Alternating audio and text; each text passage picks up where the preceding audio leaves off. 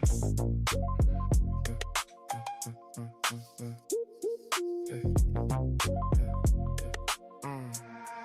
just opened up my eyes, cause I heard the cries, filtered through the lies. Listen close, I don't believe in ghosts, even though I tried. I recognize the patterns when they form inside the mind. Ignorance ain't the crime, it's refusing truth when truth arrives. We got the topic, give the line, debate you anytime. That's fine. You done crossed the line.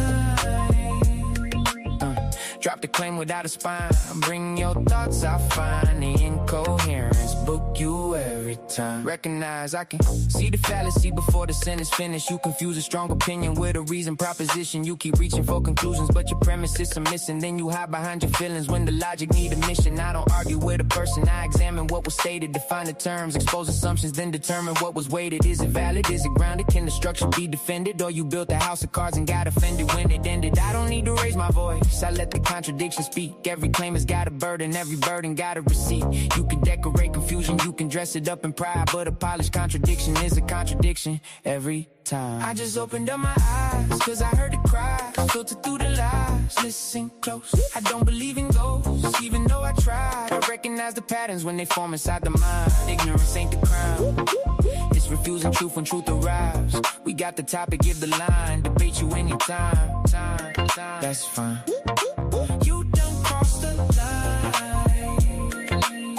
Drop the claim without a spine. Bring your thoughts, I find the incoherence. Book you every time. I recognize the dodge when the question make you nervous. Changing subjects every minute doesn't make the answer surface. That's a straw man, that's a false choice. That's an argument from fear. That's a claim that keeps on shrinking every time the fact get near. You can quote 100 scholars, still authority ain't proof. Tell me why the argument is sound. Take me underneath the roof. Show the beam, show the frame, show the function of the claim. If the meaning keeps on changing, then the word is just a game. Recognition over belief, coherence over applause. I don't need a crowd behind me when the reasoning is flaws. Time reveals what can I stand, nature limits what can be. If your worldview breaks beneath this weight, don't put the blame on me. I just opened up my eyes, cause I heard the cries, filtered through the lies. Listen close, I don't believe in ghosts, even though I tried. I recognize the patterns when they form inside the mind. Ignorance ain't the crime, it's refusing truth when truth arrives. We got the topic, give the line, debate you anytime. That's fine. You done crossed the line. Drop the claim without a spine. Bring your thoughts, I find the incoherence. Book you every time. They want mystery to rescue every gap that never filled. Then call questions disrespectful when their explanation gets grilled. But a question is a mirror, it reflects what you provide. If the answer disappears, there was nowhere left to hide. I recognize the bad at first, they claim and then retreat. First they speak in absolutes, then change the meaning when we meet. First they tell me it is certain, then they say it could be true. Then they say nobody knows, there's 3 positions, pick a view. I'm not chasing every bird just because it learned to chirp. Some ideas take a flight, some ideas hit the dirt. This is bird dropping, every record leaves a sign. I recognize the incoherence. Book you every time. I just opened up my eyes, cause I heard the cries, filtered through the lies. Listen close, I don't believe in ghosts, even though I tried. I recognize the patterns when they form inside the mind. Ignorance ain't the crime, it's refusing truth when truth arrives. We got the topic, give the line, debate you anytime. That's fine. You done crossed the line. Drop the plane without a spine. Bring your thoughts, I find the incoherence. Book you every time. Recognize. Yes. We about to get started here, y'all. Rise and shine. Hope everybody's having a beautiful Monday. I'ma grind till I can grind no more. I'ma shine until I blind your glow. Gotta grind until you out that hole. You can die from being down so low just to cleanse your soul. You forgive and let go. Gotta dress warm in the world so cold. Gotta keep your eyes on your friends and your foes. Gotta stack bread to that shit don't fall. Cause on Tuesday, hard work, no play. I'ma bulldoze everything in my way. Cause on Wednesday, spending time with my baby. Tuned into the right one. I'm about to give Mansa Herc the business. Friday, I'm fly, my co-workers be flirting. Saturday, that's when I'm flexing my muscle. Sunday, I'm thanking my God for my hustle. Cause they ain't getting it like this on a Monday. They ain't getting it like this, they ain't getting it like this. They ain't getting it like like this on a Monday. No, they ain't getting it like this on a Monday. They ain't getting it like this. They ain't getting it like this. They ain't getting it like this on a Monday. No. Work until I turn to a boss. Gotta stunt until it turn to a floss. Gotta learn from every time that I lost. So that little note you got, you about to pay it off. Now they hating now, cause you made it now. Took a long time, you was patient now. Work hard for it, wasn't no handouts. Like some braces when they done, pull them bands out. Remember on a Tuesday, all work, no play. I'ma bust a doubles for them haters that was fake. Cause on Wednesday, spending time with my big cuz. Ain't no getting in the way of hump day. And Thursday, I'm working, my pockets ain't hurting. Friday, I'm fly, my co-workers be flirting. Saturday, that one, I'm flexing my muscle. Sunday, I'm thanking my God for my hustle. Cause they ain't getting it like this on a Monday. They ain't getting it like this, they ain't getting it like this. They ain't getting it like this on a Monday. No, they ain't getting it like this on a Monday. They ain't getting it like this, they ain't getting it like this. Yes, Cedric. Belt to ass on that pseudo nonsense. Definitely what's about to happen. If you didn't know, now you know. Tag them, tag a friend. Make sure you hit that thumbs up if you're in here. Rise and shine. Hope everybody's having a beautiful Monday. Ladies and gentlemen, welcome back again to Coliseum Arguments, the arena where ideas are tested, assumptions are challenged, and evidence outranks ego. I'm your host, A1. I got Oli with me this morning. I What didn't up, know my if he guy? was What going to up? make it. How you feeling, Oli? Oh man, I'm feeling good, man. I be doing a lot of running around. Got a chance to sit down, and I'm so glad because this topic really needs to be talked about. Mhm. Because the discussion is never over. Shout out to Yes, Sid yes. in the chat and everybody else in the chat. You're right. You know what I'm saying? It's just about the information, man, and we're gonna see if it stand up. That's facts. It's just about the information. Today isn't a debate. This is a forensic examination, I think we should call it. Um, Recently, Mansa Hercules advanced the claim that science is racist. More specifically, what he calls the Western scientific method. He says this is fundamentally rooted in racism, therefore cannot be viewed as a universal pathway to knowledge. And I beg to differ. Um, I know Oli, you got at him. You questioned him pretty harshly after his presentation, but there were a few things that I don't think that you covered that I definitely brought up. Some of the stuff that you did bring up, I went over as well. Uh, this morning, we're going to put his claim under the microscope. You know, is the Western scientific method fundamentally rooted in racism? Um, yeah, no rhetoric, no emotion, just ideological, no ideological tribalism. You know, none of that science is a belief. We're actually going to examine his claims and see if they stand up to the scrutiny of logic, science, and math.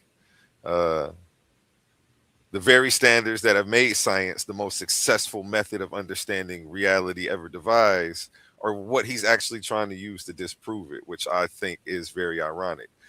Today, this slide by slide refutation um, will separate the actions of flawed human beings from the methodology they employed.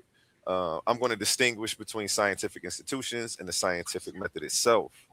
I'm going to examine the historical record, the philosophy of science, and the evidence that demonstrates why science is not Eastern or Western. It's not black or white.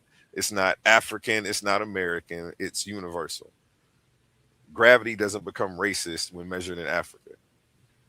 DNA doesn't change based on your politics. The speed of light doesn't recognize national borders. The periodic table doesn't care about your ideology.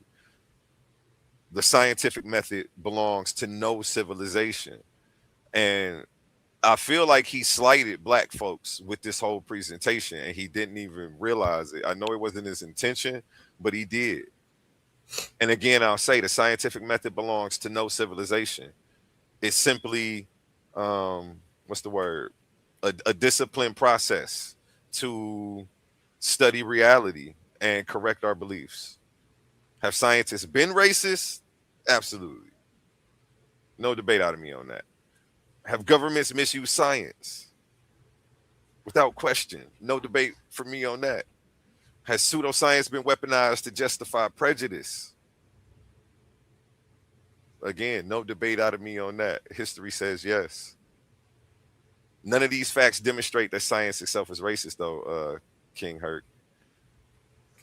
These facts demonstrate that humans are capable of corruption, um, and that they can use this as a tool to hurt other people.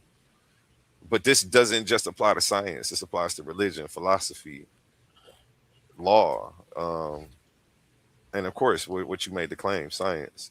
The question before us isn't whether science is racist.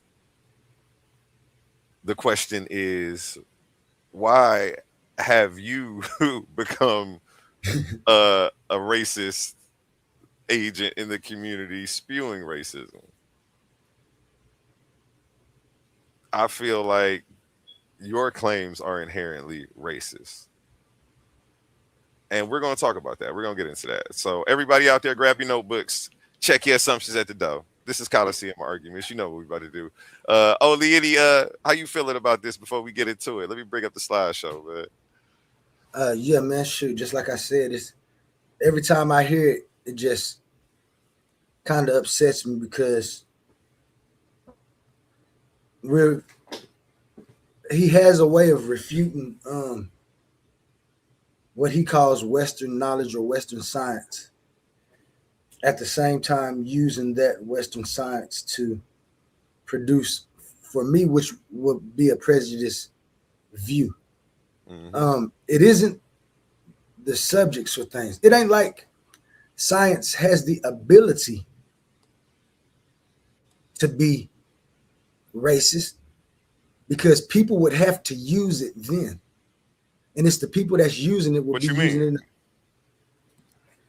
Well, Have to use science, it like you then. said, I just like you didn't know. said, science is a discipline. It has discipline methods within it to gain information or knowledge, collect data. It has a method that's built in that I've been using forever. Can this method be used for racist means? Yes. Is this method alone racist? No. And why do I say that? Is because if I can use that same method and without having to use race, and it comes up with the same type of evidence, which is an answer, then I know that it's the topics and the subjects by which we use this tool that we only can call it racist or lacking or slow, whatever you want to call it. It's because of the person that's using it and not that tool. It's like science can't. Is science racist against math? What, like, is math and science two different races? And I don't understand. Yeah, like who's science? Yeah, like I was saying earlier, who's science racist against? Math. When math and science start beefing. And so What geology got with math and jumped them? Hey, what's the problem? When did this happen? Uh, and that's it's what comical. I think the claim is comical, honestly. To what I will say is King Hurt did put together an amazing presentation. Anytime he steps on the stage, he does set the standard high. The presentation looked amazing.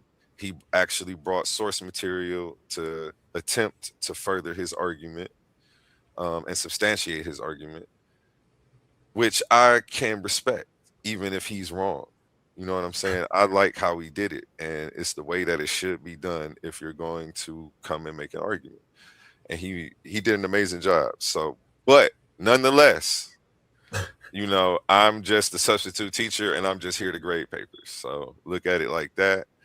I'm gonna keep it light because King Herc is a brother of mine and somebody who, um, I consider a friend. So, but you took this show on the road, which you should have consulted with me first, because I would have helped you tighten this up.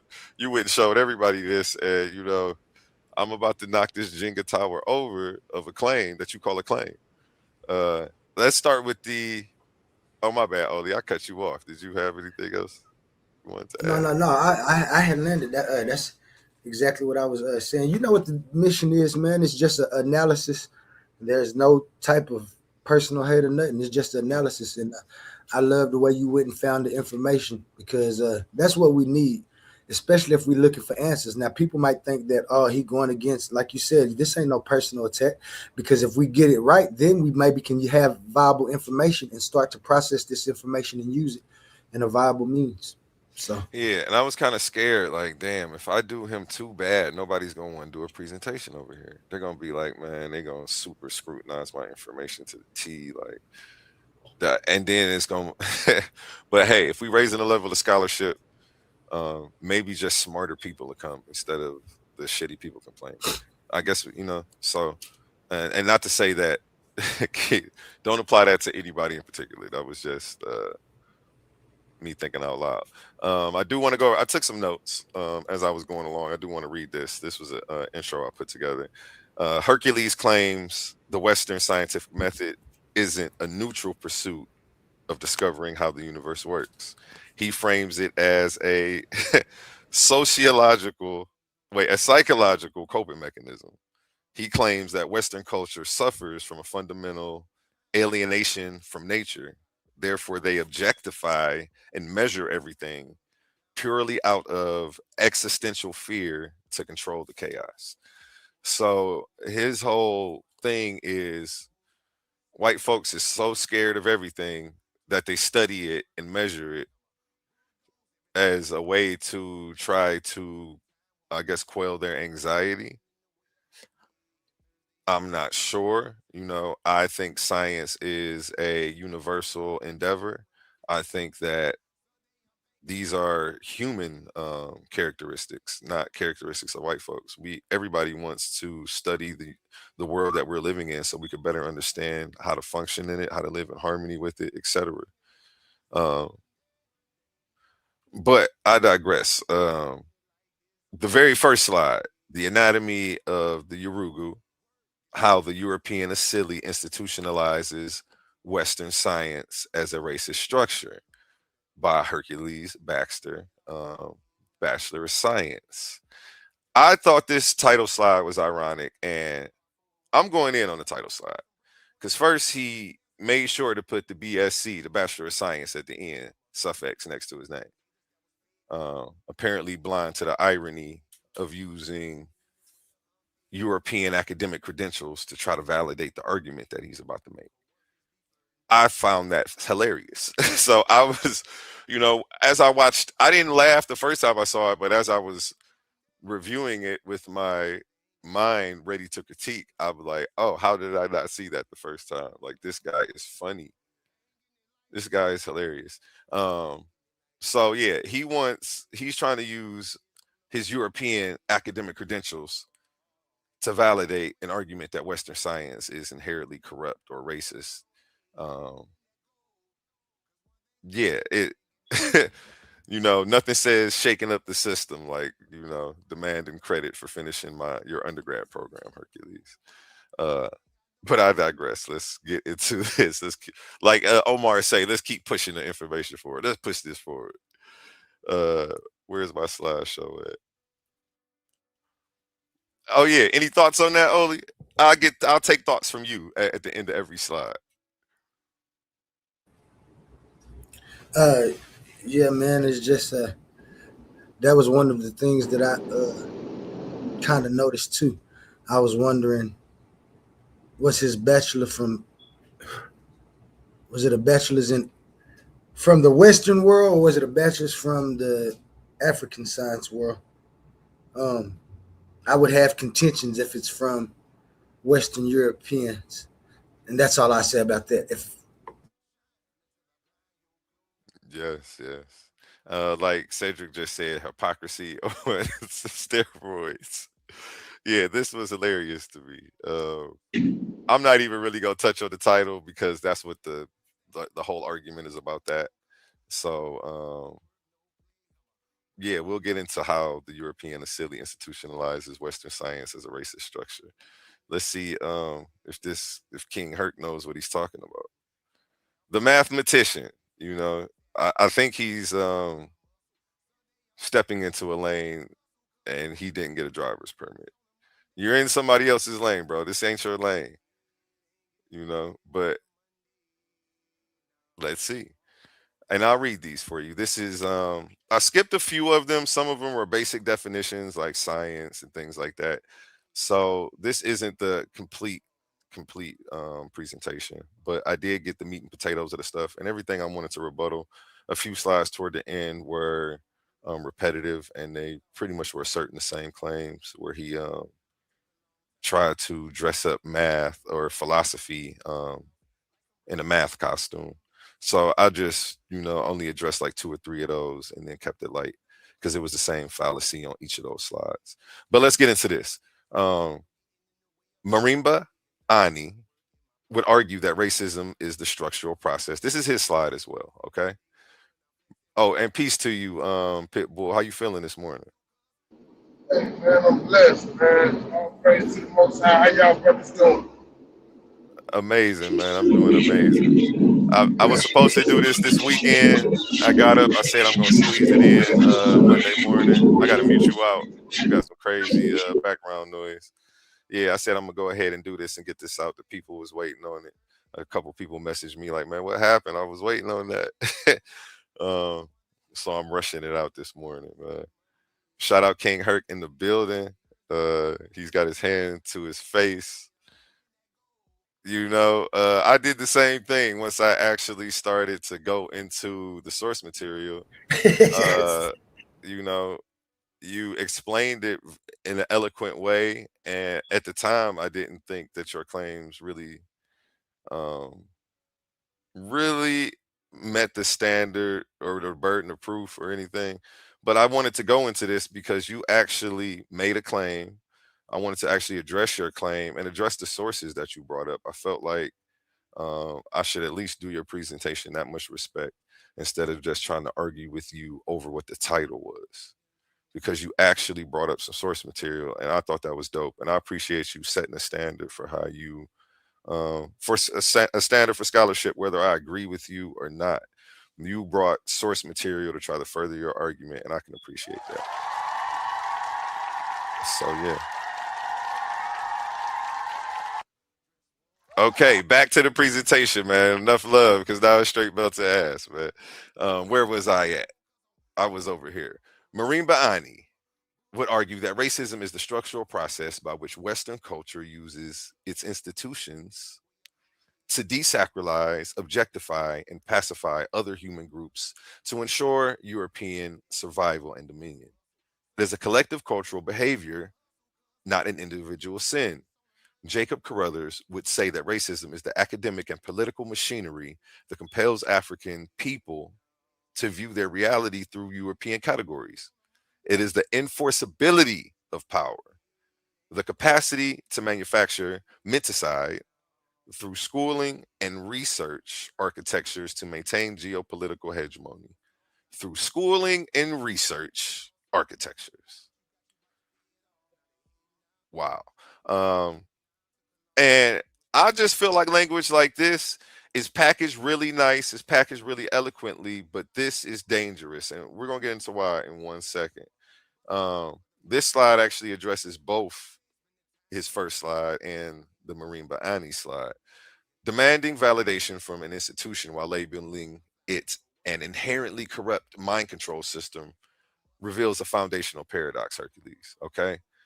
The irony, again, as I said, you're wielding a European undergrad credential to validate an argument that Western science is a racist construct. Uh, and you want people to take you serious. I find that, absent of you actually having proof or actual evidence of that, which I don't think you're going to find evidence that the scientific method can be corrupted. Um, the argument fails.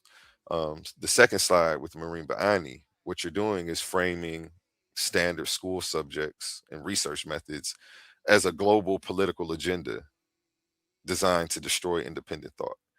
And that's what I think is very scary. And that's something that I think is very dangerous. Um, Now, high school biology, everything is some super evil villain plan to steal independent thought from people. That's the claim that you were making. That slide makes Marine Baani, and I think it's just a tad bit irresponsible and naive at the same time. I think it's giving European people way too much credit, which I think that this whole presentation does.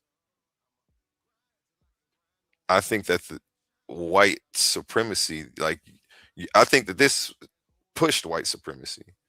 Like, I don't believe that they're supreme in the way that you're trying to make them out to be. I digress, though. Let's keep it moving. This is his slide now.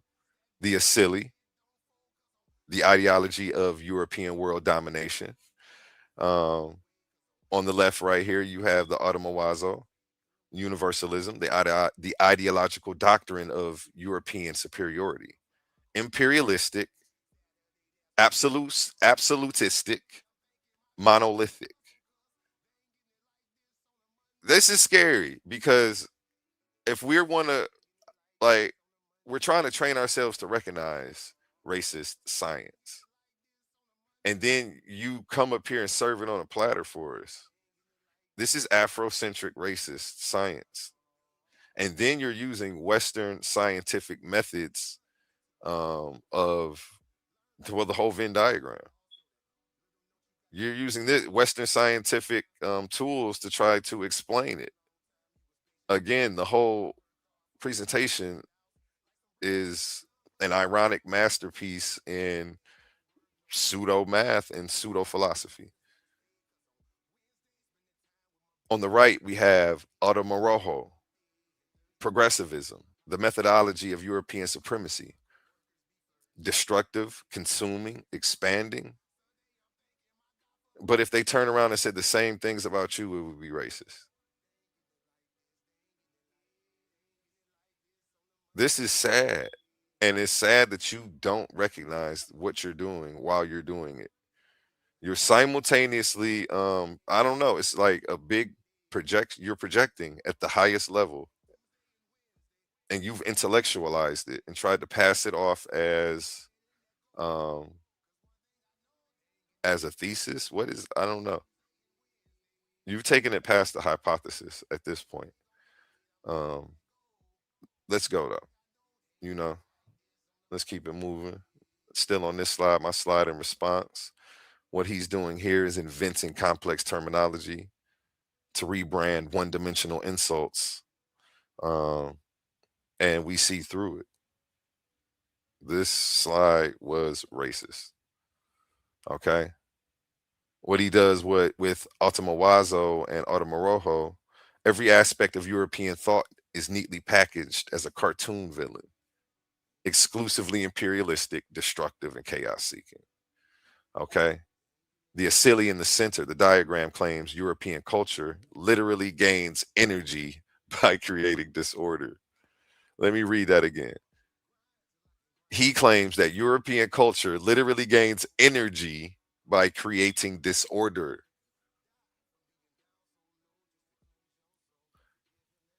We have to address presentations like this, and we have to address when people try to slide this information into the community as legitimate.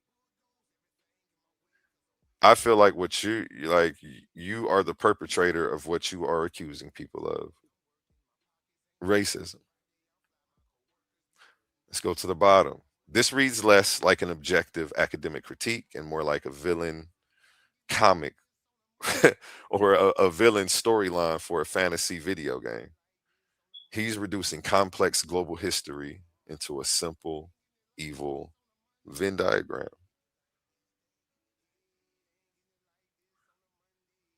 Again, yeah, this was bad. That's not my diagram. That's Ani's. Okay. And to your point, I'm addressing the slides because, again, you told me you wanted me to actually address your argument. So I was going to address the source material that you brought out because that's how you kicked the chair from up under you. You know what I'm saying? So I'm going to actually address the source material. I know you wrapped the source material up in some beautiful Afrocentric language that had a lot of people like, yeah, he's right. They were pumping their fists, and it's scary to me because again, you are the perpetrator of what you are accusing people of, racism throughout this whole presentation. Um, where was I at? Yeah, Hercules brought out the Venn diagram to give his argument a look of scientific logic. This was Ani's Venn diagram, Marima Ani's. He said, but it's deeply funny considering the presentation's goal is to prove that Western scientific structures are evil. You know, this diagram it relies on the classic trick of inventing complicated sounding words to rebrand classic racist insults. So, and the funniest part I think is was the silly section. Let me go back to the slide. Let me go back so you can see what he actually brought out. The silly was the funniest to me because again, this claims that European culture gains energy by creating disorder. Like, bro, you need to put this into some type of fiction novel or animated comic, and I think you may have something on your hands. But to pass this off as academic literature, that I don't know, no, no. And I'm just here to peer review. You know, look again, look at me as the substitute teacher. I'm just grading the paper, sir. But what you do is you reduce centuries of complex global history down to a simple Venn diagram, and it doesn't work like that. Let's go to the next one. Any comments or questions? Y'all can jump in anytime, but I'll continue. I like it so far. I like it. Yeah. I'm just getting the information, man. You continue. I don't need to say nothing until the end. Yes, sir. Yes, sir. Then next we have this slide over here: the cosmological hostility of the ancient Greeks only. Let me read that again for you. This is juicy. This is tabloid type stuff that Hercules was putting out, man. Hold up. Shout out Cedric. Let me read the chat. I know Dutch culture, German, Belgium, Spanish define European culture. That's not a thing. Yep. Big facts. Um, yeah. So where was I at? Let me get back over here. Western science. Oh, this slide reads Western science is racist because it is the intellectual machinery of a culture that uses objectification to resolve its own primal terror of a universe it feels alienated from. Again, let me read that again. Western science is racist because here's why. Listen to this. It is the intellectual machinery of a culture that uses objectification to resolve its own primal terror of a universe it feels alienated from. This is some juicy stuff over here, That's Hercules. deep. That's That's deep. deep. It And might be a again, deep pile of shit, but it's deep. yeah, and it stinks though, nonetheless, when you step in it. The shit stinks when you step in it. No matter how it's shit wrapped in Christmas wrapping paper, but it still stinks when you stump on it. Yeah, I don't know where to start with this. According to this slide, measuring things accurately is racist objectification. And what I don't like what Hercules is doing is the equivocation fallacy. What he's actually done is redefine the term objectification, unbeknownst to his viewers. You know, he doesn't tell anybody that um, objectification to him means you know, he's vilified the word. You know, measure removing your bias to study something is no longer positive under his framework. That's scary. Um, let me get back on track though. Um, yeah, according to this slide, measuring stuff accurately is racist objectification, but reducing thousands of years of global multicultural scientific progress down to ancient anxious Greeks who hated chaos isn't. This is some elite tier projection from Hercules right here. This quote argues that the Western scientific method is not a neutral, universal pursuit of truth,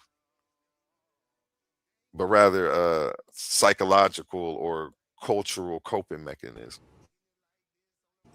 I He's think that's the saying one he's when saying he that when these he people first. were messed up in the head and that studying the universe was how they attempted to fix themselves. I think when I got his view right there, that's why I immediately had contention because that method is amazing, to say the least. Yeah, psychobabble 101. I didn't know Hercules was a psychologist now. That's the funny thing, but he psychologically assessed these people, and I guess science was their um attempted cure. Let Hercules tell it. And again, I think he just keeps giving Europeans way too much credit.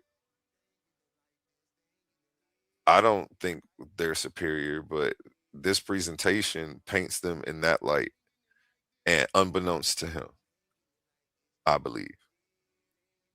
I believe he's showing the ability for them to think what, what's opposed to what you just said about Your their audio, your mind. audio is horrible. Your audio is horrible. I can't hear nothing you saying. I don't know if you could try to drop down and come back in, or Is that better? that is a little bit better. Go ahead, try now. Yeah, that's better. Pitbull, go ahead and try again.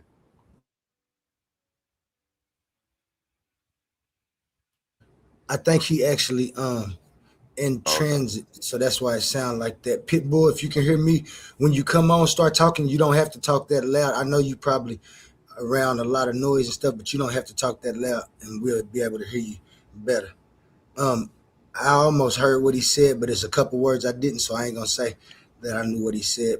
But I think he was pointing out the inconsistency. Oh, there you go. Can y'all hear me better now? Yep, yep, yep. Okay. Now I was just saying, I don't think he's saying that they're superior. I think he's pointing out the fact that they think that they're superior. I think well, he's not actually saying that they're superior, but I think that when he gives them credit for the scientific method, that he puts way too much in their lap. And I'm going to get into that. I'm going to get into the history of the scientific method here shortly as a rebuttal to one of his, actually as a rebuttal to this slide right here. Um, yeah, let me go to the next slide. And again, before I go, I'll read this again. Western science is racist because it is the intellectual machinery of a culture that uses objectification to resolve its own primal terror of a universe it feels alienated from. This is Hercules' slide. In response to this slide, reducing thousands of years of multicultural scientific progress to anxious Greeks who hated chaos is an erasure of global genius.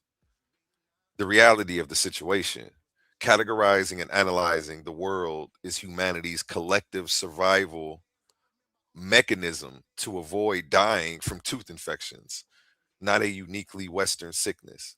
Um, yeah, he tries to paint this as a Western sickness, studying the natural world. It's like, brother, we was doing this before before white folks was on the planet.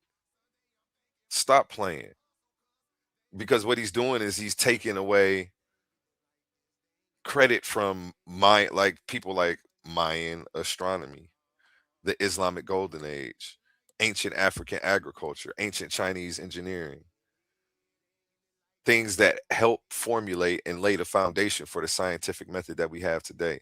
The brother need to stop. People been doing this. I Um, mean, I mean, what I'm hearing is their ability to take the edge off of what was already presented in science prior to them, like you just said, coming around and being around. they're pretty much making their standard the standard. And we can see that all across academia and scholarship. That's true. When you say their standard, the standard, what do you mean? Meaning the driving force of any study scientifically is always going to go through the Western seal approval before it can be placed in a mainstream setting. And I think he has a very great point there. That sounded okay. I don't want to be rude. That sounded like I'm just a bunch of sophisticated mumbo jumbo. I need you to be. Do you understand what the scientific method is? How that works? I mean, that's very different. I mean, there's various scientific methods depending on what we're talking about, but the scientific method in itself is, I wouldn't say it's racist, but I would say, like what AONE said, and what you seem to say as well, that the driving forces behind the methods would and could use these things racially. And I think that's what he's saying. That's why I would say I was going to wait to the end to say this, but I'll say it now. He may have titled this wrong, and it's kind of hurting his talking points in truth, because we're basing it off what he says he's describing. But I think everything so far that I've heard could be proven through a scientific method.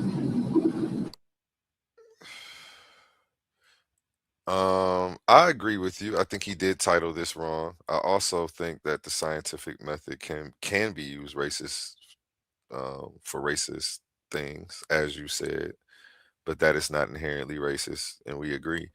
You said that it could be the driving force, though, and that's where I ask, like, well, from whom? Like, are you saying it's an institutional thing? And what's the racist driving force? What are they trying to push? Would be my next question. But if you're saying that it can be the driving force of people who are personally racist, then I would agree with that.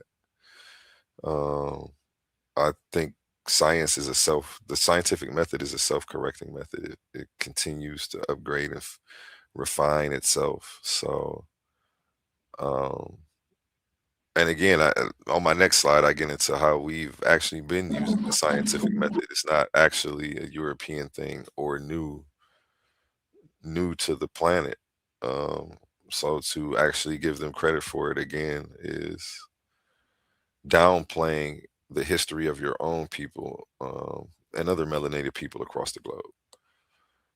So, and it's like to say, okay, well, Western science is racist, but okay, China's racist too. I mean, everybody's racist? Even the black people who come up with amazing discoveries using this method, their discoveries are racist because they use a racist tool. I don't get it. Right. Yeah, that's why I said if he'd have worded this correctly, he would have had a wash. Because so far, his talking points have been on point with what's owned in science, in academics, and how it's molded and shaped to a particular level, being senses of science in ways we can show it in truth. But to say science itself, which is a tool in most categories to measure different things and survey different things and study different things, that so much wouldn't be racist. But I think that there have been scientific methods that have been created through racism that would make that scientific study method racist, because it's generally set up to critique these things that a racist would critique in the questions that are being asked in certain methods for that sole purpose.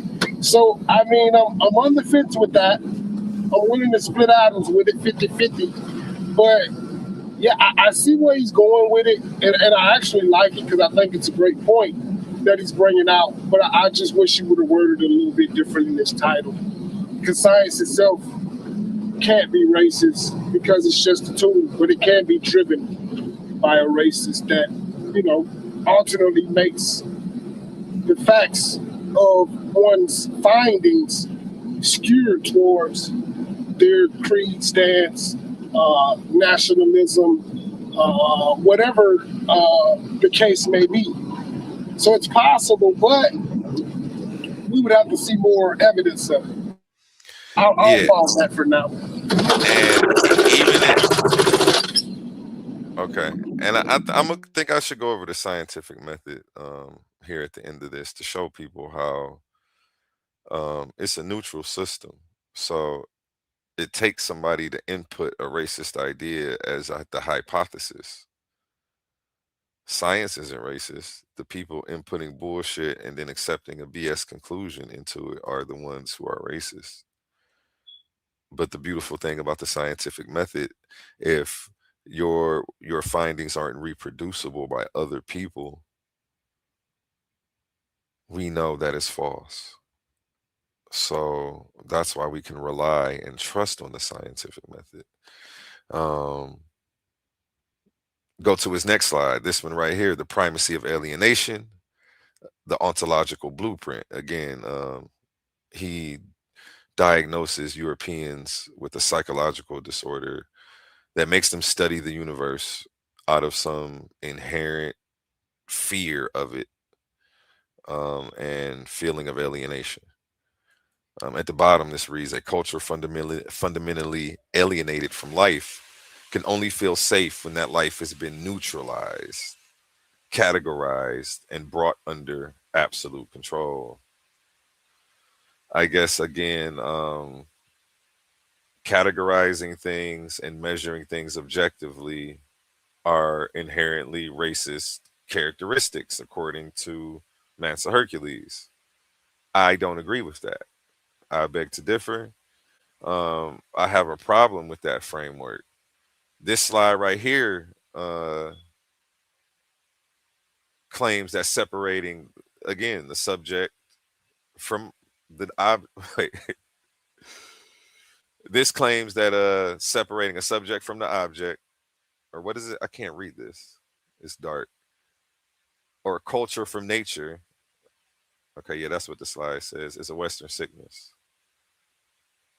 He wants us to think that Europeans are very sick, and that's, and then give them the credit for science and the scientific method. This is sloppy work. Categorizing and analyzing the world is a universal human trait, Hercules. Ancient African agriculturalists, indigenous American botanists, and Asian engineers all categorized and controlled their environments to survive.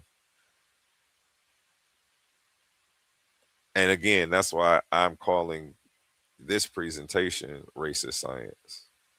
The only racist science I see is you attempting to, what you're attempting to do here with the math that we're about to come up on, and you're attempting to create a philosophy that has us believe that high school biology is somehow a geopolitical mind control weapon to steal independent thought.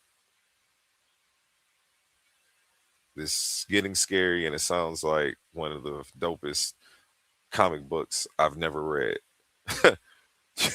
For real. And again, he's trying to rebrand basic human curiosity and survival mechanics as a uniquely Western existential isolation. As it, like, it's crazy. It's just historically inaccurate. Human curiosity and studying the world around you to survive are not uniquely Western tools. Stop giving these people so much credit, Hercules. Science is racist. We was doing science already. There is no such thing as Western science. Again, science is a universal tool. So you have a fallacy in the name and the title right there. And again, maybe if this was titled different, are scientists racist and pushing racist science? Cool. I can go with that. I can accept that. I'd even agree with that. Has science been used? Has prejudice science been used to harm black folks? Yes, I'd agree with that as well. But not the claim that science is racist. Um, did I have a slide for this one? Nope. I go right into his next slide. This was a nice chart that he put together. I looked at all of this stuff, and I don't know. I learned a lot from this from both sides, and that's why it's dope to actually dissect somebody's argument, because everything that they teach you, you won't discard. A lot of this stuff is just dope information to have. Whether I agree with it or not, it's nice to know how a certain people at a certain time thought. So some of this stuff was dope, real dope. Some of this stuff was him rebranding stuff, or maybe it was his predecessors, Arima Ani, and Jacob Carruthers, and a few others that he used as sources, who actually laid the framework for this. I'm not sure too much. I didn't go into the sources too in depth. I pretty much focused on the quotes that he laid out and how he used them. But let's get into this chart. Dimension, Western epistemology, African epistemology. Foundational C, the silly. That's what he labels it as. Status of the universe, the primary act of knowing, and validation criteria. What I want you to do is hold on one second. Real quick, let's go to a word from our sponsors. Are you tired of the same old echo chambers? Ready to stretch your mind to places it's never been before? Welcome to the ultimate intellectual battleground on the Coliseum of Arguments Network. It's time to step inside the cave of knowledge. Welcoming your host, Humble Mystic, every Tuesday. We're bridging the gap between the ancient world and the modern landscape. From the deep esoteric wisdom of ancient Kemet to a grounded naturalist view of our world today, no topic is off limits. We're dissecting philosophy, breaking down ancient civilizations, and clashing over modern day politics every Tuesday. This isn't just a lecture, it's a debate. A powerhouse arena where your voice matters. A premier space to step up, voice your opinions, and challenge your perspective with the sharpest minds around. If you love real, raw, intellectual fire, this is the show for you. Elevate your mind, bring your arguments. Subscribe to the Cave of Knowledge with Humble Mystic today. New episodes drop every Tuesday on Coliseum of Arguments. Step into the cave if you think you can handle the truth. Titans Debate League. Only the brave speak here.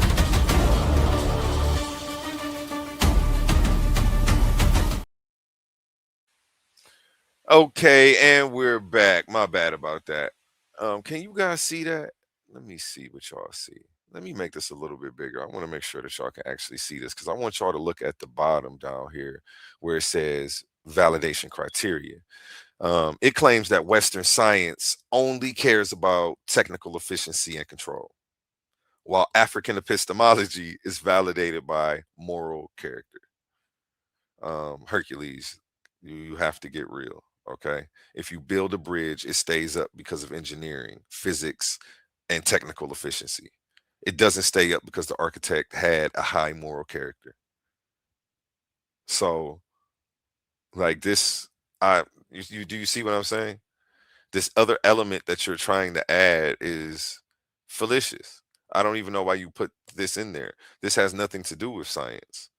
If a traditional healer discovered a plant that cures malaria, it's because the chemical compounds in the plant kill the parasite, not because of a spiritual matrix or some connection that he has with the universe, or because he's morally upright. So this was weird to me. True science validates itself.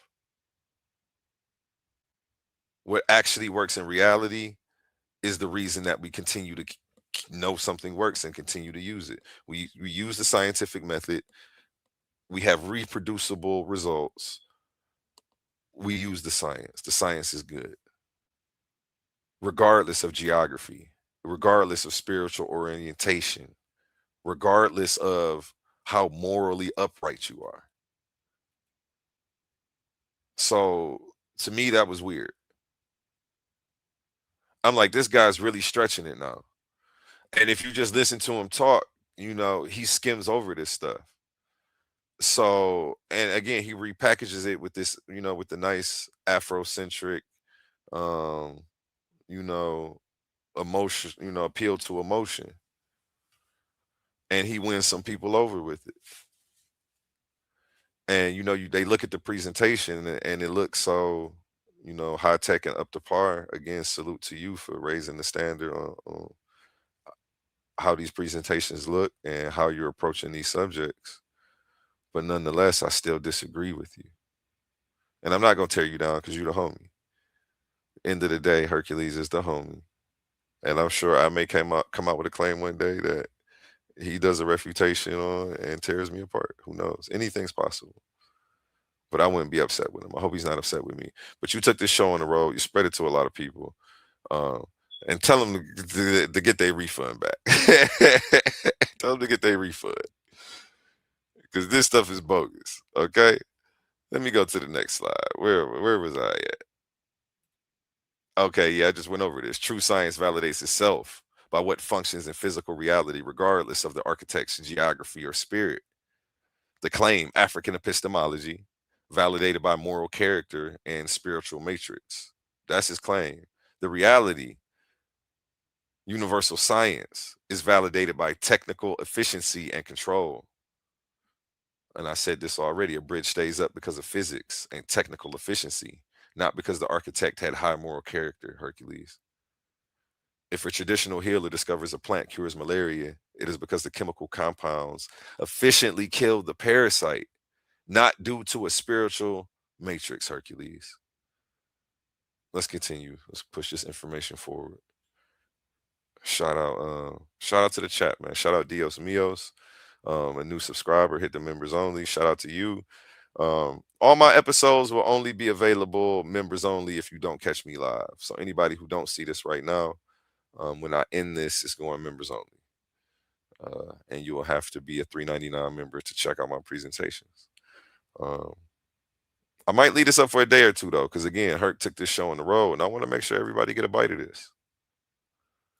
I want to make sure everybody sees why this type of thinking is dangerous. Again, I think he's the perpetrator of what he's accusing people of, which is racist science with this presentation. And I'm just a substitute teacher here to grade the paper. So don't take this personal. This is a forensic analysis. And we're just going over the information slide by slide. Let's get to the next slide.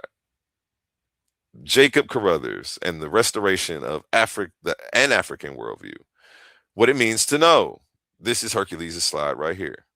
Carruthers argued that for contemporary scholars to attempt to explicate the worldview and knowledge of African societies, they would have to decouple themselves from the moorings of European conceptual frameworks.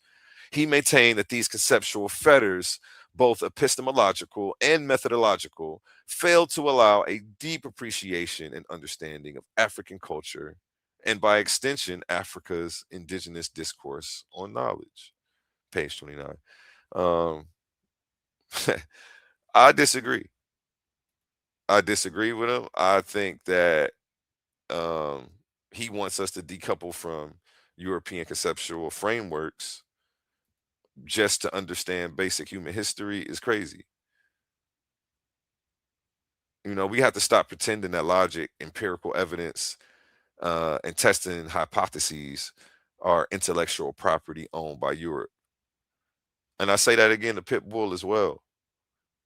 We have to stop pretending that logic, empirical evidence, and testing a hypothesis are the intellectual property of Europe and Europeans.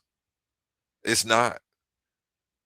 That's what his whole presentation has done.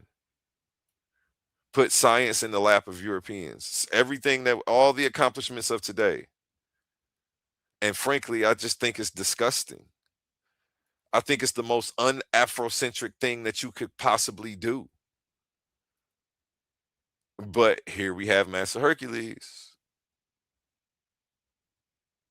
right up here on the stage. You know, we gave him the big stage, and this is what he does with his time.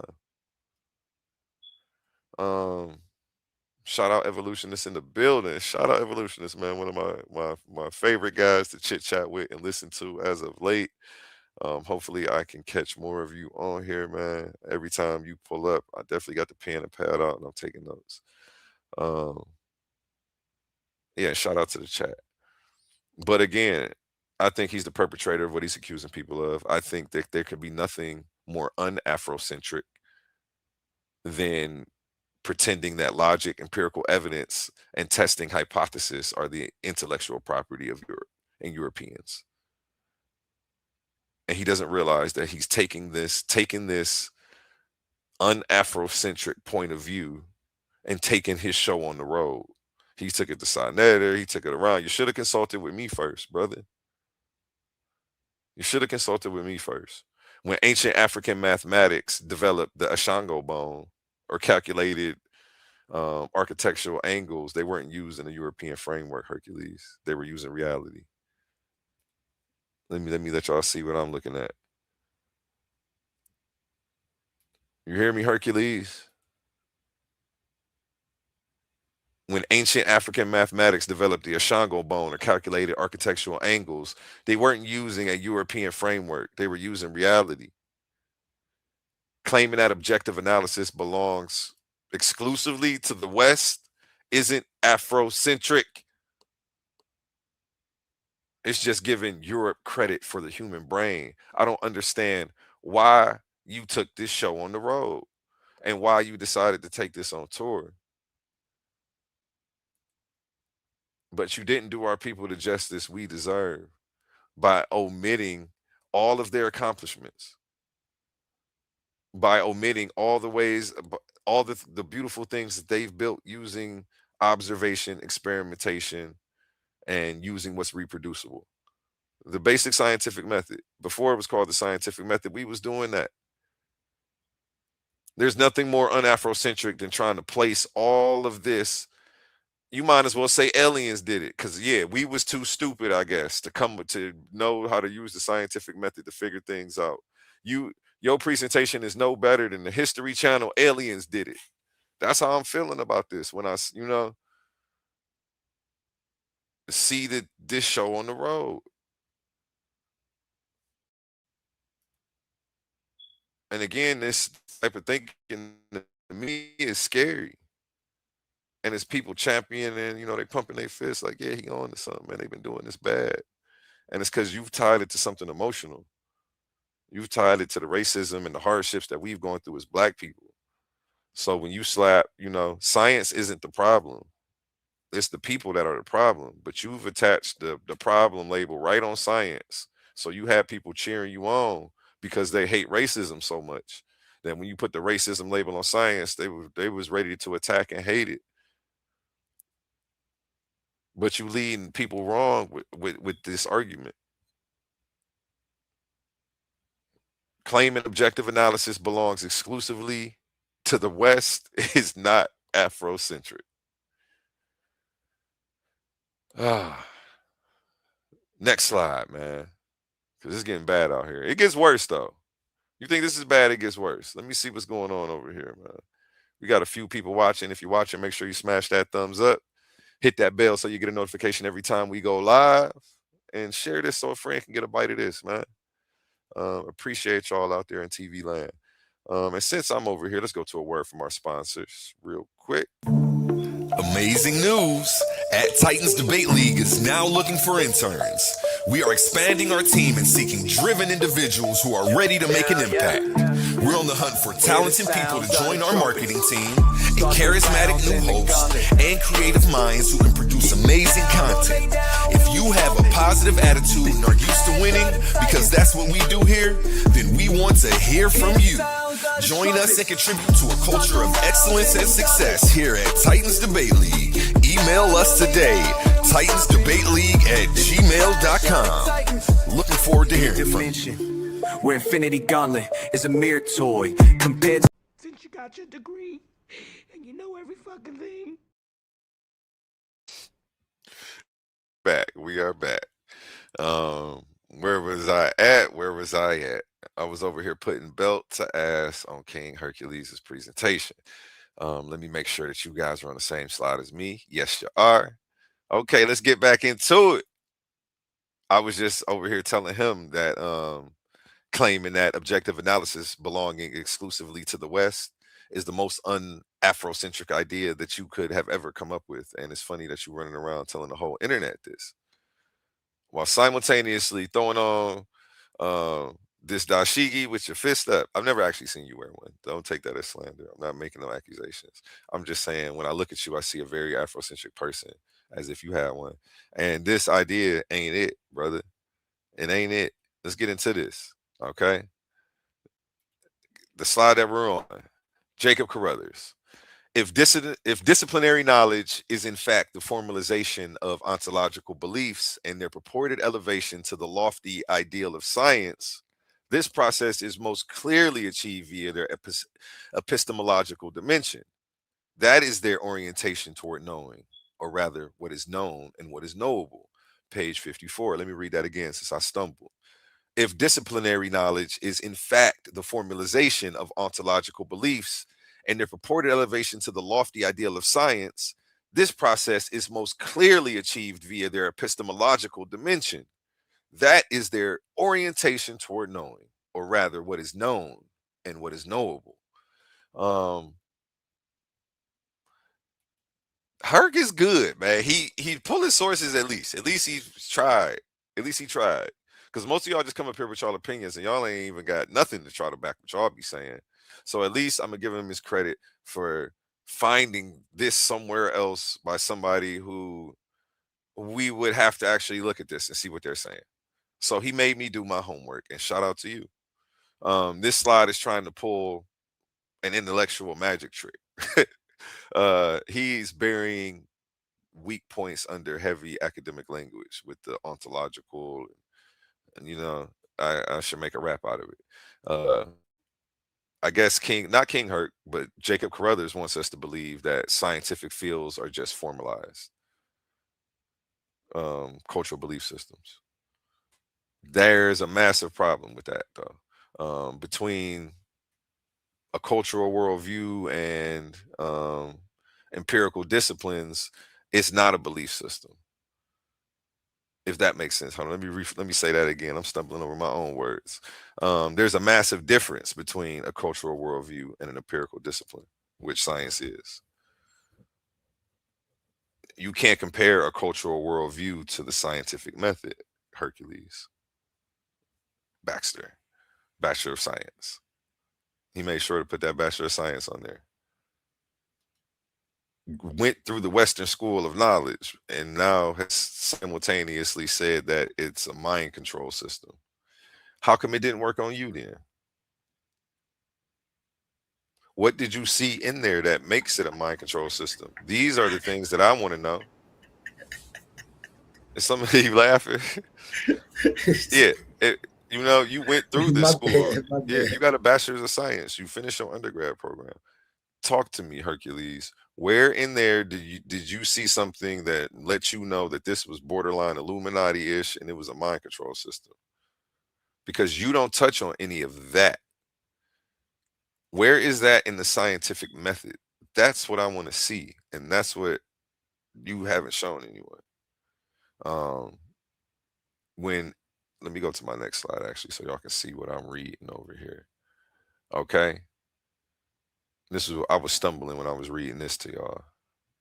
Rebranding hard practical human intelligence as a subjective belief system actively diminishes historical achievements. Again, but he's been diminishing historical achievements all night. He's been diminishing Black people's historical achievements all night and thinks that he has an Afrocentric claim. And I'm telling him, brother, it's looking bad out here. Let's get into it. The hustle. He's burying weak points under heavy academic language, attempting to frame empirical disciplines as mere cultural worldviews. The scientific method ain't a worldview. I don't like, so let's stop. The evidence: ancient African metallurgists in Tanzania smelted carbon steel at temperatures over 1800 Celsius. The insight: they were not wrestling with an epistemological dimension or pondering what is knowable. They were systematically manipulating chemical reactions. Come up with a hypothesis, you test it. Can you get reproduce? Can other people reproduce these effects? It's not racist. Where is racism in that? Now, somebody can come up with something racist and try to make it the conclusion, but if we can't reproduce that, the science is going to let us know this is bogus. That's why I call it a self-correcting system, Hercules. Let's get into it. This slide was pretty fancy. When I saw this, I'm like, okay, Hercules doing this thing, man. He definitely stepped these graphics up. This stuff looks real nice. I like how he's packaging it. I don't agree with any of the arguments, but it looks amazing. Let's get into what this slide says. Hence, methods of inquiry are not, in an absolute sense, objective, meaning that they are not simply expressing or dealing with facts or conditions as perceived without distortion by personal feelings, prejudices, or interpretations. As the term is defined by Merriam-Webster. I read that horribly, but yeah. Rather, they reflect a particular conception of what constitutes knowledge and are thus inescapable, moored to a particular epistemic orientation, and beyond this are never separable from the ontology of the culture within which they are conceived. Again, a bunch of fancy language for a bad argument. And on his face, I mean, I don't know. If you don't know, if you don't understand these terms, it may sound good. But again, like I told somebody other, it sounds like a bunch of sophisticated mumbo jumbo. And I can tell when somebody's pulling a fast one on me. This slide, let me go to my next one so y'all can see what I'm reading. Oh, okay, no, I'm not there yet. But this slide is trying to pull off a massive intellectual language hustle again. He keeps doing this. And this wasn't Hercules. This was a quote that I'm sure he's using. But it uses hyper dramatic, conspiratorial. It uses this. You see it on the left. This hyper dramatic, conspiratorial pyramid graphic to emotionally associate basic empirical inquiry with colonialism and chains.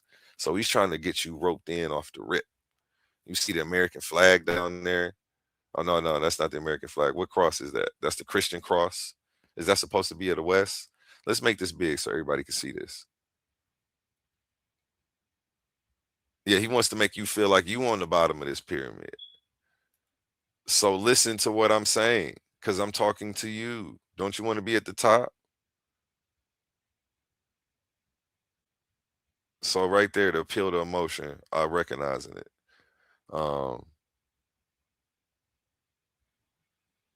Then he hits you with the Merriam-Webster definition just to argue that it can never be objective, which to me was crazy. uh, so nice slide though. Looks great. But yeah, I don't, in your claim, you got to throw that out the window. Objectivity. Marine Baani. He loves him some Marine Baani. Granted, I think that at her time, she was dope and she was needed when she was here. And it's cool to build on their work, but we have to do it in the right way. We have to actually recognize what needs built on and what needs fixed and what needs removed. Everything don't need repair. Some stuff just needs to be thrown out. We need to stop hoarding the pseudo information just because someone we loved once owned it.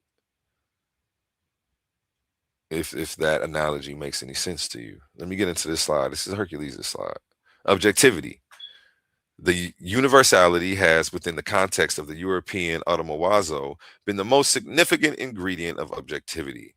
It is the myth of scientific objectivity that allows Europeans to speak for all of us. Again, she's doing the same thing Hercules has been doing, putting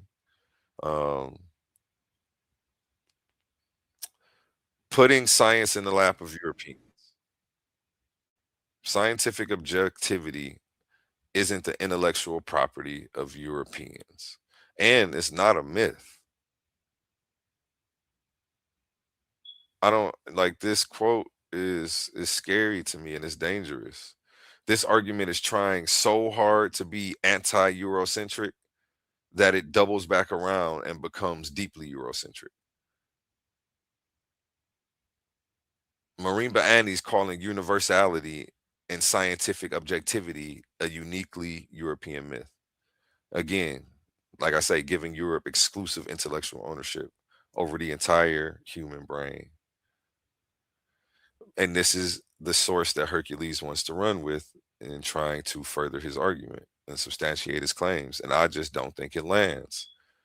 When ancient African astronomers calculated celestial movements, or when Mesoamerican builders engineered earthquake resistant architecture, they weren't participating in European automawaza. They were using objective, universal laws of nature, Hercules. And I'm reading from my slide. My bad, y'all. Let me go to the next slide so y'all can actually see what I'm reading off of. Yeah, where was I? They were using objective, universal laws of nature. Objectivity isn't a European trick to speak for everyone, Hercules. I would address this to Marine Baani, but she's not here. And she didn't decide to put this presentation out in 2026. So I'm going to keep addressing you. And you've decided to take the show on the road forward. So, yeah, objectivity isn't a European trick to speak for everyone. Do you see how crazy it even sounds, that coming like out of my mouth? Objectivity is a European trick to speak for everybody. That sounds deeply emotionally scarred. A deeply emotionally scarred person would make that claim. Okay, objectivity is a global human capacity, is the global human capacity, I should say, to figure out how reality works. At the end of the day, calling objectivity a myth completely falls apart the second you step out of a philosophy seminar and into the real world, brother. A microscope, a vaccine, the internet that I'm streaming to you on right now don't function based off of or on a cultural consensus. They function because of universal objective principles, Hercules, that remain true whether you believe in them or not, whether you from the West or whether you from the East, whether you African or whether you European. I wouldn't be able to stream this right now if it wasn't for objective science, the science that you keep trying to say is racist. And I don't even think a title would have did this justice. A title change would have done this justice. It's really the line of thinking. And again, it's very Eurocentric thinking and very un-Afrocentric thinking. Like saying that's, and you want to, and I bet right now when you was watching this, you were saying anybody who's arguing with me has a colonizer's mind, only for me to refute your claims and tell you that you are the one with the colonizer's mind who keeps trying to give Europeans all the credit. Stop putting these niggas up on a pedestal, bro. And that's what you've done with this. Stop putting these Europeans on a pedestal. You're making them bigger than they are. Let's go, man. Let's go. Let me see what y'all see. Okay. Yeah, I went over all of that. Okay. Any comments, Oli, on anything you've heard so far? No, man, I'm just over here enjoying the smell and the aroma of the barbecue.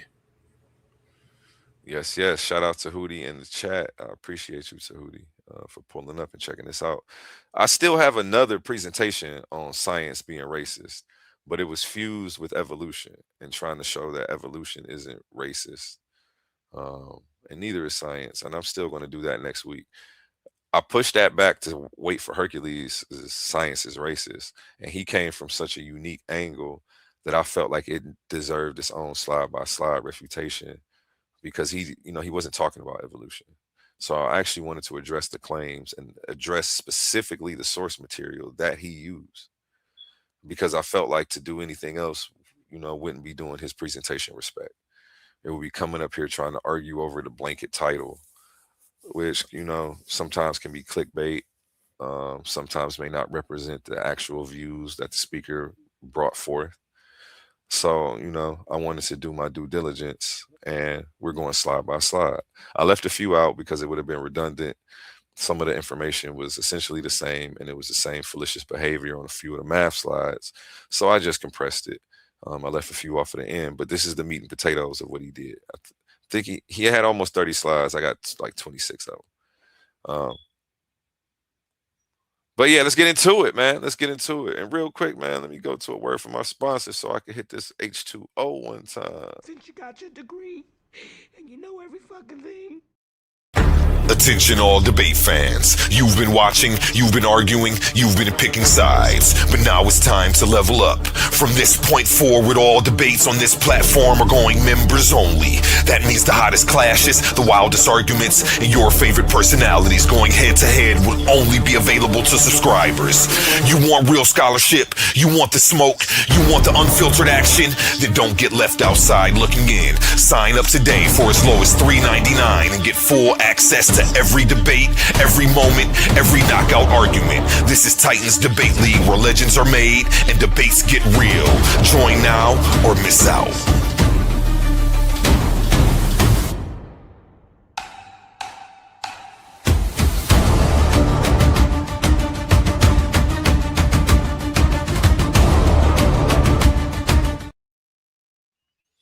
Okay, we back. Let me bring myself up on this screen one time for the one time. Make sure everybody can see me giving King Hercules the business over here. Let me get back to my presentation on full screen. That's too small to read in the StreamYard. And here we go. This is King Hercules' slide. Yurugu, an African-centered critique of European cultural thought and behavior. Marine Baani, again, objectivity myth. The slide reads, the myth of objectivity is the use of methodology and objectification is one aspect of universalism as an expression of the European Atamorojo and as a tool of Western cultural imperialism. Why do I feel like I read that wrong? Let me try that again. The myth of objectivity and the use of the methodology. Okay. The myth of objectivity and the use of the methodology of objectification is one aspect of universalism as an expression of European Atamorojo and as a tool of Western cultural imperialism. Still rolling, still feels weird. The next paragraph reads, in addition, objective scholarship serves to camouflage, serves to camouflage the proselytization of their own naturalistic interests. Put simply, in the context of European ideology, objectification becomes a means of claiming universality where there is none. I disagree with this statement heavily, and let's get into why. This is like the ultimate intellectual get out of jail free card. You can't just label any data, evidence, or cross examination you don't like Western objectification used for cultural imperialism. Anytime somebody challenges you, you're just going to label, oh, it's Western objectification. Well, how does that work? Oh, you're trying to Western objectify me. Like, this is weak from Marine Baani. I don't know if you actually, I don't know. I don't know, Kurt. I don't know where to go with some of this stuff. Because if you do that, then you never have to prove anything. It just creates a safe space where the speaker can make the wildest historical and scientific claims, as you've been doing your whole presentation. And if anyone asks for proof, you just point to your slide and say, look, you're trying to use your imperialist objectification on me. It's not an argument. It's a defensive shield against accountability from actually having to defend your claims, Hercules. Objectivity is not a myth. It's not, simply. Let's push this information forward. Do I got a slide for this one? Yes, I do. Labeling conflicting data as Western objectification is not an argument. It is a defensive shield against accountability. It creates an intellectual get out of jail free card. Yeah, I said that. Um, the mechanism: a speaker makes a wild historical or scientific claim. When asked for proof, they label the request cultural imperialism. And this is what Tahuti does. As soon as I challenge anything they do, oh, you sticking up for the white man. You trying to defend the white man science.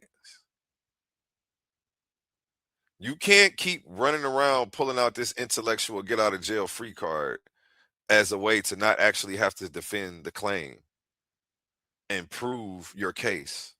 Tahuti. I'm gonna say your name as well because you love to say it's the white man science or somebody's defending the white man science.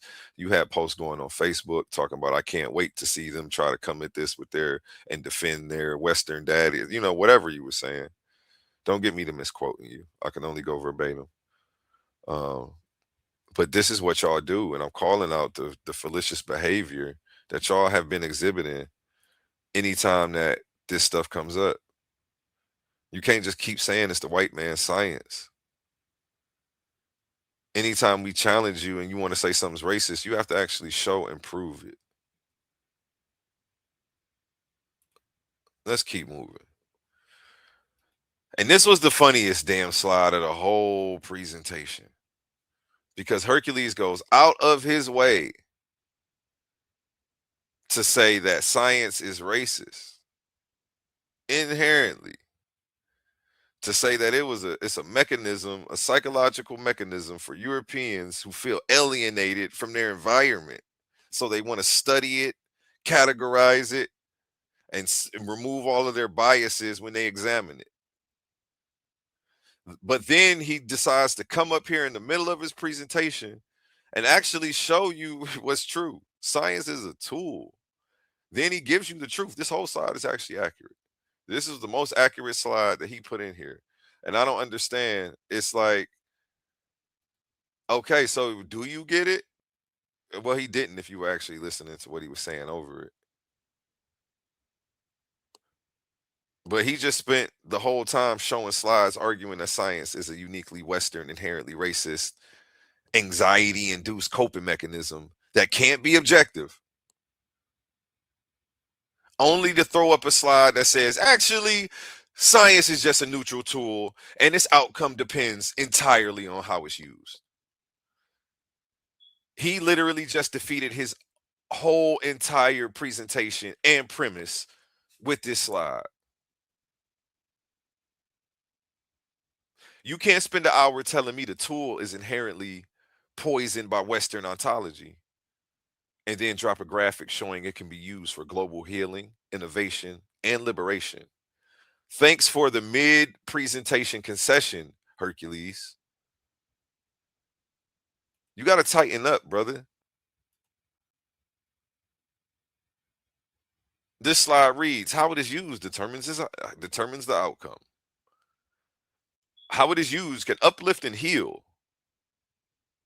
Destruction, oppression, he on the left, he's got destruction, oppression, exploitation. On the right, so he understands this, but he still chooses this framework when trying to explain it. Now, I don't know if he's going for clickbait to get people to, whatever we want to talk about. But then once you draw people in, let's go to a specific way that you think that science is being misused. He doesn't do that. He doesn't show you, hey, and this is the specific racist science I think that we have that exists right now that we need to work on and fix. He doesn't, never in this presentation, not at the end, not in the after party, not when he took the show on the road to other channels. You never hear him talk about it. Oh, it's just science as a whole. But again, thank you. Thank you for telling the truth right here. Thank you for the mid debate, mid presentation concession through graphic, even though you tried to explain it away. I don't know if you realize what you put up.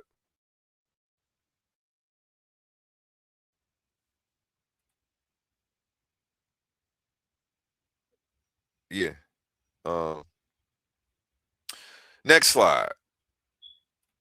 What do we have here? Hercules drops a quote for us. African science rests on African logic, which is three valued in character. So this is where he tries to institute this three valued logic system, which I realized I was simultaneously accidentally helping him defend. I didn't realize that this is what they were talking about because it's silly. Now I'll continue with the slide. African logic, which is three valued, is different from the three valued logic of Western thought system as developed in the writings of Lukasiewicz down to the present day. The main line of their difference are as follows. While the third value in Western logic is underdetermined, in African logic it is complemented. While the third value in Western logic is neither true or false, it is both true and false in African logic. Again, this is silly. It's silly on its face, and we're going to get into why. While the actual truth value of the third value in Western logic remains undetermined, the undetermined variable. In African logic, it is said to be complemented and only said to be decidable, viz. True or false through the principle of context shift. Page 89 of Introducing African Science, Systematic and Philosophical Approach by Jonathan Chimkonem. Okay, check that out. Check the rest of the work out so you can go ahead and further refute it if you so see fit and bring that over here. I'd love to see that presentation if anybody does it. But what he's doing is replacing empirical facts. Well, he's trying to replace empirical facts with three value logic, which turns intellectual inquiry into an anything goes free for all. Okay. And let me give you the examples. The medical collapse. If a diagnostic test shows a patient is both cured and dying a disease of a disease, depending on the context shift, a doctor cannot treat them. So his whole context shift things needs to be thrown out the window. Something can't be true and false at the same time. Like it's getting real subjective. It's getting so subjective that nothing is real anymore, not even you being sick.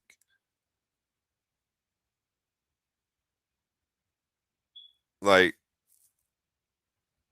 I don't know. The engineering collapse. If an engineer says a blueprint is both safe and structurally broken, you do not step inside the building. According to the three value logic that Hercules' source presents, this is a thing. But how do we know what's objectively true if we institute this? We don't. This framework destroys the concept of practical application entirely. Um, it looked good. Maybe it sounded good. Maybe it felt good when he heard it, but it's again, it's not practical for today. Next slide. The equation of the Western intellectual filter. This is King Hercules' slide. Automawazo again.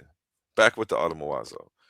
The European Acili acts as an aggressive reduction operator, which we will mathematically denote as, he has these symbols, Y. I'll pronounce that as Y. The purpose of this is to force the three-valued holistic system into a two-valued binary machine. It does this through absolute abstraction and desacralization. Again, these wild claims. The application of Western science to African cosmology is mapped as, and then he writes this stuff right here, which looks good to people who don't understand. But once we start diving deep into it, we recognize that he's trying to put a philosophical argument into an algebra costume. And you can't throw philosophy into a calculator, bro. It really doesn't work like that. Especially when you're using bad math. Okay?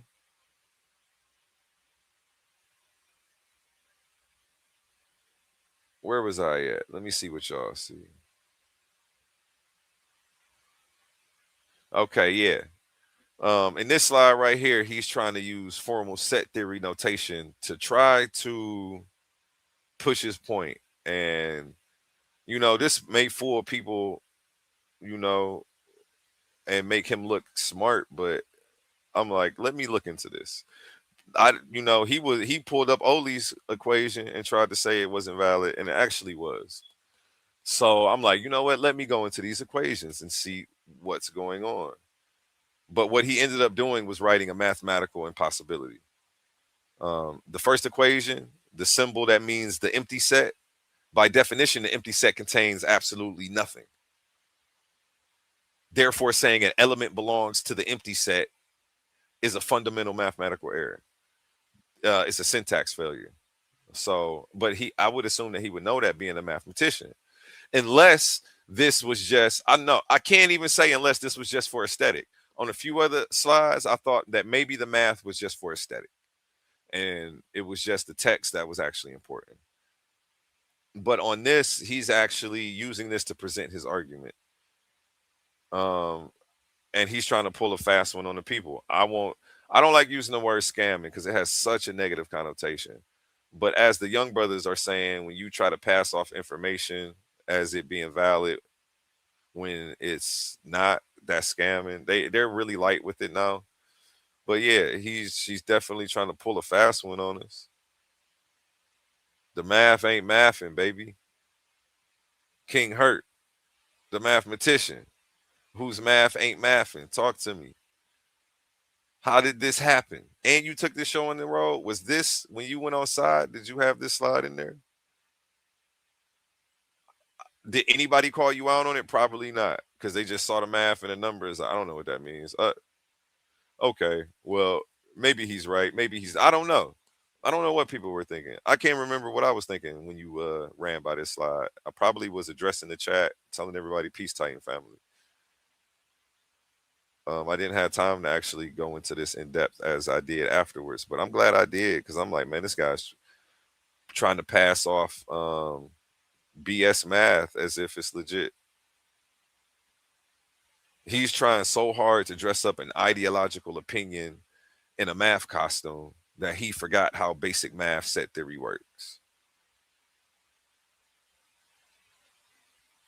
Shout out Hercules, the mathematician, though. Let's get into the next slide, man.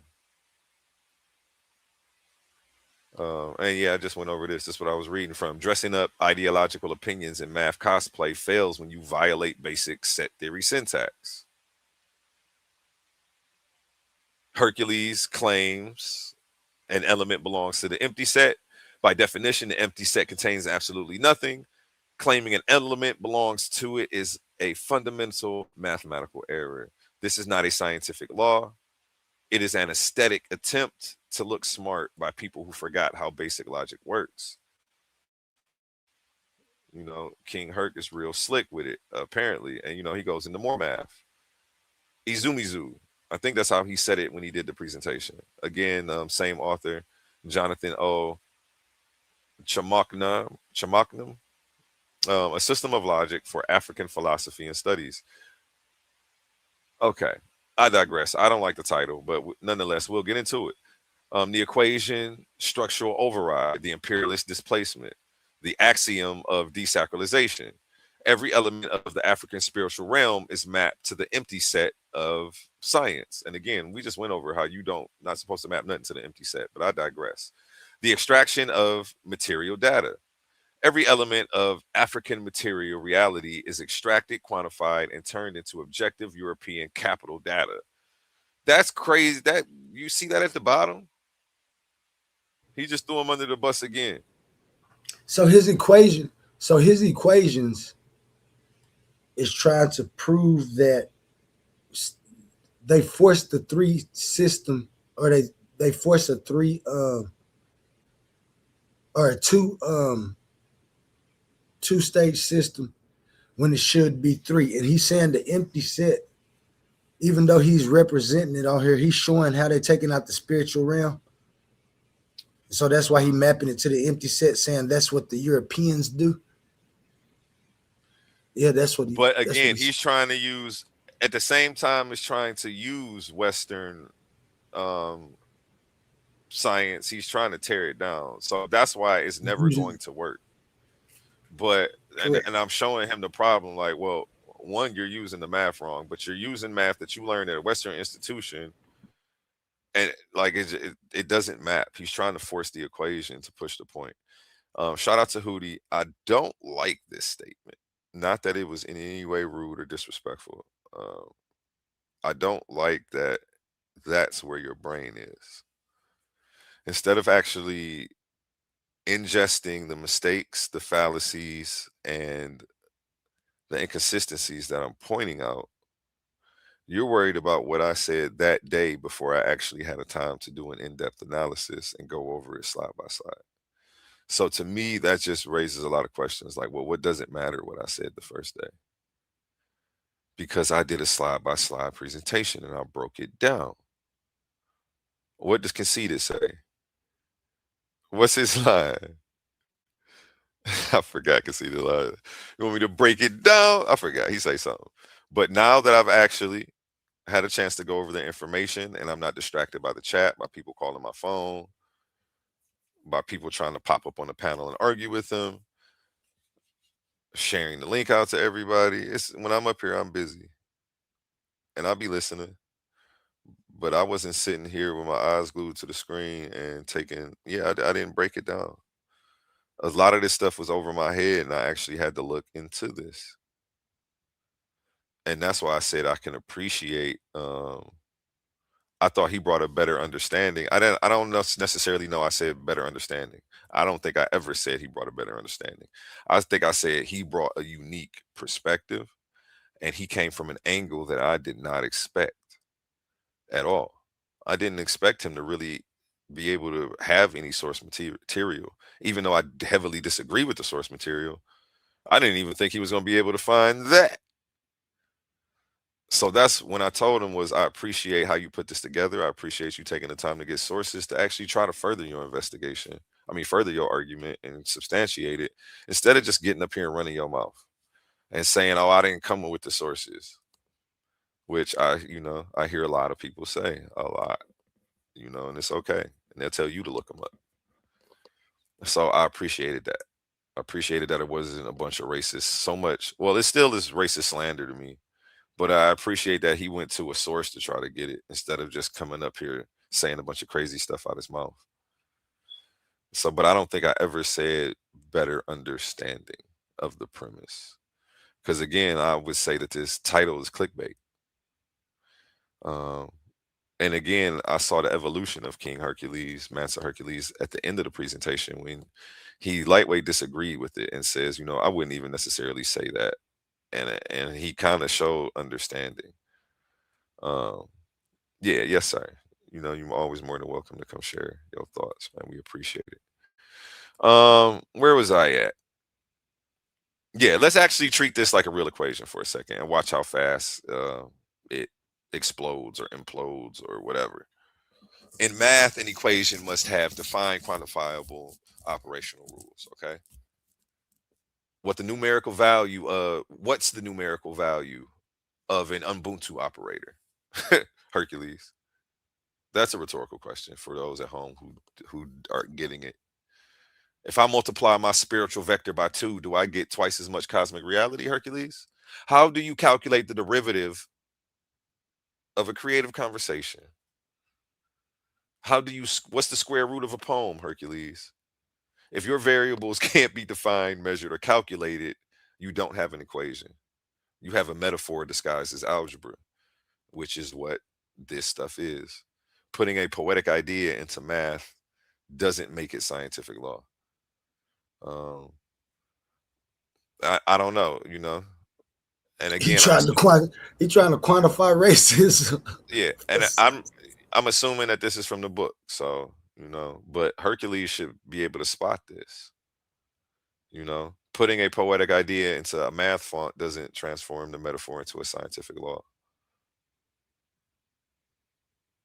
So let's talk about it, Hercules. Next slide, summary of the logical transition.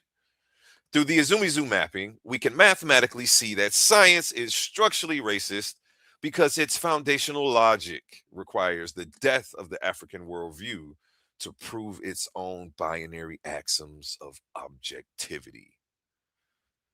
This is a very sinister quote from Hercules. What he's doing is assigning letters. He came with another math equation that means absolutely nothing. The shit just looks good.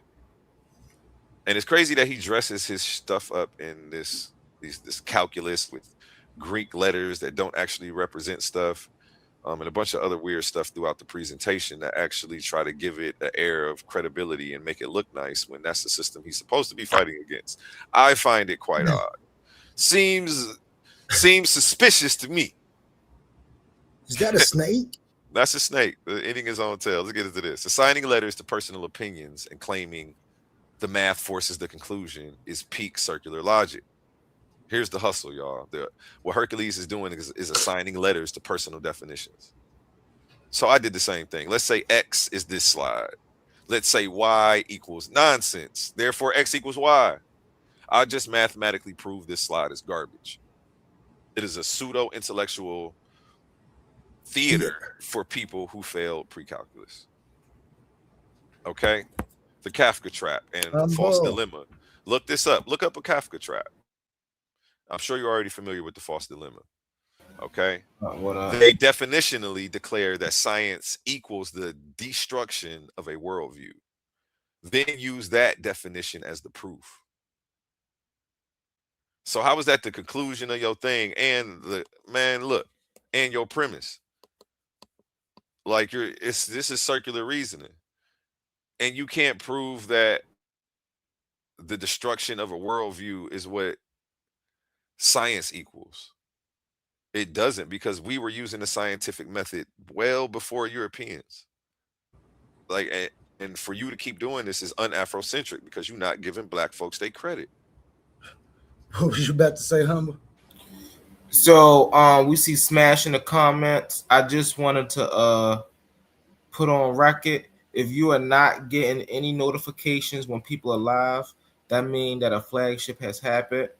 Unsubscribe and then resubscribe, Smash. Unsubscribe and resubscribe. This is why we be so strict on decorum, family. This is exactly why we be so strict on decorum. So if you're not getting notifications, unsubscribe and then resubscribe. I land my plane with that. Thank you, brother. A1. Appreciate you, Humble. And when you resubscribe, make sure you hit all so you get a notification for everything. Sometimes if you don't hit all, it will lose us in the algorithm, but that keeps us at the front. Appreciate you for no, nobody flags you. Somebody might have tried to flag me for, I'll be on here wild and we all be wild and we trying to tighten it up though. Not trying, we are. Let's get into this next slide though, because he loves this book right here. Yurugu, an African-centered critique of European cultural thought and behavior by Marimba Ani. He brought this book up several times throughout the presentation. On this quote specifically is on page 500. The ideological and ontological relationship between objectification and mechanization is important. Intense objectification is a prerequisite for the despiritualization of the universe, and through it, the European world was made ready for ever-increasing materialization. Again, very dramatic, very sinister sounding. But let's look at the hustle here. Okay, let me go to the next slide. Stripping away the heavy academic vocabulary reveals a fragile architecture of textbook logical fallacies. First, we have a genetic fallacy, confusing origin with validity. The laws of thermodynamics don't care about European desire for despiritualization. Hercules and Marimba Ani, but I'm gonna just keep saying Hercules. Marimba Ani ain't here to listen. It's also an equivocation fallacy, which this whole presentation was full of. He kept bouncing back and forth between definitions. Redefining objectification. Eliminating bias so data is reproducible is how science defines objectification. as an act of spiritual and emotional violence against nature. That's how he defines it. Hercules is trying to define objectification as an act of spiritual and emotional violence against nature. He's trying to sneak in some sociological style definition, and it's not fair to the discourse or the argument. He's made re- removing personal feelings and biases the actual crime, and that's supposed to be the cure. Let's get into it. False dilemma, straw man. Falsely accusing that using standard math and efficiency inherently destroys justice. Science ain't racist, brother. Association fallacy. Arguing science is inherently evil because it builds weapons. That's like blaming carpentry for the actions of a criminal wielding a hammer. Uh, yeah, so if I beat you to death with a hammer, carpentry's the culprit. Carpentry's racist. It's the same thing that he's doing. And it's like, we just have to recognize this. And again, I don't even think a different title would have helped because of how bad the source material portrays this evil, sinister plan, um, and categorizing the Western scientific method as a mind control system implemented by Europeans who are severely suffering from some inherent anxious disorder, because they're scared of the world around them, so they have to categorize and study it. It's like, it sounds like a fucking comic book. Excuse my language. Let me tighten up. Sounds like a comic book, man. Where was I at? Next slide. Any questions or comments on anything y'all heard so far, man? Y'all want to chime in? No, that information is just really good. I think Herc really needs to hear this more than anybody. So I'm not going to confuse him with any of my inferences or anything. So you go ahead and. I do appreciate the breakdown. This is a nice presentation breakdown, though. I do give you that. This is dope. Oh yeah, the slide by slide. Got you, man. I was trying something different. I didn't know how I was necessarily going to go putting his slide and my slide. I didn't want to confuse the people, but I think they can see the difference in the work. And I don't know. I really wanted to address this slide by slide because he took his time on this. So I didn't, I felt like I had to do my due diligence, and I would be disrespecting all the work that he put in if I didn't actually address exactly the source material and just try to tackle the topic. So yeah, let's get into this, man. What are we looking at right here? What do y'all see? Objectification and mechanization. Western science defines being as a machine. Wait, I'm sorry. Let me start this over. And we got somebody to the panel. Who we got? We got Mansa Hercules. Mansa Hercules. How you feeling today? A BB to me, right? Did I get it right? A BB to me. Shalom. Hello, what's up? Can y'all hear me? A BB to me. Yeah, we can hear you. Am I on? Oh. Can you hear us? BB to me, man. Black Power, yo. Let's go. Yeah, I hear y'all. Okay. Did you want to comment on anything, or did you want me to continue? I want to, because I was listening, but I gotta go. I gotta go pick up grandma, But I wanted to. Oh man, I know you. I wanted. Can I? You guys, could you put the email in the back? Yeah, my email. Yeah, put your email in the back. Oh, it's titansdebateleague@gmail.com. It's real easy. Oh, Titans. Oh, at gmail.com. Okay. Yep. So I'm gonna email you. I'm gonna email you every question you ask. I put my presentation in AI, and I put your every question that you put in there, and it just said it says I'm right. There's nothing wrong with nothing I did. But real quick. So on the logic thing, when we talk about the logic, we talk about the empty set. The purpose for that, it was that to show that when you the Western mapping of the that spiritual realm is mapped. They said it's mapping it to the empty set because you can't map it to zero. If you map it to zero, you're not saying that.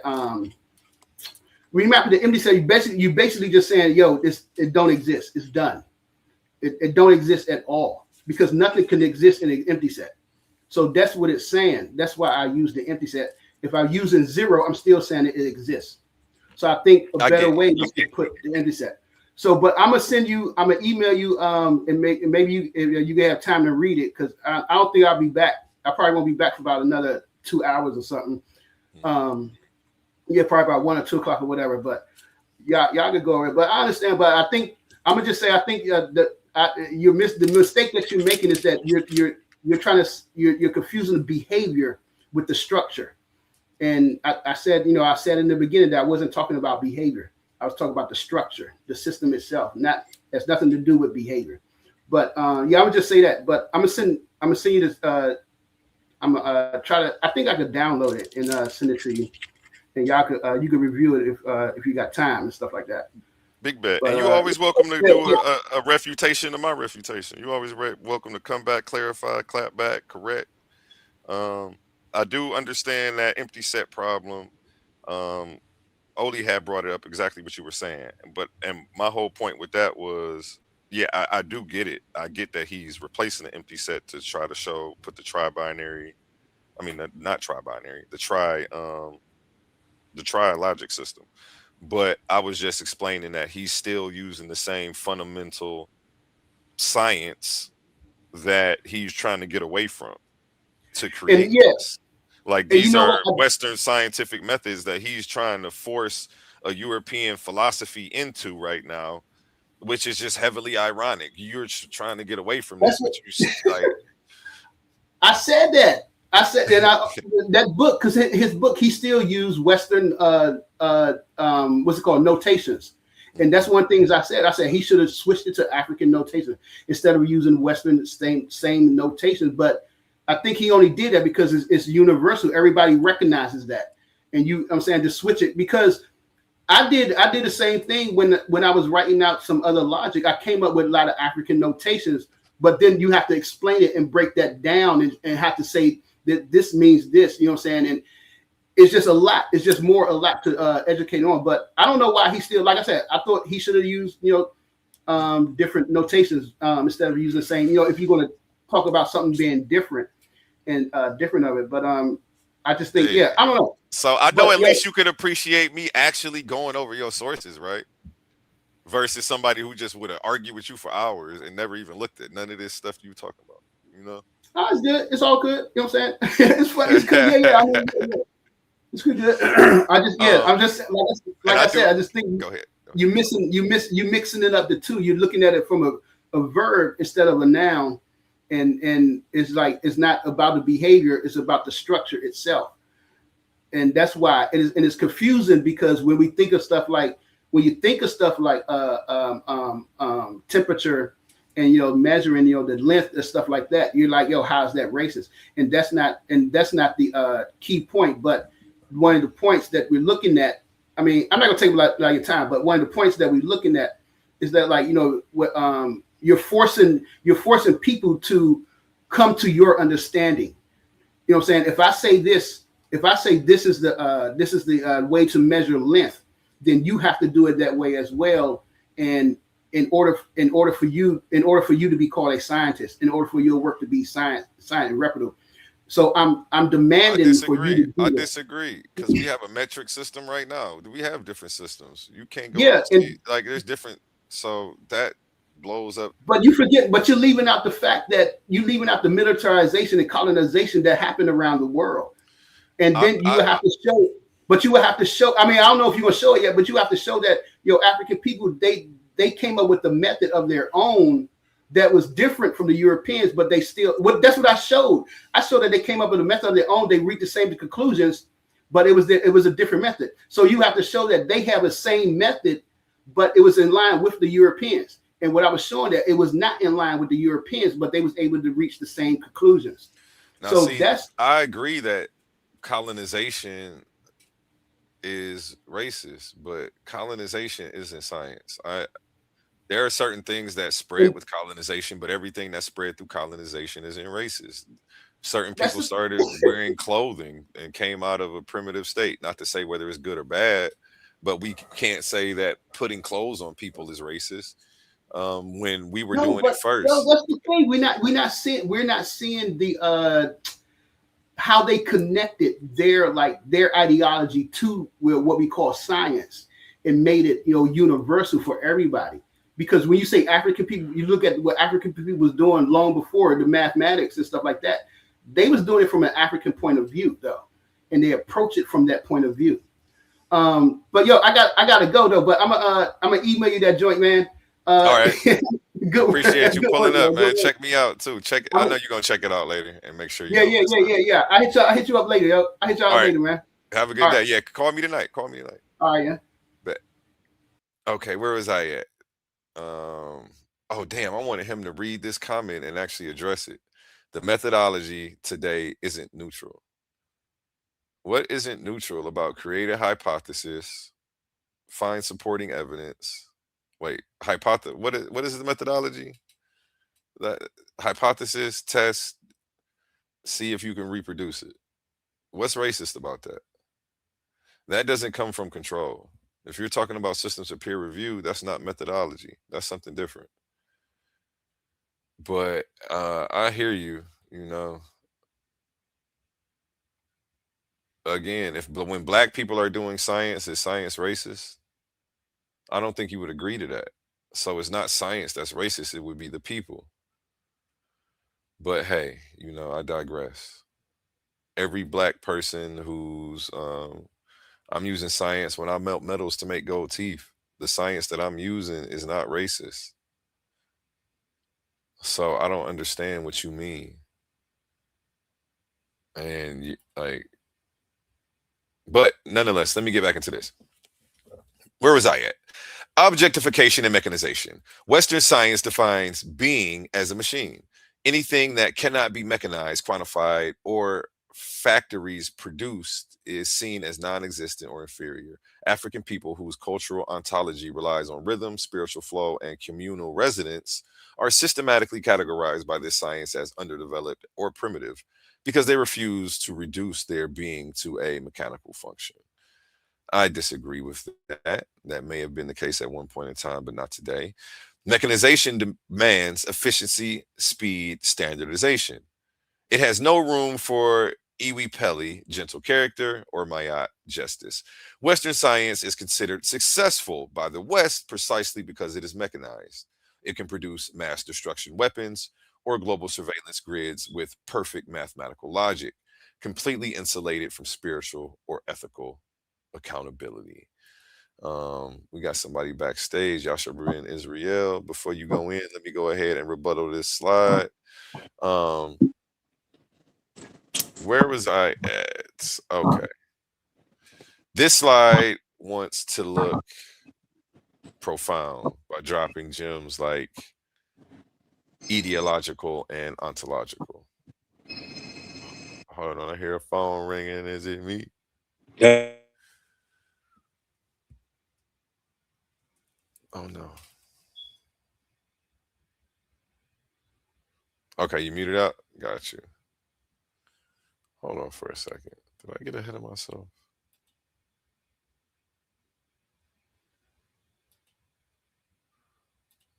I lost my spot. Is this where I was at? Mechanization? Yes. Okay, this is where I was at.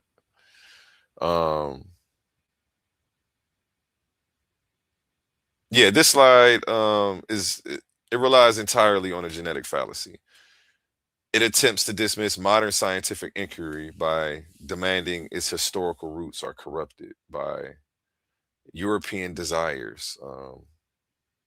And again, this is why I say that this work is extremely racist in itself while simultaneously trying to call out racists.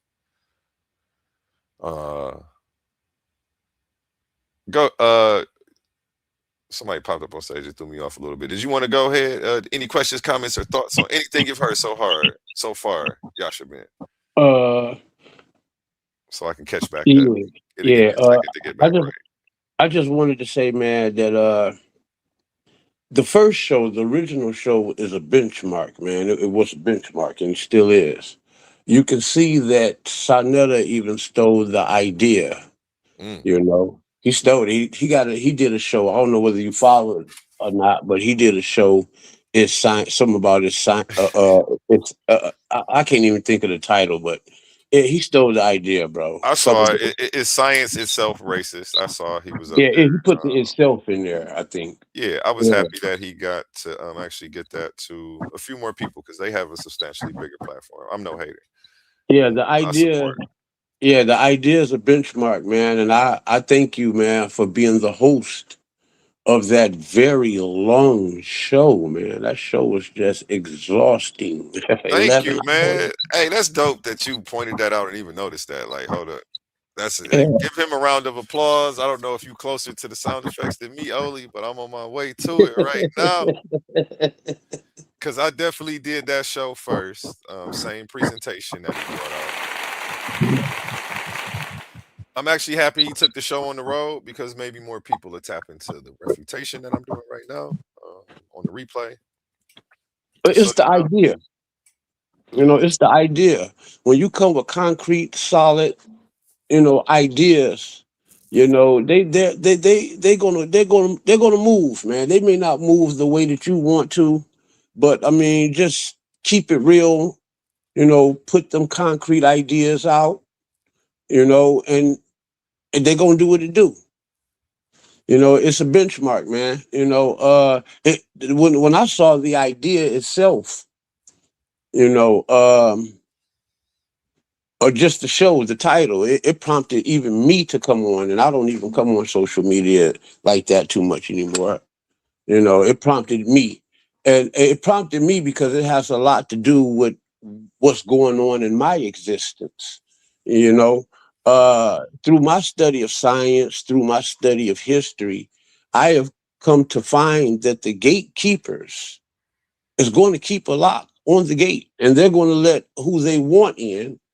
And they do it through their consensus. And that's in their colleges, their universities. You can look at guys like Theophilo Binga, and then look at the grassroots people like me and you. They just toil over us. No matter how smart you is, they come with the silliest, goofiest arguments. They send people at you to silence you, to shut you up with the dumbest, stupidest talk. That's why y'all don't see me over here. I don't want to argue with idiots and dummies. We can have dialogues. We can conversate. God forbid I don't want to debate nobody. I mean, this stuff be so rigged and so crazy. I don't want to do it. I ain't mad at you. I ain't mad at you. I ain't doing it, dog. But I mean, the idea itself, though, man. Just keep pushing them good ideas out. And don't worry about whether your channel blow up. Let them ideas blow up. The copyright is in your show. You know, for real. Whoever came up with the idea first is in your show. You can't come up with a show on Facebook with nobody in the black community thinking about that before you. So you ain't got to worry about none of that stuff, man. Just keep doing what you do. And I like to encourage you to just keep it real. Just keep it real. Just keep keeping it real.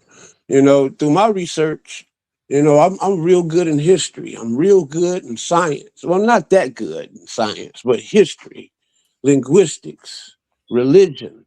And I noticed that being that we are in America, in the land of the conquerors, the history, the science, and everything is recorded by the conqueror. And he's the last civilized person on the planet. He's the last sociable person on the planet, but he's the dominator. What that got to do with anything? It got to do with whether science is racist. It's not science, it's the consensus. Mm. In your colleges, I in your like that too. university. And I think that's what Tahuti's really trying to say. But he keeps saying science itself. We may Yeah. agree that some of the people who are sitting on a peer review board, and we can't even call peer review racist. We could call the people who are sitting there and not letting stuff pass racist. but get the right people, and maybe some different stuff will come out. Yeah. So it's not that necessarily the mechanisms at play; it's the people wielding them You can to get suit so their far. inherent weird agendas. Yeah, you can get so far, man, in your knowledge where you surpass the white man's cranial scope. If your ancestors built the pyramids, trust me, you can get past his cranial scope, his mentality. You can. I have been taught by black elders about things like the Akashic records and all of that stuff, but people call that pseudo and this and that. When you look off into the paranormal, that is just as real as science is. But Europeans don't control that. God does, or the universe does, or the reality does, life does. And he can't control that. He wants to control every aspect of life. He wants to be God. He didn't painted every god in the world white, didn't he? Did he not? The Greek gods were black. The Hebrew gods were black. The Sumerian gods were black. But this guy that rewrote history, he didn't. When you get to studying science, man, you get to studying history. You get to study. You'll get to a point to where your mastery has succumbed and surpassed what the European scope of reality. And he wants to have a consensus on that. He has to have a consensus on that.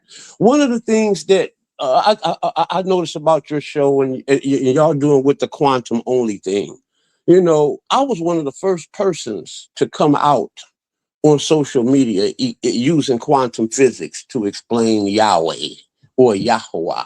I said that Yahweh, Yud Hey Waw Hey, in Hebrew means he is the existence, not he exists like they tell you. And I said that according to the Hebrew language and all the Semitic languages, the word is really don't exist in those languages. It is implied. So when you got Yah, he, Hawa, exist, you put that is in there, then you got he or it is the existence, meaning that what we call Yahweh is existence itself. It is reality itself. And it is the hardcore of what's that? Ontology? Is that the word I'm looking for? Ontology. Ontology, that's the word. It's the source of it itself. When you get to talking on things like that of that level, European science can't contain that. They have not did research on that.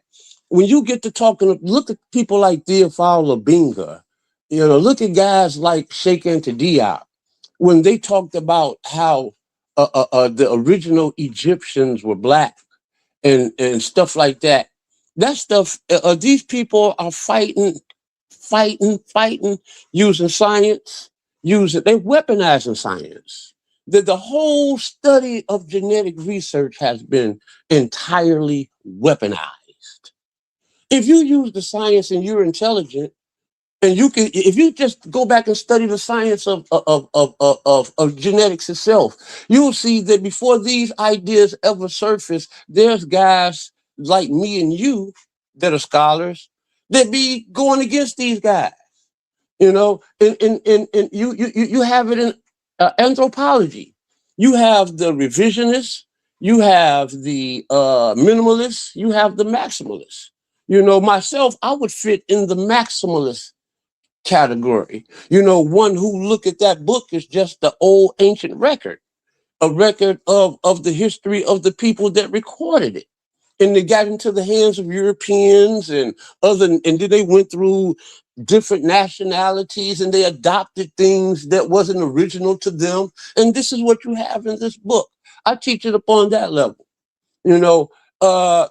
I'm just saying that, man, when you're really looking at real knowledge, there's a cap where Europeans will sit up there and tell you certain things are not so. And that's what they use their consensus for. But when you look at the mathematics, when you look at the history, when you look at the science, it is so. You guys understand what I'm trying to say? I don't want to be a preacher here, or a teacher. I'm trying to dialogue now. Y'all understand what I'm saying? Dig it, dig it. I live my plane now. I don't think it's the science though. I think it's the people and the consensus because the consensus is of the people. So we're in agreement there. But science itself, nobody opens their science textbook and it screams nigger at them. You know what I'm saying? Nobody does the math, the science equation doesn't fail for black people and work for white people.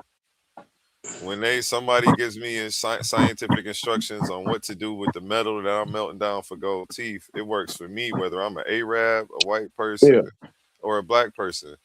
So it's what people are doing with said science that's racist, and then it's not like the science that they've created doesn't work for black people. We went to our community and tried to build a house, but it didn't work for us. Like, what do you mean? Like, so science is racist? Like, it's not even like that. yeah. So I don't like the claim on itself is just very weird. You But know, people, A1. go ahead. When I was coming up, I'm 54 years old. When I came into this world, I came into this world dumb and stupid and blind. Hmm. With no guidance, living the typical African American dysfunctional family experience. Single mom, welfare. You know what I'm saying? Behind the eight ball. Okay. I never saw myself as an intellect coming up. In fact, I saw myself more as somewhere between a pimp and a gangster and a thug. I'm just gonna tell you, a street nigga. Okay, very dangerous type. That's how I came into this world. You know, uh, I graduated high school, man, with a very low grade. I graduated from one of the best high schools, probably in Michigan, but I graduated probably like with a D average. I didn't care about knowledge. I didn't care about science. I didn't care about none of this stuff, man. And it was when I got into religion, when I got into the Pentecostal church. And I'm not trying to promote God. For the record, I don't believe in what you could even phantom is called God. I believe in Yahweh, and I've come to find out that Yahweh simply means reality and existence.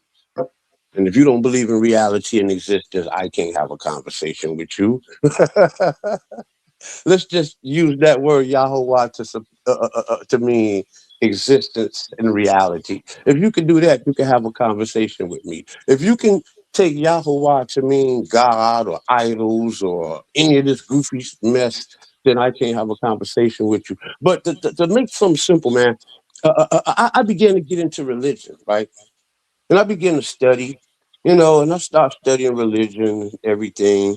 And then I learned the Bible real good. I was in a Pentecostal church. I learned the Bible real good and I understood God just like everybody else understood him to be. But one thing about the Pentecostal church, he can give you these inward Holy Ghost experiences. You understand? Some people would even call it psychotic. But within myself, I felt like that God was talking to me, or some inward energy was talking to me to take this thing serious. And I began to study the Bible. I studied it so hard to when I got to the Genesis table of nations, I didn't begin to read that these words were words. I began to look them up and break it down into the Hebrew, and I understood that words like Magog was Russia. Now I'm getting a whole deeper understanding here, right? Yes, but now, so I go back, the Kush thing, the Sham Ham thing, and I'm okay. This people is nations. Okay, cool. Okay, I get this. This is deep now. So now I go back, and I'm sitting up here thinking, okay, well, okay, what about that part in the beginning of the Bible now when it said that Ethiopia was the first language land that we can recognize that's mentioned in the Bible, like in the second chapter, in conjunction with Ethiopia. Then I go back to this table of nations. Okay, this okay. Now I'm thinking about Malcolm X and the Nation of Islam and all those guys that was pushing that black stuff. So I'm looking at this thing where Cush, that Bible right there in the 10th chapter said Cush begot Nimrod. And Nimrod was the founder of Shinar, Iraq, and another city. It was like 3 cities. Now, this book, as far as we know, is old as hell. It got over 1,000 years on it. It's older than European dominance. It's older than European supremacy. And Theophile Binga and Sheikh Anta Diop, them people have said that black people started all of that stuff. Just like how that Bible said it. Okay? And that book is an old book. It's older than white supremacy. Now you starting to see, what the fight is all about. It's about erasing black people's dominance. It's about erasing black people's history. Because Israel in Hebrew means that he that will rule as El, or he that will rule with El, he that will rule as power, or he that will rule with power. And then we're black people. And they want to shut all that stuff out. This stuff ain't got nothing to do with religion or anything, because if as far as you look, what I'm saying is the reality, whether you go in history, whether you go in science, whether you go in metaphysics. So what I come to find is that, yes, the consensus have taken and dominated the world, and they're using their consensus to rewrite history. And it's all about white supremacy and white dominance. Because today, Ethiopia has nothing to do with Kush. It has nothing to do with Babylon. It has nothing. Most of Kush descendants, if you go look at that Bible, most of Kush descendants dominated the Middle East, if you just break down their names. But if you go into history today with the consensus, that's not so. But go back 50 years ago. Go back 100 years ago. Go back 300 years ago. Go back 1,000 years ago. And that was very so. I let my plane. Shout out to Evolutionists to the stage. Any questions, comments, or thoughts on anything you've heard so far? Yeah, for sure. Shout out to you, A1. Shout out to the Titans. Yeah, man. Since yesterday, Humble, that was a great presentation yesterday. A1, you're doing your thing. Great presentation this morning, The internet been on a scientific high, and I'm loving it. Hey, I'm not finished either. I'm only halfway through the presentation. I was just letting the brother build. Man, I'm watching how you break it down, and yeah, it's absolutely spectacular. Your analytical approach to reviewing your teammates' work and other people's work. Yeah, it's a good look. In terms of science being racist, though, and a lot of time when we say science, they revert to modern science. I think they're talking about the scientific method. We all know how that was started. It has its inception, I guess, in Europe. So a lot of people tend to find that to be problematic. But the whole point of the scientific method was to remove human biases. To remove your cultural biases, your religious biases, and your human limitations when it comes to observation. Hence why they use empirical data and statistical validation. With these, you're literally using instrument to take measurement, or you're using mathematics to validate whatever you think you're seeing, or whatever your theory is. So with that, there is no room for your religious belief, your cultural belief, your ancestral oral tradition. All of that goes out the window. There's still a place for that within your cultural setting, but in terms of science, because what is science? It is a tool. It is a tool that you're going to use to invent stuff. It is a tool that you're going to use to protect yourself or protect your people. It's a tool that you're going to use to relieve yourself from strenuous work that needs to be done to keep civilization going. Hence, you're going to develop machines. You're going to invent stuff to make things more efficient. You're going to develop weapons of war to protect yourself from your enemies. You're going to develop, within that, weapons of war also includes armor, also includes forms of protection from your enemies, because they're thinking the same. So all science is just a tool. And as you said, even in the medical field, the black man's organ literally does not work different from a white man or an Asian man's organ. We're all human beings. And I think at some point we need to get that straight. Before, I'm going to let you go. This is my last point. Before they adopt the scientific method in the medical field, and they were using race-based science, they used to treat, especially black people, different from how they treat other races of people, based on their own belief. A lot of these beliefs were flawed, like black people have a higher pain tolerance, black people have higher resistance to disease, black people are more subjected to stress, have less control of their mental faculty. There was lots of misinformation being spread, and these misinformation were corrected using the scientific method, using science like neurology, using science like genealogy. We come to the understanding that we're all human being, Homo sapien sapien, and literally the biological makeup of a black person is the same biological makeup of a white person. In fact, if a black person needs a blood transfusion and they can't get that blood type match from their own family member or their own race, guess what? They're going to look outside your race for someone with that same blood type as you. And if that person happened to be white or Asian, they're not going to be like, I can't do this blood transfusion because of a racial barrier. The racial barrier in science only exists in the minds of people who divert from the scientific method. So science in itself is a tool. Inherently, it can't be racist. May I say something real That quick? was a masterpiece you did yesterday, bro.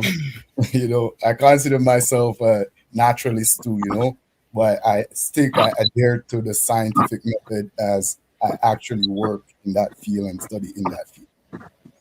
Right. Humble Mystic, then back to Yasha. I just wanted to piggyback on what the evolutionist said, because I think he made a great point, and it ties back into what Brother A1 was presenting. When the ordinary person think of science as being racist, is because they hold the worldview that before a certain point in history, we didn't have a classification or a thing called science. And so, like some people that we hear nowadays, right, they'll say that's a proto science. We wouldn't call that science. So in history, where we do get the development of science and a scientific method and all of these things, right, we also have to come with the mindset of the people who is coming up with these things. You see what I'm saying? And I think that leans more towards what Brother A1 is saying, because he is saying it doesn't really matter who comes up with it. If it work, it work.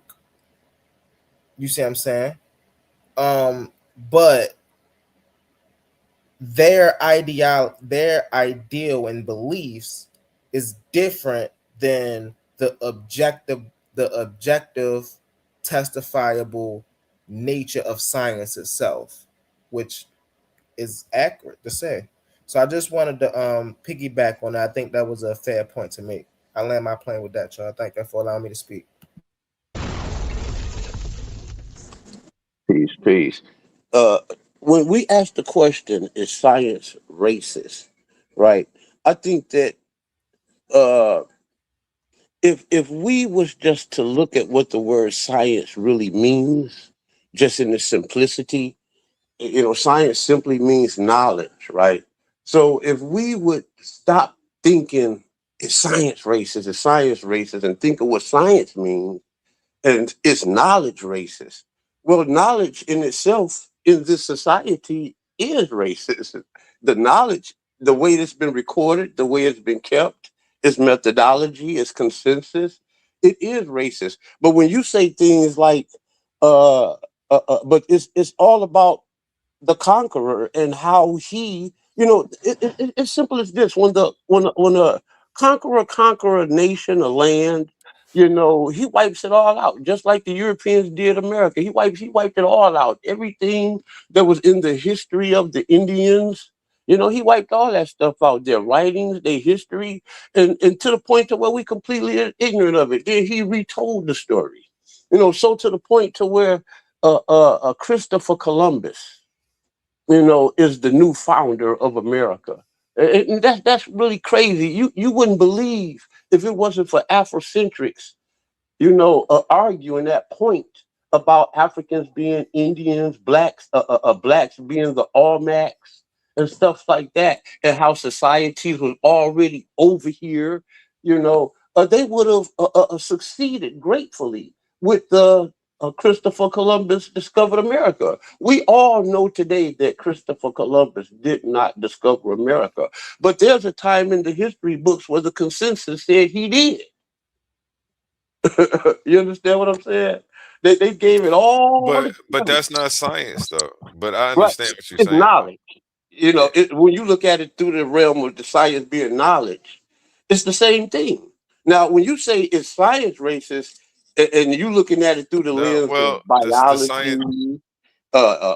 you looking at it through the lens of like biology and physics and stuff like that, then you're limiting the scope of what the word science really means.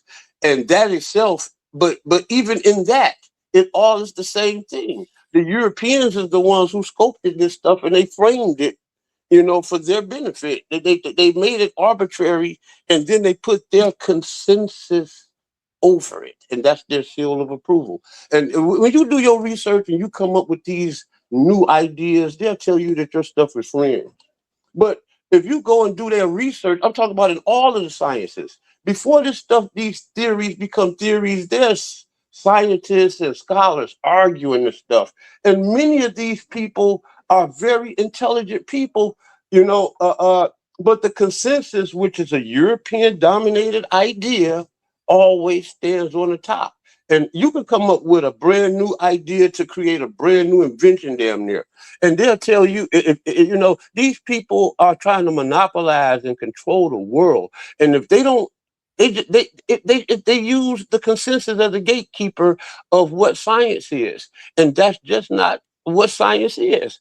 If you look at, like I said, if you look at just straight science, man, and the elements of science, then when you get into these colleges and these universities and stuff like that, you're going to find people that are very educated that have the most fringes ideas, and that stuff be backed by science. But the consensus will tell you that it's not.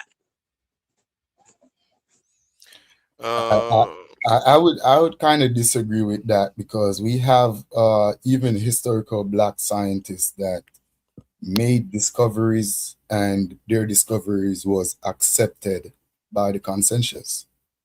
We talk about like people like George Washington Carver. He did a lot of work with, like, I think peanut butter and cabbage and the whole agricultural business. He literally revolutionized agriculture in the South, and a lot of his work were groundbreaking. And when he presented them, and bear in mind, these was more racialized time than now, but when he presented his work to society, which, if you want to say, was white, it was, they accepted his work and even built on it, where a lot of stuff that we use today came from him. So I wouldn't say the consensus is looking at race and not looking at empirical data. Again, science is based on empirical data and statistical validation, and that has nothing to do with race, belief, or any. It doesn't even have anything to do with moral. It literally is just data, what can be proven, and what can be validated using that. But I think I agree with you, evolutionist, and I think what Yasha was doing was kind of like an equivocation fallacy with a category error. But I do feel him because I understand where he's coming from, but I just don't think where he's landing is correct because the category error or equivocation would be going back and forth from like the scientific method to the historical method. So we know water freezes at a certain temperature and you can make ice. So we set the freezer to a certain thing. That's not racist. But and the consensus all agrees that this is what it is, and that's why all the refrigerators are set.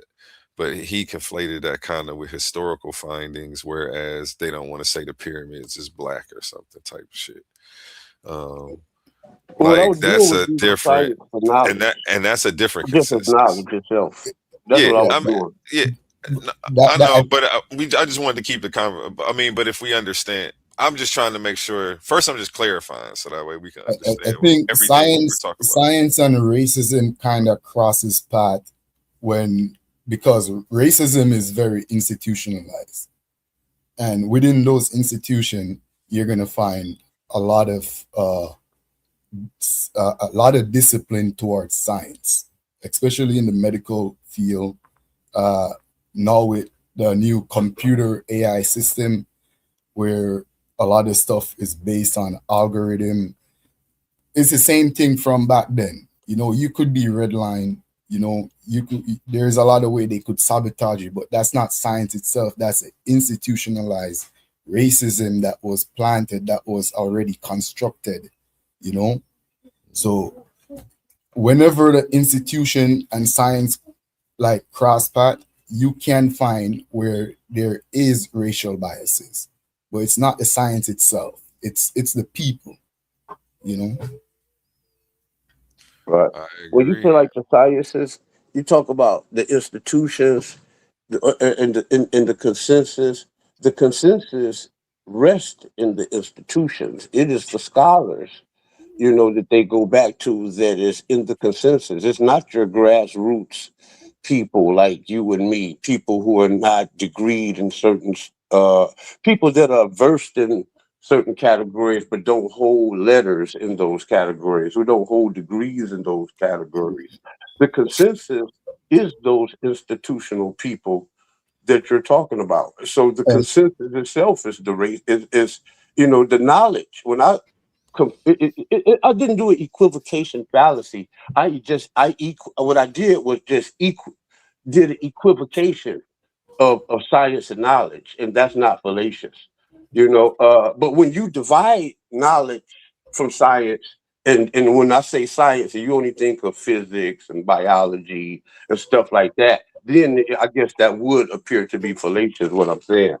But when you look at it just as science, period, it's like the brother just stated, it's the institutions, that where the racism exists, and the institutions is the mainstream, and the institutions is the consensus. And that's why when I was talking about a scenario, I was talking about if you're in colleges and you'll see these arguments, and when you're in these classes and stuff, because it's in those institutions. But the institutions is the consensus. No knowledge on this planet is racist, not a single bit of it.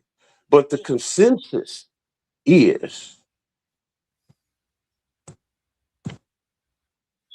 yeah, in terms of Egypt, I think we kind of want them to speak the language that we speak, but they're not gonna do it because there is not one archaeologist or scientist that claim Egypt to be a European civilization.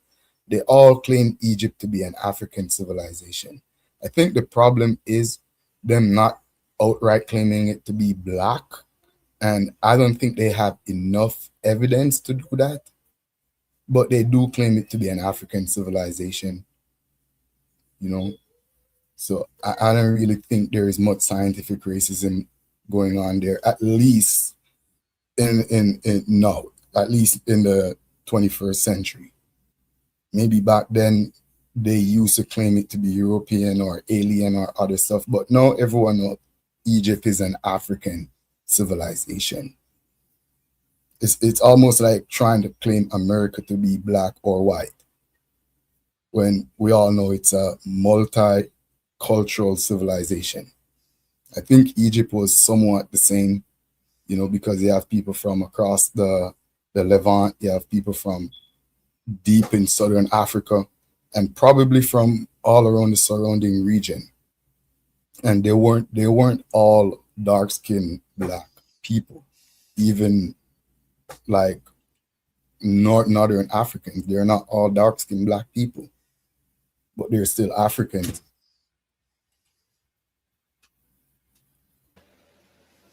I certainly agree. If I may, I just want to touch on what Brother A1 had on the screen just now. It goes into what my panel was about last night. Um, Methodology, right? And science in particular, right? And dealing with naturalism. Now, what Brother A1 had on the screen was dealing with imperial scientific observation, making testable measurements, right? Testable experiments, observing reality.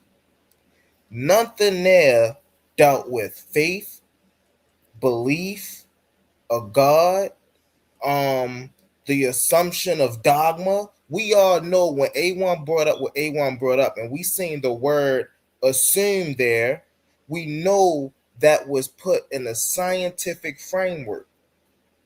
I don't think nobody's going to read what A1 just put up when it was talking about the sciences and it was going into the sciences and it say this science assume. I don't think nobody looked at that and say, oh, well, they using the word assume there like we use the word assume in everyday talk. That's religious dogma the way they're using it. That's subjective.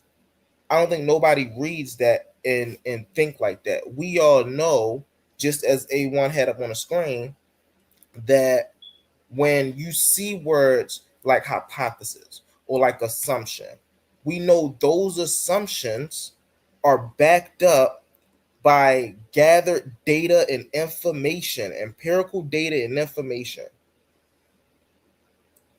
So these are just not no guesses out there that they're just making these assumptions. No. And so I appreciate you for bringing that up, A1. That was important. No doubt, no doubt. I'll continue with the presentation. I was over here putting BTA on this presentation that Herc dropped.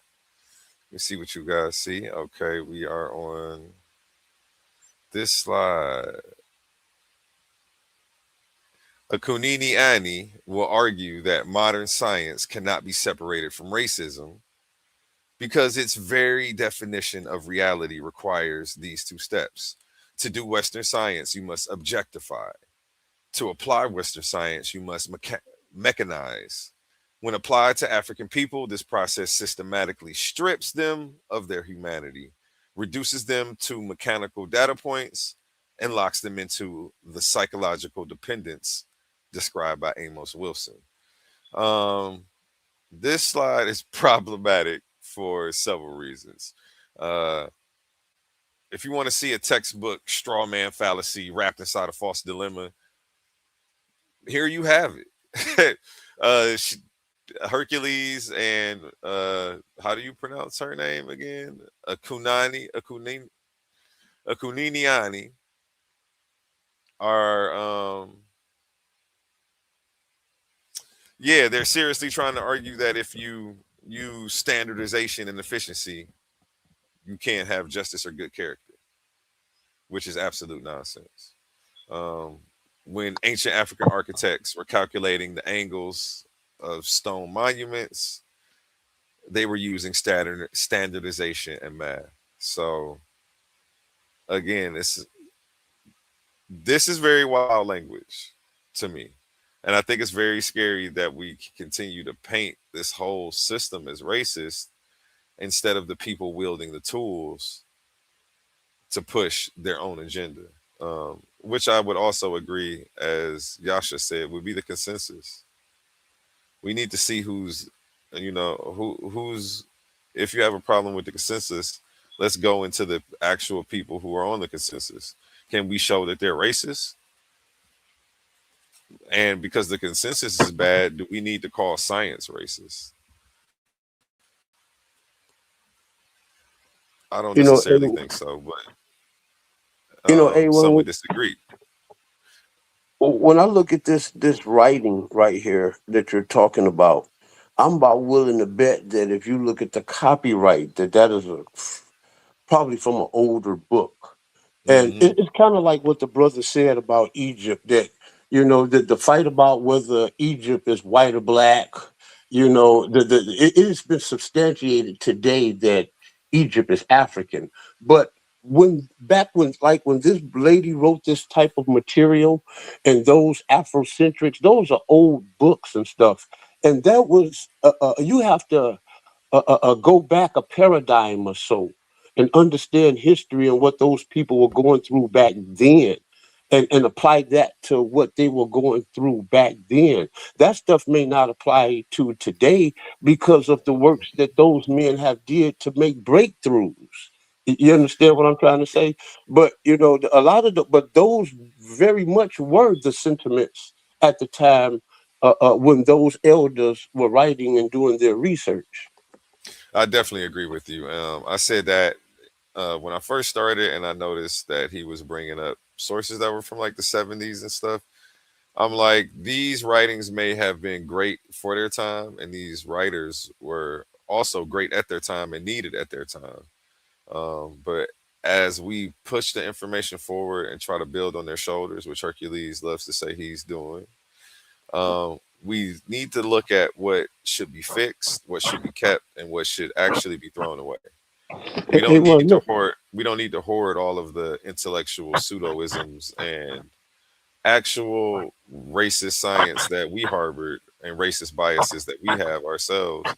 Granted, some of them may be a defense mechanism from the harm done to us under certain conditions, but we need to address that as well. If that's something that we need to unpack as a community, let's get to it and let's do it hey, together. But go ahead. hey, I'm gonna say this, and I'm gonna get on out of here. I got a couple of things I got to do. I really appreciate you, and I thank you highly for allowing me to have a voice here, bro. No doubt. When I said that we had to go back like a paradigm or two, and the sentiments was very much so at that time. Martin Mhm. Luther King is a great man, a great leader, but but with with the skills that he had at that time, he could not lead us with that same thing today. They think about how Martin Luther King marched. And they marched. They got them black folks. They didn't even get on the bus. I'm not riding y'all buses. Y'all did us wrong. We gonna march. They marching over the bus systems. You know what I'm saying? Today, black people, especially in Detroit, the Motor City, don't even ride a bus. It's almost embarrassing to get on a bus. People drive today. But so to fight over that type of thing in 2026, after the chains have been broken, is just ridiculous. So you can't look at those people, through the eyes of culture today. When we do that, we lack cultural context. You know what I'm saying? Because the culture has even changed. Black culture has even changed. We have to look at the copyrights of this stuff and also understand history and what was going on when these books and these writings and stuff like that, and when these great leaders even existed. And then we will be able to understand what really, really, really, really is happening. I'm out, man. I love y'all. Peace. I'm out. Thanks for allowing me to be up here. Peace. Have a good day. Have a good day. Where was I at? I was over here into this slide. going over the straw man fallacy, the false dilemma, how this is absolute nonsense. Um, yeah, what where hold on. I can't see my other screen. Let me see what y'all see. Okay, yeah, let's get into this. The topological boundary of Western epistemology. And I feel like something's off over here.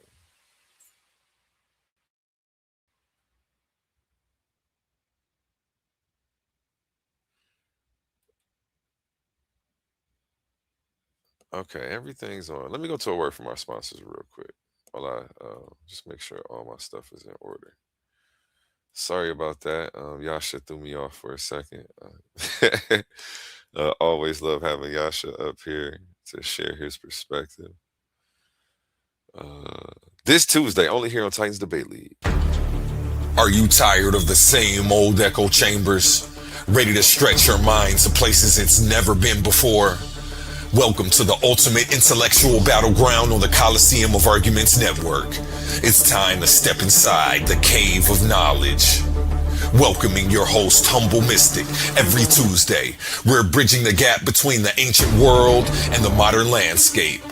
From the deep esoteric wisdom of ancient Kemet to a grounded naturalist view of our world today, no topic is off limits. We're dissecting philosophy, breaking down ancient civilizations, and clashing over modern day politics every Tuesday. This isn't just a lecture, it's a debate. A powerhouse arena where your voice matters. A premier space to step up, voice your opinions, and challenge your perspective with the sharpest minds around. If you love real, raw, intellectual fire, this is the show for you. Elevate your mind. Every Tuesday, only here on Titans Debate League. Okay, we're gonna go back a slide because I was actually off. Before you continue, A1, can I say Yeah, something real quick? Yeah, because I was Remember, it's off. Monday, so Oli got the night. Y'all make sure y'all tune in because we will have part 4 of the Omar Muhammad challenge. Dun, dun, dun, dun, dun, dun, dun, dun, dun, dun, dun. Make sure you tune in. Dun, dun, dun, dun. Make my own commercial for Challenge y'all. accepted. Yeah, that's funny. Challenge accepted. But now make sure you tune in tonight. We will make sure we do have part 4 coming to the Omar Muhammad challenge. I just wanted to make sure y'all update on that. We haven't finished my commercial. It's kind of hard to get my special effects done, so bear with me. I'll have that to you shortly. Yes, sir. Yes, sir. Okay, let's get back on track. I actually was off point from my notes with my slides. Somewhere in letting people come up, I got confused, but I want to get back on track right where I was at.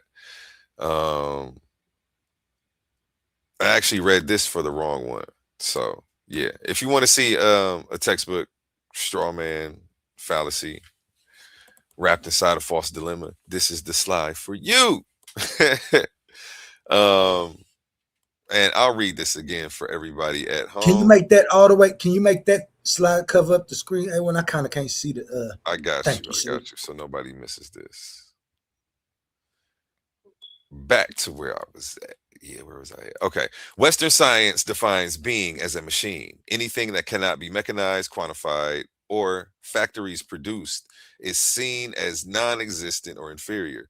African people whose cultural ontology relies on rhythm, spiritual flow, and communal resonance are systematically categorized by this science as underdeveloped or primitive because they refuse to reduce their being to a mechanical function.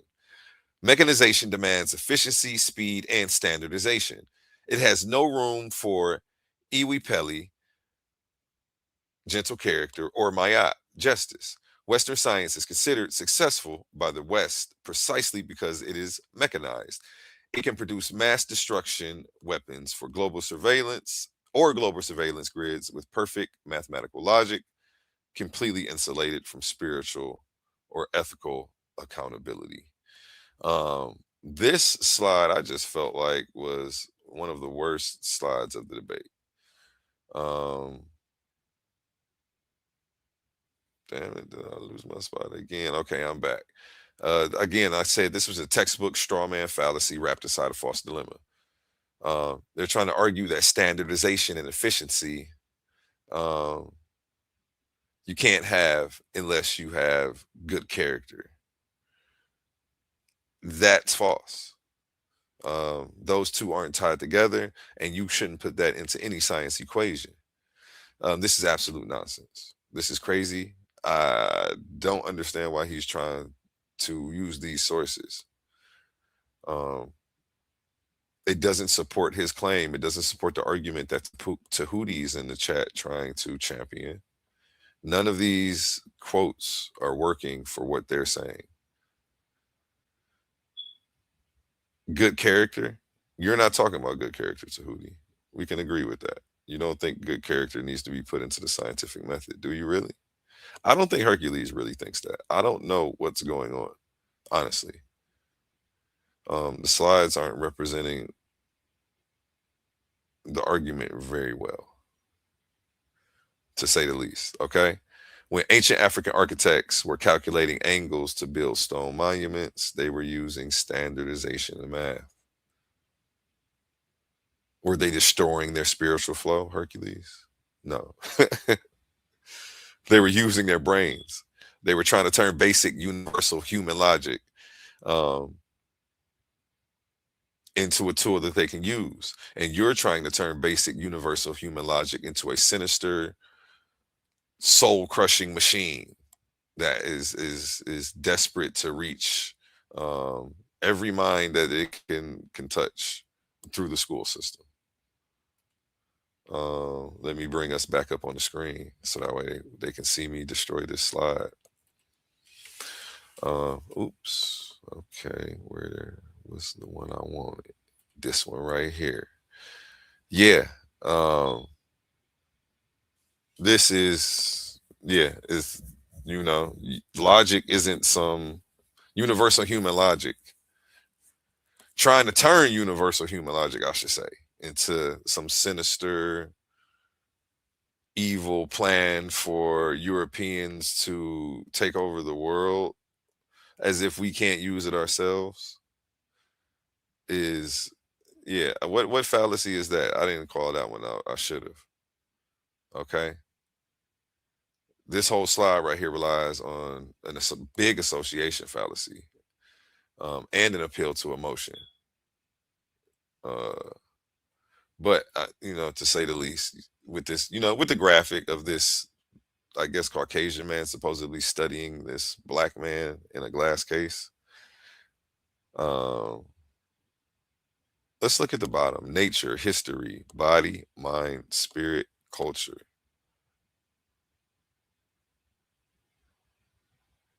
He's saying that Europeans turn the subject into an object to objectify. He paints this as a sinister thing. So it's also an equivocation fallacy because he's bouncing back and forth between the definition of objectify, which is to remove your personal bias when studying something, to his definition, which is, I guess, to objectify to him is it's a psychological, anxious, inherently anxious thing that Europeans have that makes them study, categorize, and remove their bias when doing experimentation on things around them, as if we all don't do that. Him giving that credit to just Europeans is also very un-Afrocentric. This is one of the most un-Afrocentric presentations I've seen, but, you know, Black power. You know, I'm sure he would say it too if he was up here, but he's giving all the power to the European. You know, he built off the backs of who? You know, let me go back. I'm on slide 32. Let me go back and show you how all of this science is built off the backs of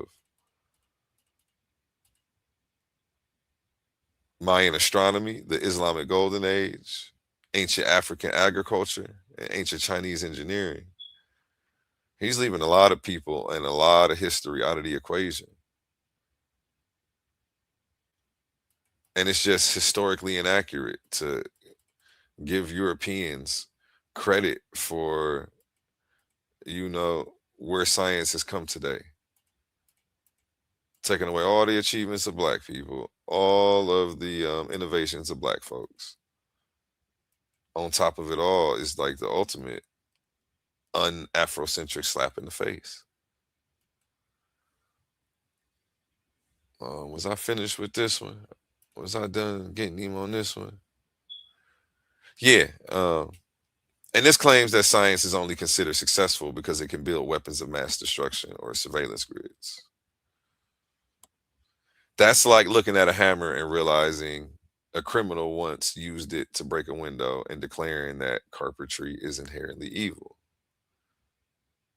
I'm going to keep using that same line on you. If I hit you upside with a hammer, carpentry ain't evil, brother. Stop trying to say science is racist. He's desperately trying to blame the tool for the actions of political regimes. And again, here this slide uses a bunch of heavy. It's not him. It's a quote, but heavy on the philosophical lingo, very light on the actual solid claims. Let's get to the next slide, man. Let's get to the next slide. Okay, I already read this one and I messed this one up. Akunini Ani will argue that modern science cannot be separated from racism because its very definition of reality requires these two steps. To do Western science, you must objectify. To apply Western science, you must mechanize.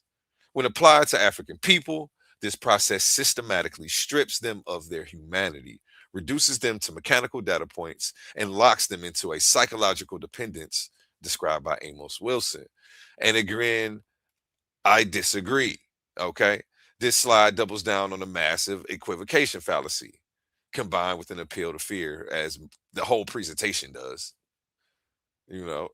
Every slide is an appeal to fear, honestly. Let's look at this equivocation fallacy first. On objectify. Again, he continues to do this throughout the presentation. In science, to objectify simply means to look at something measurable, to take physical data independent of your personal feelings, and track it. And he somehow made this evil. He somehow made this a plot of Europeans, and it's supposed to be sinister. It's somehow racist, and somehow they own removing your inherent biases before you study something. They don't, brother. I don't even know why you came with this. What you should have said is, are scientists racist? And specifically pointed out the science that you have a problem with as of today. That would have been a better presentation. That would have been one that I'm sure I wouldn't have had anything to rebuttal on. But you chose to do it in this way and paint a broad brush over the whole of science. And this is just ludicrous. Okay. This slide tries to sneak in the sociological definition, treating it like an act of dehumanization. Studying things objectively is not an act of dehumanization. It's how we don't jump to assumptions by removing what we already think about an object prior to investigating it. Whatever prior ideas you may have about this thing, we're going to put all of that to the side and we're just going to see what the data says. Apparently, this is an act of dehumanization to him. And he characterizes it as such. This is a problem. This is very racist rhetoric. And I want to point it out. Okay, measuring a physical phenomenon isn't stripping humanity. It's just gathering the facts, brother. Second, the claim that modern science cannot be separated from racism is just a blatant genetic fallacy. Hercules, actually, if you listen to the audio, argues that because scientific tools were used by racist historical regimes to justify colonialism, which you pointed out heavily, even when he came up on stage, that the tools themselves are inherently and permanently racist forever. I'm going to say that again because that's very major and he needs to hear this. Hercules, you keep arguing that because scientific tools were used by racist historical regimes, the West, granted right now, to justify colonialism, that these tools are inherently racist and permanently racist. And we need to throw them completely away. This, like, while simultaneously on your first slide flaunting your Bachelor of Science credentials, still wanting credit for your undergrad degree, even in this presentation, but you want to tear the whole system down. The irony.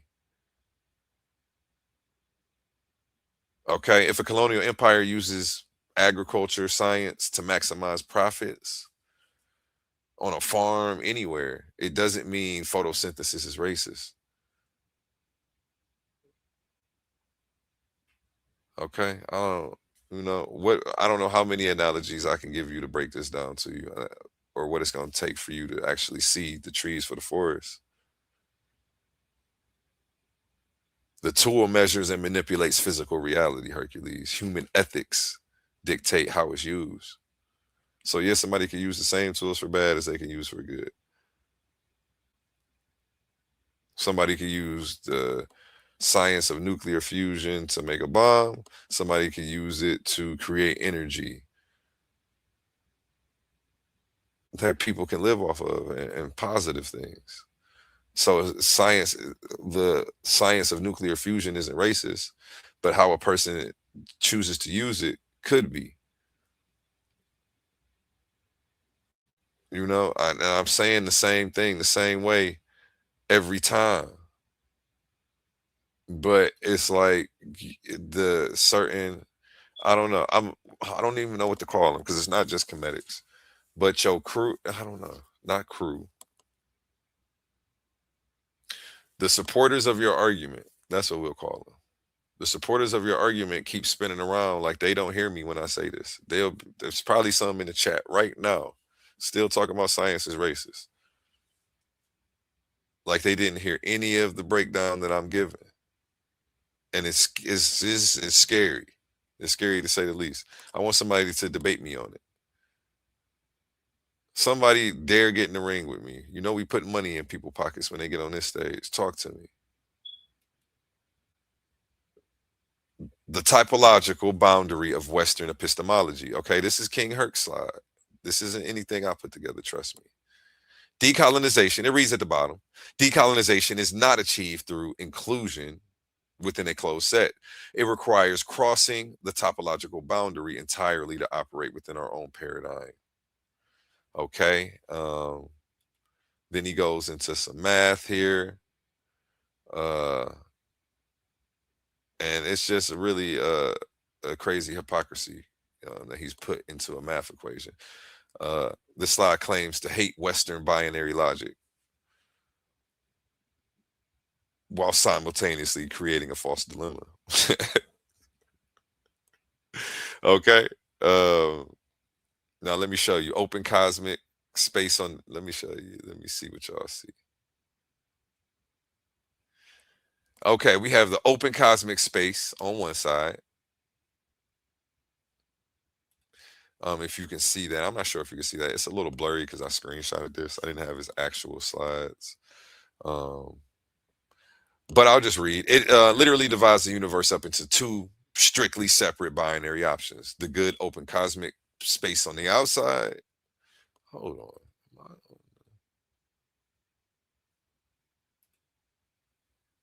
Okay, and the bad closed Western set on the inside. Closed Western set. Okay, there we go. It claims to champion a trivalent continuous field, which is what the slide says, but it forces you into a rigid binary choice to accept his argument, which he keeps putting on the table. If you don't buy into their cosmic space, you're locked into a box, literally, as you see on the screen. By forcing this absolute dichotomy, Hercules completely surrendered to the exact binary thinking that he's trying to critique throughout the presentation, Well, not throughout the presentation, but on a few of the slides toward the end. So yeah, this didn't work either. And that's what I'm reading from right here. If distinct historical paths land at the exact same destination, the truth is not relative. It proves it's universal. Let's get into this. Obendi theory. The theory that Obendi maintains that there is no such thing as an autocratic way of obtaining a given scientific knowledge. Many and different hypotheses can be raised, which can individually lead to the same result. My bad. This was for this slide. Obendi states that diverse people, diverse cultures, and different researchers can obtain the same scientific truth or knowledge in different ways. Thus, explanation in African science is relative to people, culture, and the individual researcher. Obendi discourages fixed rules that tend to universalize certain methods of operationality of science. Again, a bunch of heavy philosophical language to try to make you think that they're landing a point, but this is racist science packaged as defending or fighting racism. Yeah, this slide starts off fine at first, then it jumps off a cliff. Hercules, why you jump out the tree like that, brother? The author, whoever came up with this quote, states that diverse people in different cultures can arrive at the same scientific truth using different methods of hypothesis. Okay, great. But then look at the absolute non sequitur fallacy in the next sentence. Thus, explanation in African science is relative to people, culture, and the individual. Hold up, Hercules, or hold up whoever came up with this quote that Hercules is flaunting around trying to use to prove his point, because it literally just said everyone is arriving at the same scientific truth. If two different people take two different paths but land at the same exact destination, the destination didn't change. Okay?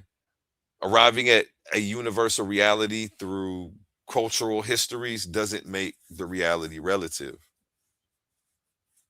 So just because an African use an African way, they don't make it relative. Hercules, is this making sense to you? It proves the exact opposite.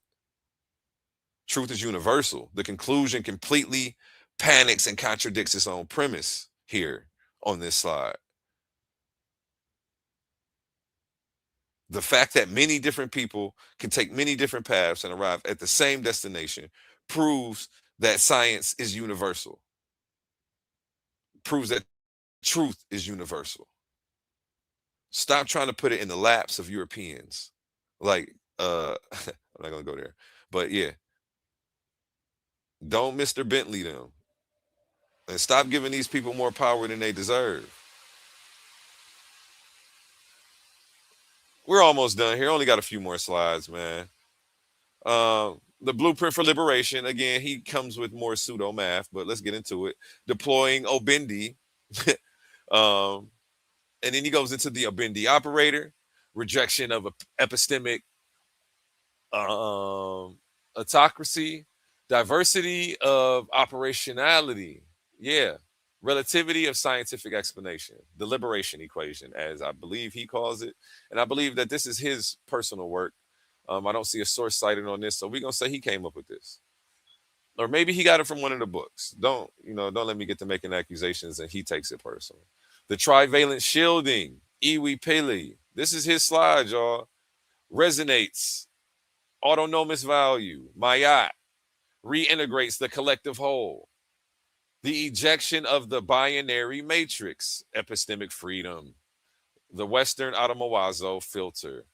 Okay, so he didn't come up with this. This is from that book, but I think he put a nice slide together for them that they never made. Is reduced to an impotent external variable. So I guess this is his tool for liberation, where he wants to reduce Western science to an impotent external variable. Very strange language. I don't know if anybody else peeped that. Hercules, what's going on here? What's going on here? I'm just checking ahead to make sure I know where I'm at. How do I want to address this? Claiming to execute the ejection of the binary matrix by setting the Western automawazo filter to an empty set. Again, more pseudo math that you just came up with, or that you're implementing. I will say, maybe you didn't come up with it, but you're implementing it and spreading it around the community. This is pseudo. Where are the pseudo killers at when you need them? I think they really been on your heels, but I got to you first. Got to be quicker than that. He set this out there for me. You know, I'm going to get him. Okay. You're using European mathematical notation, Greek variable letters, and Western set theory notation to write an equation that claims to destroy Western epistemology. The irony here, Hercules. And we need to talk. We do need to talk. If Western logic and math are what did it say at the bottom? An impotent external variable? Why are you using their exact mathematical alphabet to craft your blueprint for liberation, bro? We need answers. Mr. Science is racist. We need answers. The people want to know. Everybody on Soneta's channel want to know. If Western logic and math are an impotent external variable, why are you using their exact mathematical alphabet to craft your entire blueprint for liberation? Oh, well, you know, I could be funny and say because you're practicing racist science, because that's what this whole presentation is. So you're using what they use because you think it's racist so much. I don't know. No, that doesn't. Still, the logic doesn't pan out on that. But this presentation is racist. This presentation is redundant. The word it's almost oxymoronic. You using their exact mathematical alphabet to craft your blueprint for liberation. I thought science was racist. Why are you leaning into it instead of? I digress. Okay. Let's get to the next one, man. I think that's just to make the people at home. I just hope y'all not falling for the trick because it looks fly. It looks dope. You know, if you're not a mathematician and you know Hurt goes by that under that moniker, you may think what he's saying is legit and this is some legit math. But this is literally a philosophical argument dressed up in an algebra costume. And it's not Halloween, Hercules. It's what? The 26th of July. You're early. Y'all early. Maybe y'all just, what did I miss in the chat, man? Who's waving a rainbow flag? Cosmon, I missed it, man. But anyway, you know, I hope you guys are enjoying the presentation. Chat probably is where the real show is at right now. But I'll continue. I will continue because I'm on your top, brother. Okay, this is another one he had in here. He brought sources. That's the only reason I wanted to dissect this, because I felt like him actually having source material gave this shit an air of legitimacy that it didn't really deserve. I won't say deserve, that it shouldn't have been walking around wearing. No, I'll say that. I'll say this argument was too cheap for the expensive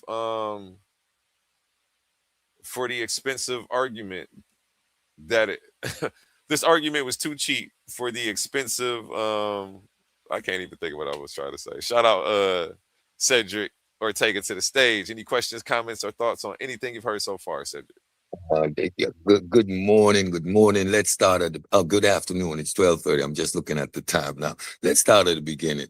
And if I'm up here, you know I'm up here because I'm supporting what you're doing, right? And let's start it off good. We ain't got no problems. All that back and forth is of the past. We on the same path, my brother. I So appreciate you. once we on the same path, I'm right here. So this is for you to know that I don't really take these net beats as serious and stuff. It's all part of what we do. So I take it all in stride. There is never an emotional attachment. Um, I'm gonna go have a drink with you. We're gonna have dinner. We're gonna have a conversation because again, we need to show the unity, right? So if we can go at each other with the memes and the thumbnail, we gotta let everybody know, like we really don't take this stuff seriously. I know Okay. you don't, and I don't either. But when it comes to this shit, when we on point, we on point. Now appreciate it. It's been a moment coming. We've done dealt with some of the claims that Hercules has been making. In my TED talks, I tend to build on the philosophy of science, so I don't usually tackle individual arguments, right? So I usually talk about the subject matter in a holistic sense. So this type of work is absolutely necessary. And for the last 24 hours between you and Humble, y'all been putting belt ties. Shout out Humble Mystic in the building, man. He did his thing last night, man. The community needed that. Yeah, man. Shout Because out Cosmon too, man. every point that you're making here is absolutely valid. And the overall argument, from a psychological perspective, because I know you're into psychology, when you focus on the thing you hate the most, you become that thing. Yes. The emphasis on this racism and it is to the point that a lot of us are becoming the things we despise. The terminologies we use, the attitude we take, the positions that we take, we resemble the worst aspect of the European that we talk about. Right? If you travel this world and you meet people, you're going to realize that human beings are human beings. We like Joe Bloke down the street who ain't got a job or just taking out the trash. The white boy I'm talking about. How is he part of systemic racism and oppression when you, Hercules, have the degree teaching math in the university? How do we justify these arguments? We're in an environment where I'm a biochemical engineer. You're a businessman. We're doing what we're doing. We have this platform to teach, and we're still maintaining an outdated racist concept. What does scientific literacy afford everyone that engages in it? It takes away these superficial ideas. It allows you to go beyond this social construct of race and realize that biology is biology. The math that Hercules applies is universal, regardless of where it's studied. The science that we use, like you said, does gravity automatically change once you reach Africa? Is there black gravity? Is there African gravity? So a lot of these arguments are downright silly and redundant, right? I can give you a tool. I can give you a machete, and you can go and cultivate a piece of land, right? Grow food and feed a population. Or I can give you that same machete and you can become Jason. Is the machete racist, dangerous? Or is it the one wielding the tool? Now, if you don't simply understand these philosophies,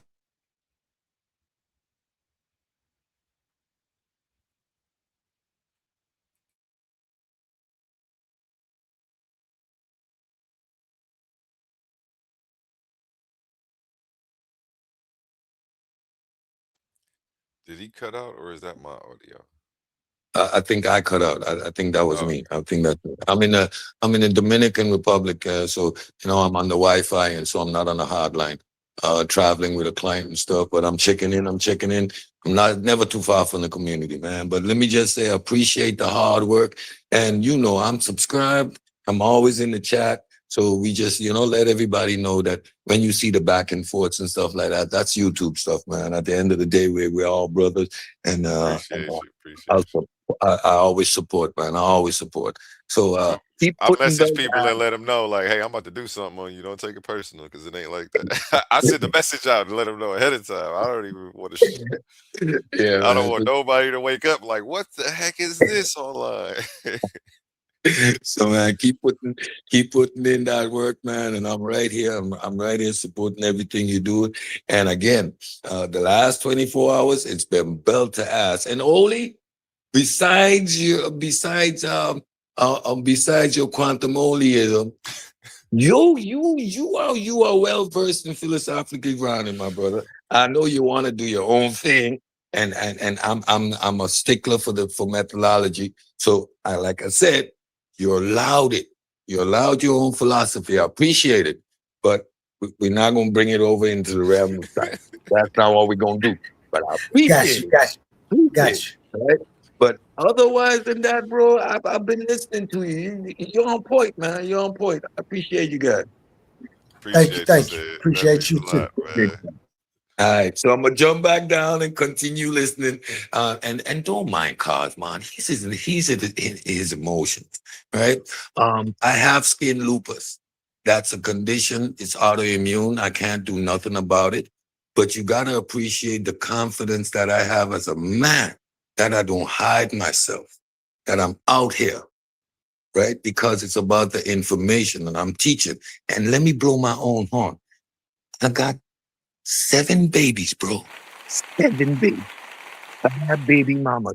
And 2 of them was post my disease, post my facial scarring. So in terms of gain, don't worry about me, Cosmon. I'm good. What you gotta do is get your intellect up. And peace to the chat. Peace to everybody in the chat. Peace, Titan family. You know, we appreciate everybody who's tuning in. Appreciate you, said, man. Kind Yeah, words from let's the elder go. today. Let's I know go. you've been doing this a long time, so that means a lot. Yeah, man. I mean, I don't see when you come into the YouTube arena, I come in on an even playing field, right? You're not supposed to enter an arena where you want to participate and pretend that you're superior. Or yes,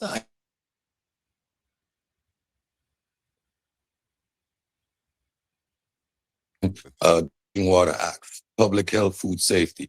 I've been a stage actor for 20 plus years, right? I come into this arena with my own weight already. But you come in humble and you grow with everyone because I wanted to contribute to developing this space. And eventually, your intellect and your experience is going to show for itself. But I don't ever need to toot a horn, right? Because we are all equal in this playing field. And each person has their strengths and their weaknesses, and that's how we grow and learn. But this thing about that pretending you're better than people and stuff like that doesn't take us anywhere. But I appreciate the recognition at the same time, my brother. Appreciate it. Appreciate you, brother. Appreciate you. I'm gonna jump down and continue watching. Yes, sir.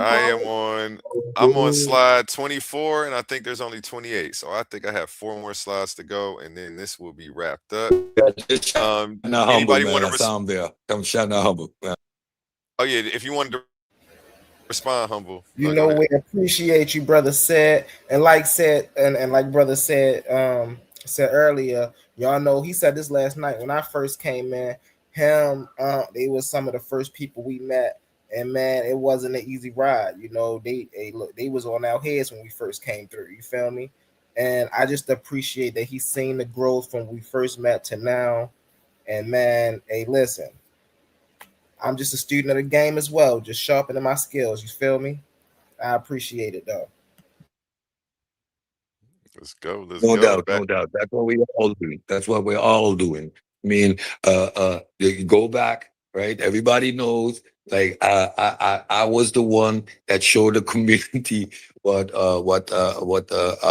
not ghost quotes, but when you're preparing your slides, it's simple things like quotation marks, and you know what I mean. So we all make the mistakes, but it's just stay the course and do what we got to do. And now look at the quality of presentations that we're all doing as a community, bro. Not Yeah, the just game individuals, stepped up. as a Yeah. community, I bro. want to really Community fast, stepped up, bro. if I can. Me and Said actually developed a lifelong joke, right? Because of how we first met. Metamorphism. Said Pokemon. the Pokemon. Oh, it's funny. I appreciate you all. Yeah, man. All right, I'm gonna drop down here. I'll keep building. Appreciate you, man. Have a good day. Have a blessed day out there. Okay, back to putting belt to ass. You know what I was doing. This is King Herc slide 24 that I got. Again, I didn't get all the slides. A few of the first ones were definitions. This book is titled White Racism, a Psychohistory by Joel Koval. Okay. Joel Koval defines racism as a deeply embedded behavioral matrix that operates far beneath simple conscious prejudice. Koval argues that racism is not an incidental cosmetic flaw on the surface of Western history. Rather, it is built into the very character structure of Western civilization itself. Pretty bold claim. Something I hear floating around the community quite often. I'm not sure if Joel Koval is black or white, but let's get into the claim itself. Okay.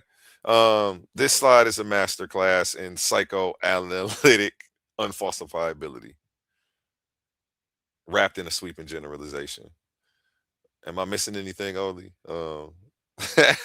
What other fallacies is this committing right here? He's treating an entire hemisphere of human history like a single patient on a psychiatrist couch. First, it relies on total unfalsifiability by defining racism as an invisible behavioral matrix operating far beneath, what does it say? Conscious prejudice. He sets up a rigged game where no evidence can ever disprove this theory. How are we supposed to disprove that? Like, it's do you believe that honestly? In Western society, you like just said, the Joe Schmo taking his trash out. What does he have to do with institutional racism? Like, he works at Walmart. Like, come on. Like, we got to be for real here. I don't know. Again, I just believe that what Hercules is doing is responding to the atrocities that he's seen happen to us, and it's giving him this,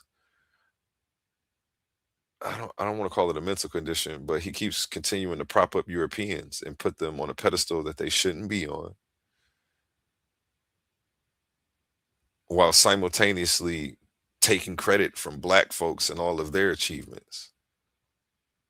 And I just think I don't know. I don't think he's doing it with ill intentions, but I just don't think it was thought out. I don't think it was well thought out, to say the least. I'll continue. Anyway, where was I at? If a society institutes overt racial laws. Oh, I was getting into the unfalsifiability of this claim. That's what I was about to do. Yeah, if a society institutes overt racial laws, it proves the point. If the same exact society writes a universal civil rights act into law and fights civil war to end slavery, Koval can simply say, but the unconscious matrix is still driving you. Like, race is driving everything. It's not. You people are just obsessed with it. Race ain't got everything to do with everything all the time, man.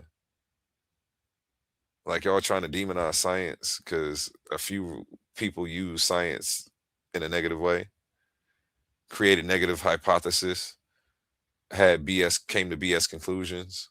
We end up catching that stuff.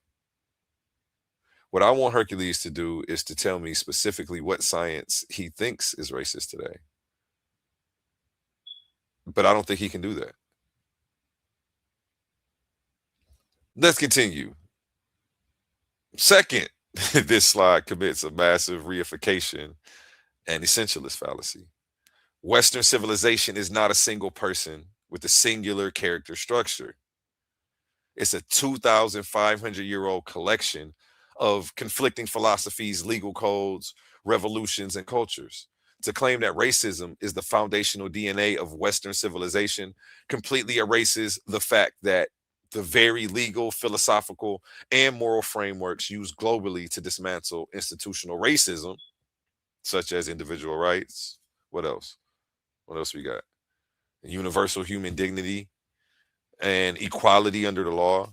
What else we got? Civil Rights Act. I can keep going.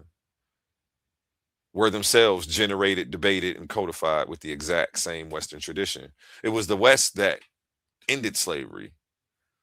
It was the West that created laws for human dignity. It was the West that gave people individual rights. It was the West that supposedly gave people equality under the law. Though we know when you get in that courtroom, things may be a little lopsided sometimes. But granted, where things came from, let's keep things in perspective. It was the West that did these same things. So again, this slide is fallacious on its face. Treating a complex historical continuum as a monolith. How can I say it a better way? As a monolithic psychological problem. That's not historical analysis. Okay. It's just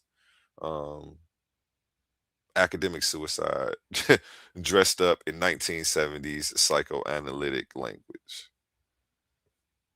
You see that? What's this? Psycho history. Who writes this stuff? And who gave you this book, Hercules? I've got questions. I know who wrote it. How did you come onto this material? Now I want to talk to your boss. Who was the person that found this interesting enough and believed in it and gave it to you? Because I want to see how deep this goes with them. Is like, if possible, I think we can have an interesting discussion, all three of us. If prejudice is baked into the very character structure of civilization with no way out, then reform is impossible. So making this argument is a waste of time. Yeah. Let's get to the next slide. Again, this presentation, while it looked great, it looked amazing, I think it lacked what it needed to prove the resolution, I should say. I don't think you proved your point here. I think this was heavily fallacious, and careful. Careful is the wrong word. I think the people who are under the spell that you may be correct based on the evidence you presented that day need to be studied.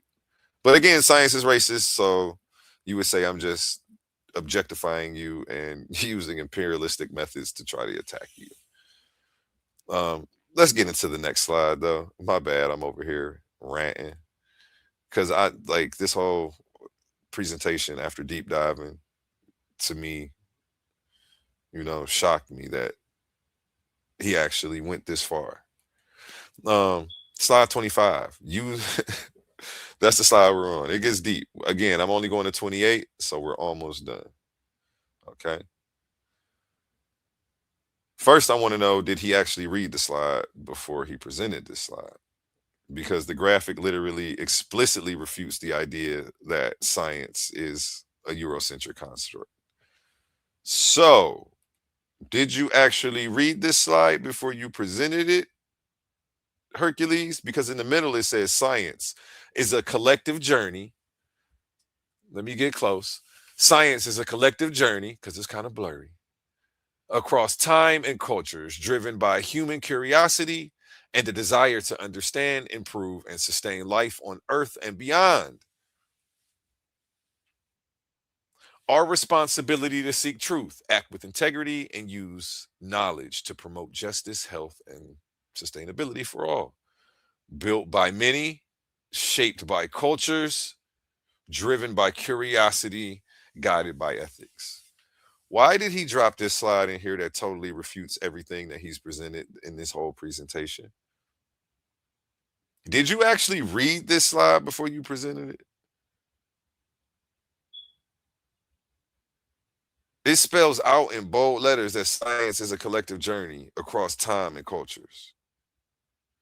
This graphic explicitly highlights what I brought up earlier, the Islamic Golden Age, ancient civilizations, global collaborations. You brought an infographic that celebrates multicultural human achievement to a debate stage where you're trying to prove science belongs exclusively to white colonizers. Black folks ain't got nothing to do with science at all. And I know you don't agree with that because you even mad that they call in what they was doing proto-science.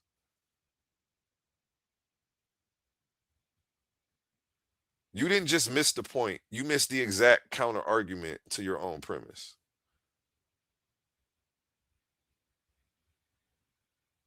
Hercules, I think what you're doing is confusing historical geography with empirical truth.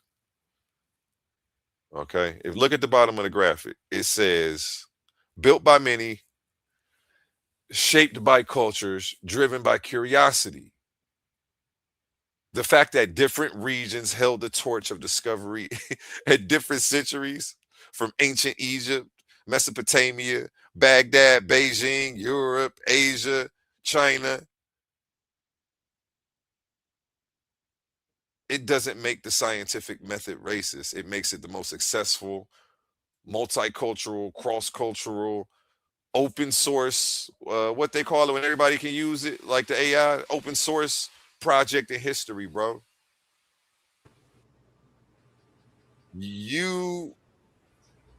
I don't know. Because even with the truth in your face in your own presentation, you choose to ignore it. And somehow you talked over this, further asserting the point that you believe science is racist. Two concession slides that you put in your own presentation, which blew me. This doesn't help you. Claiming that a methodology, what's the word I'm looking for? Exclusively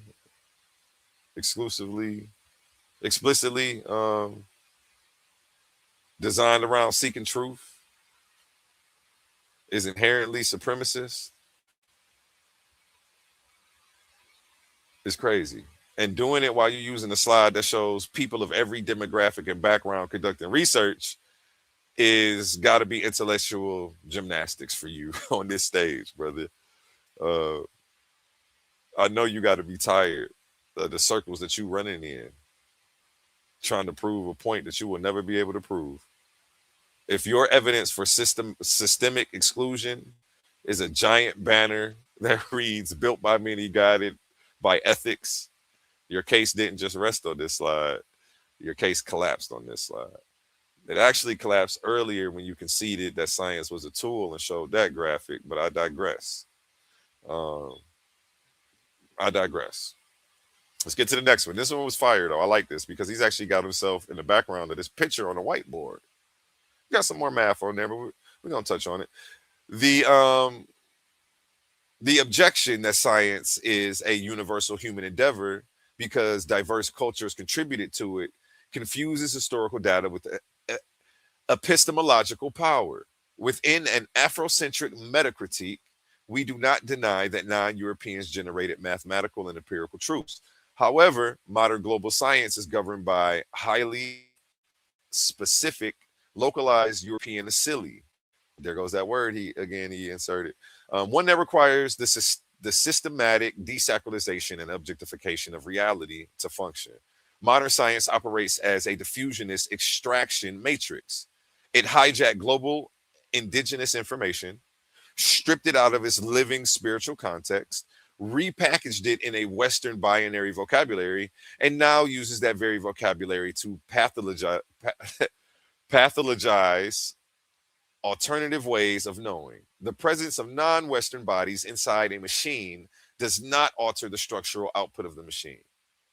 True universality is not found in forcing the world to think through a provincial, provincial. I put two C's in there. Provincial. I can't get it, man. I feel like I ain't gonna say. I almost quoted somebody who studied. Yeah, provincial European filter. It is found in reclaiming the pluralism, obindi, allowing diverse cultures to map the cosmos through their own sovereign paradigms. Again, man, brother just wants to be overly Afrocentric for no reason, bro. It's time to let this stuff go. It's old and outdated. A bibindi, a bidin, a debindi, however you say it, bro. It's time to let it go, bro. It's 2026, bro. It's 2026. And this slide right here is a massive contradiction. Brother, you the elder. You're supposed to be able to see this. I'm the young. I'm not the elder. I'm the younger. I'm supposed to be coming to you for the guidance, but I feel like you need me for guidance. Don't take that personal. Please don't take that personal, Hurt. But I genuinely feel like I need to get you together. Okay? This slide attempts to dismantle the validity of modern science while desperately standing in front of a chalkboard full of it. If you see the background picture, the visual irony stands out more than anything. Again, him continuing to do the same thing throughout this whole project. From the title slide, when he put his Bachelor of Science credentials next to his name. The science that he claims is racist, the science that he wants to use to validate who he is and giving this presentation. The text claims that global science is an oppressive, provincial European filter that pathologizes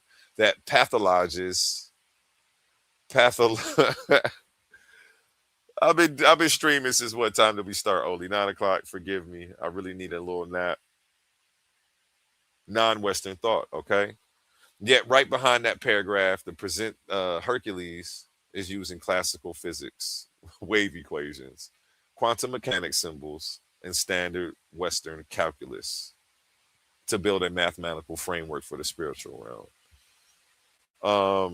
I think he wants us to go back to rituals and shaking up chicken bones before we do our math. I don't know. I don't get it, and I'm confused, Hercules. You have to make this make sense. If Western science is so toxic, if it's a localized extraction machine, why are you dressing up your whole presentation in the framework of Western science and mathematics? Why are you dressing up your whole this whole spiritual presentation in the exact equations that mathematics and science use to try to make your stuff look legitimate? You can't declare this stuff inherently broken while trying to rely on it to get your validity and have people take you serious. Prove your soul and your morals exist and denounce it completely and don't use it.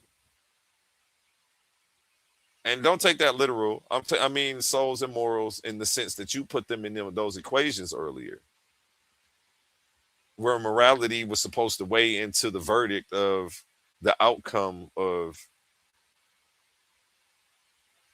some form of scientific method. You try to insert in moral code and moral standards into the scientific method, bro. It's got no place there, bro. You tripping, bro. This slide was fired up. A powerful quote if you're trying to actually push scientific racism. This quote is actually pushing scientific racism. It's not fighting against it. And Hercules doesn't get that. He doesn't get that he's the scientific racist. He's trying to call everybody else scientific racist.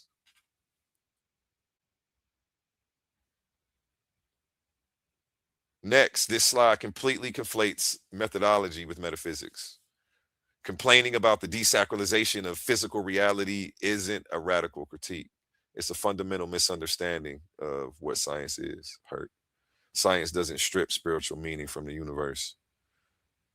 It simply measures physical mechanisms. It tests things. It tells us what is repeatable. That's all it does. Science is a bridge that brings cultures together. And you're trying to assert it as one that's it's been used to break us apart. People have tried to use it as a tool for that. But it's also been used as a tool to bring us together, to save lives. And it's like you want to take away from all of that, while simultaneously not giving credit to none of the Black contributions. And I have a problem with that. A bridge holds weight because of structural engineering calculations, not because the architect's spiritual paradigm, Hercules. An antibiotic neutralizes bacteria through cell biology, not your cultural worldview, my nigga. Excuse my language, homie. Excuse my language. Let me see if what slide is up after this, or is this it? Okay, no, he got like one more. So yeah, stripping away subjective dogma so that tests can be replicated by anyone, anywhere, isn't European oppression. Stripping away your subjective dogma, Hercules. Stripping away all your spooky spiritual assumptions so that tests can be replicated by anyone, anywhere on the globe is not European oppression. Because your whole thing is spread through colonization. This is not European oppression, bro. The scientific method and us being taught it in high school is not European oppression. Who we got to the stage? We got Tahuti Afar. Shout out to Hootie. I'm almost done, Tahuti. I'll give you the floor for as long as you want. As soon as I wrap up, I got 2 more slides. Yeah, I was saying that stripping away your cultural worldview, your subjective dogmas, your personal ideologies, so that way tests can be replicated by anyone, anywhere, is not European oppression. It's the exact reason that my computer is working right now. It's the exact reason my headset is working right now and y'all can hear me. It's the exact reason the screen is working and I can read this presentation. So, like my motto says, tighten up. This slide was very nice. The graphics are amazing on this one. Shout out to you. Let me go ahead and read this. The foundational axioms of African traditional systems, the roots of African knowledge that give rise to African theories. Okay, we have the Ubuntu, the Iwi Pele, and Mayat. Ubuntu, I am because we are. Our humanity is interconnected. Compassion, respect, dignity, and mutual care guide relationships and knowledge. The Iwi Pele, the world is our home. We treat the earth with reverence and sustain it for the future, for future generations. All of this stuff is stuff that I feel like it's an appeal to emotion because he knows that we all love these things and this is what we want. But somehow he's tried to make us feel like we have to make a choice between accepting your modern science and these things. And it's a false dichotomy, and it's some of the most dangerous brainwashing that I've ever seen for anybody who I feel like falls for this. We have Mayat on the end: truth, balance, order, justice, and righteousness. Sustain the cosmos and human society. We commit to ethical living and right actions. Okay, 3 axioms. 1 cosmic order guiding all knowledge and human endeavor. African theories, holistic, contextual, dynamic. Okay, y'all get the point. This was a nice slide. The graphic is visually fire. It represents moral philosophy, but trying to use it as a substitute for the scientific method won't work, Hercules. It's like trying to use a cordless phone as a compass to navigate on the ocean, brother. You can't do it. iPhones have compasses. I said a cordless phone, no. Okay. First thing he's doing is confusing how we should live with how the universe actually works. Let's look at Ubuntu over here. Let's look at them all. Ubuntu, interconnectedness, Aweli Peli, ethical stewardship, Mayat, justice. These are all beautiful, necessary principles if you're trying to build a healthy society. These are all beautiful principles if you're trying to build a healthy business. These are all beautiful principles if you're trying to build a healthy intellectual platform on YouTube to connect with the people. But nature don't care about human ethics, Brody. Gravity doesn't ask if you have good character before you fall off the ladder. A bacterial infection don't care about my yacht before it hits your bloodstream. Moral axioms guide human behavior. The scientific method reveals physical reality. Um, I don't know. I blame the public school system for for this presentation. I don't know. I blame the school system for this.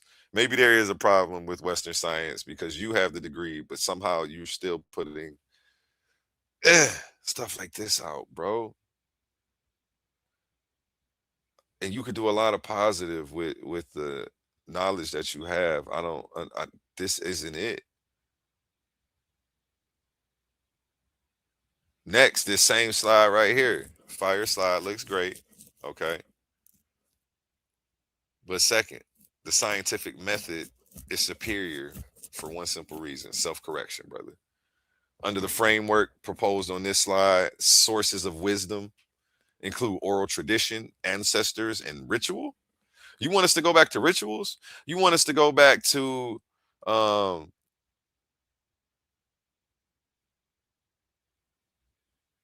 shaking chicken bones? And I'm not feeling it.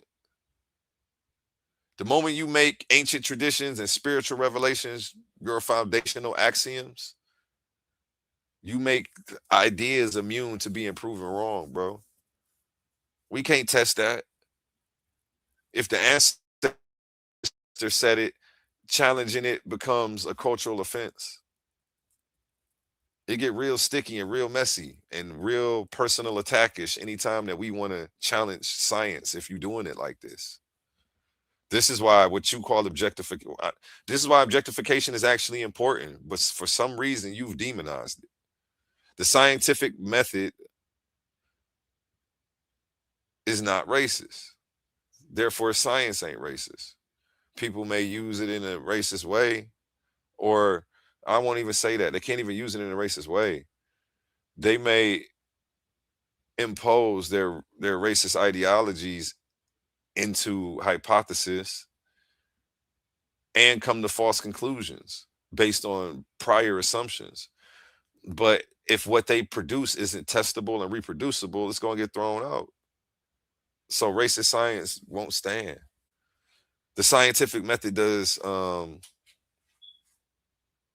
the exact opposite of what he's trying to say should be done, which is um, include oral tradition, ancestors, and ritual. The scientific method does the exact opposite of this. It don't care who your ancestors are. It don't care who your culture is. It don't care how spiritual you feel. It don't care how Afrocentric you claim to be while simultaneously giving all the credit to white folks and giving none to black folks. The scientific method don't care about none of that. It relies on hypothesis, testing, peer review, and empirical evidence. Can your results be reproduced? So throw out whatever ideologies and prior ideas you had. Throw out your traditions. Throw out these rituals you want us to. What? Now, all that sounds emotionally satisfying. It sounds real poetic, but your experiment's going to fail, bro.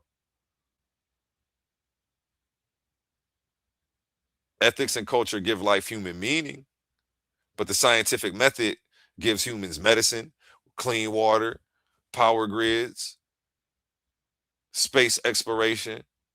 That's up for debate. Sea exploration, knowledge of the human body. Like the evolutionist said, All the a black person organs and a white person organs work the same.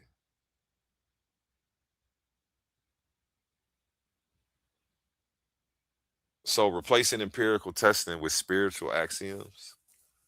Are you serious? This doesn't liberate knowledge. It traps knowledge in another dogma. That's what you're doing with this slide right here. The grand concession. This was actually for which slide?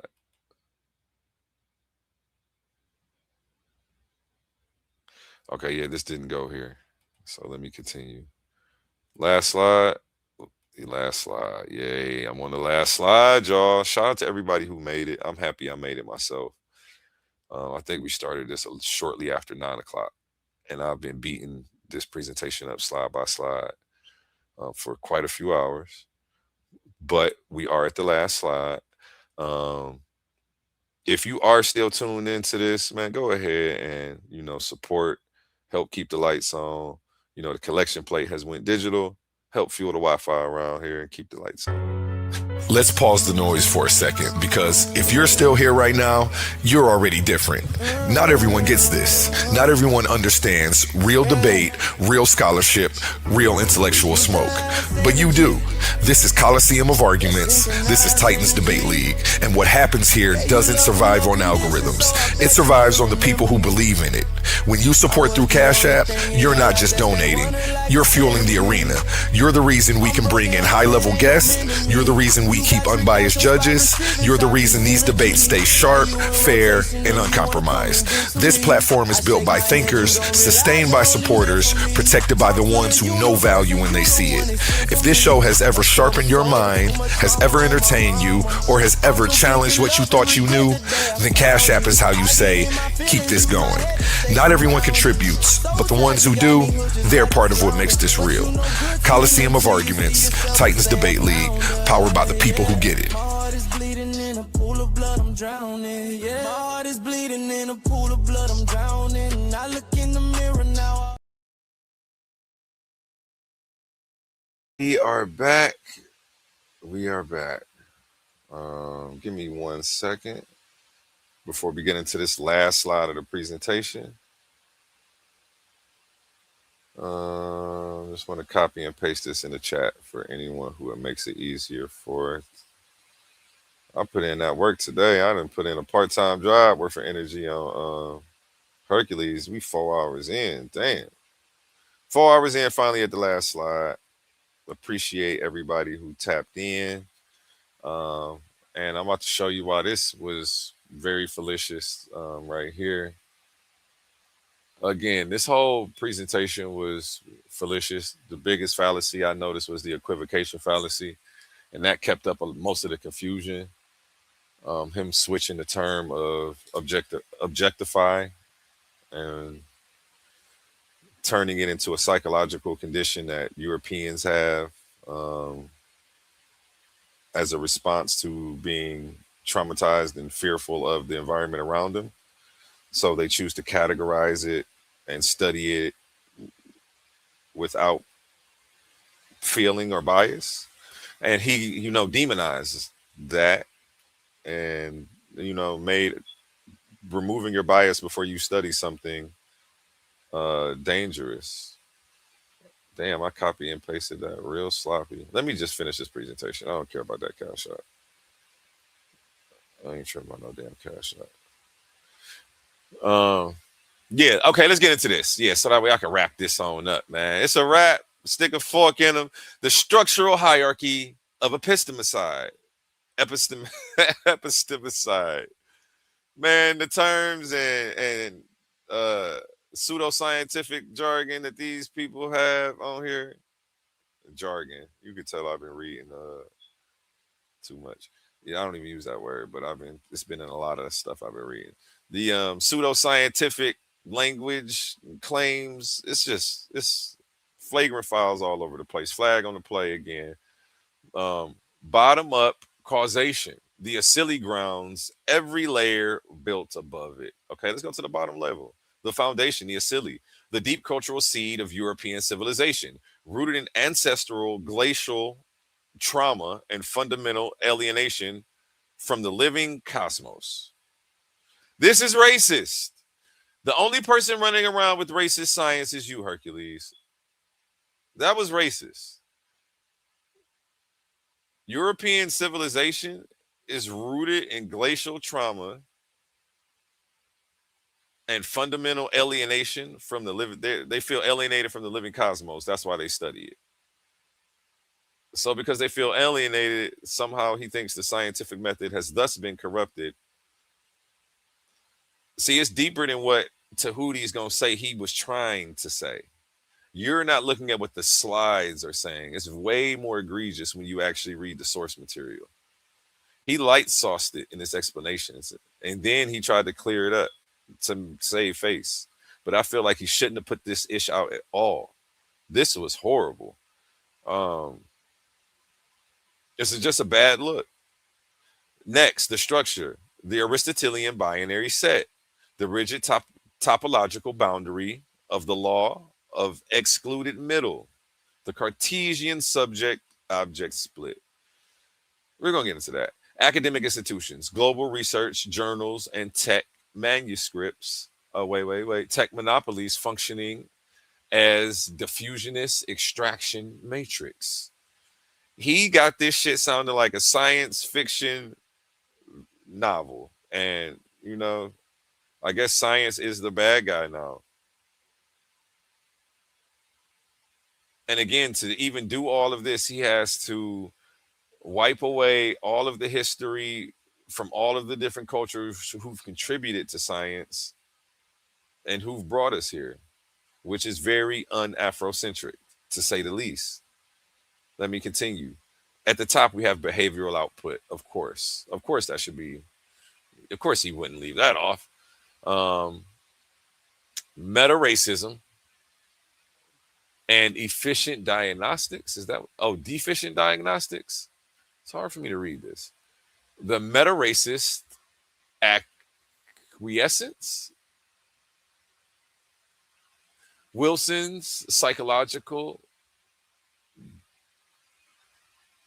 defect modeling, institutional achievement gaps. Okay.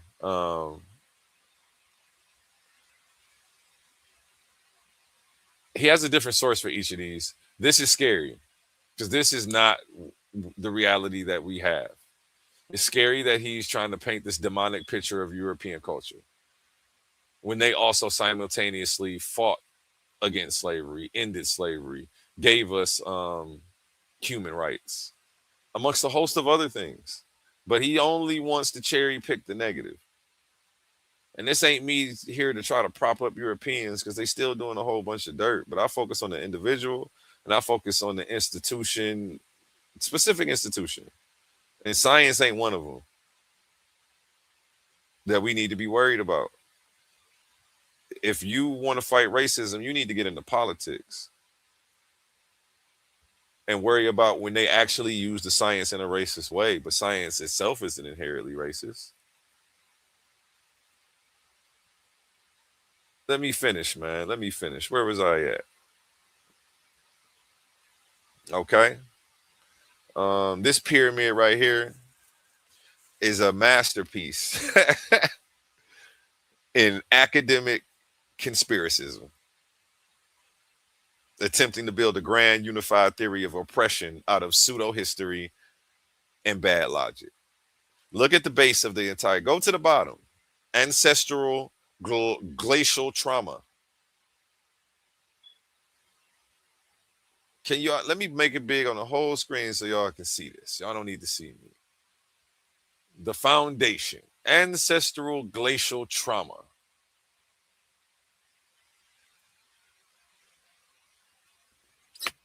Yo, A1, I'm gonna hop off for a second. I got a visitor, but I'll be back. Yes, sir. Yes, sir. This is my last slide, so I'm wrapping up, but I'll still be on here for a little bit. Go ahead. Yeah, I'm still on beat. Tune in. Okay. All right, peace, bro.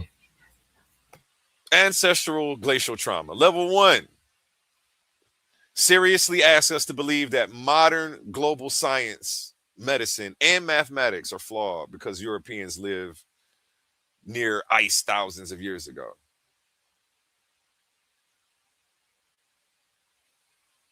Why did you throw the glacial in there? I'm joking. That's a joke. But come on, bro. You know this is some comic book type stuff. You building a 4-story theory on speculative psychoanalysis. This isn't a critique of epistemology. This is this is you telling a story about a comic book villain. Granted, some of the stuff they have been villains throughout history, but science, no. You've given them way more credit than they deserve, and you're putting them on a pedestal that they shouldn't be on, while simultaneously doing the most un-Afrocentric thing you can do, forgetting all of the contributions that Black people have made specifically, as well as other cultures around the globe throughout history, before your whole European conquest and colonization. And again, like I go over the Shango Bone, I go over how when they built earthquake-proof structures, they weren't using a European racist system. They were using logic, rational thought, observation, and testing, and repeating what worked. The method works, bro. The method's been here. The method's universal. Stop trying to give Europeans the credit for it. This slide right here attacks the very rules of rational thought to protect itself, though. That's the funny thing. Level 2 claims the Aristotelian logic and binary truth are tools of epistemicide.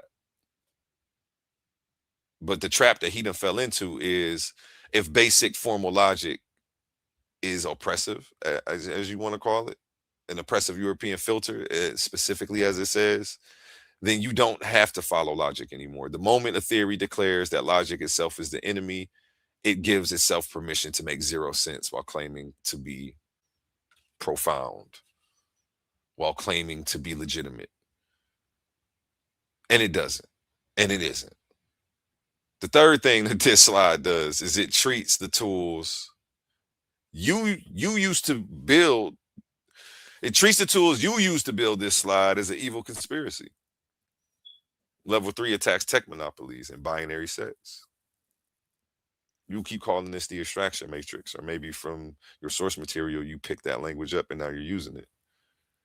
But yet the computer generated this graphic, the display showing, y'all can hear my voice, and y'all maybe how many miles away? The software is rendering all of this. The chat's working exclusively on that exact Aristotelian Aristotelian binary set that he's talking about. Ones and zeros, baby.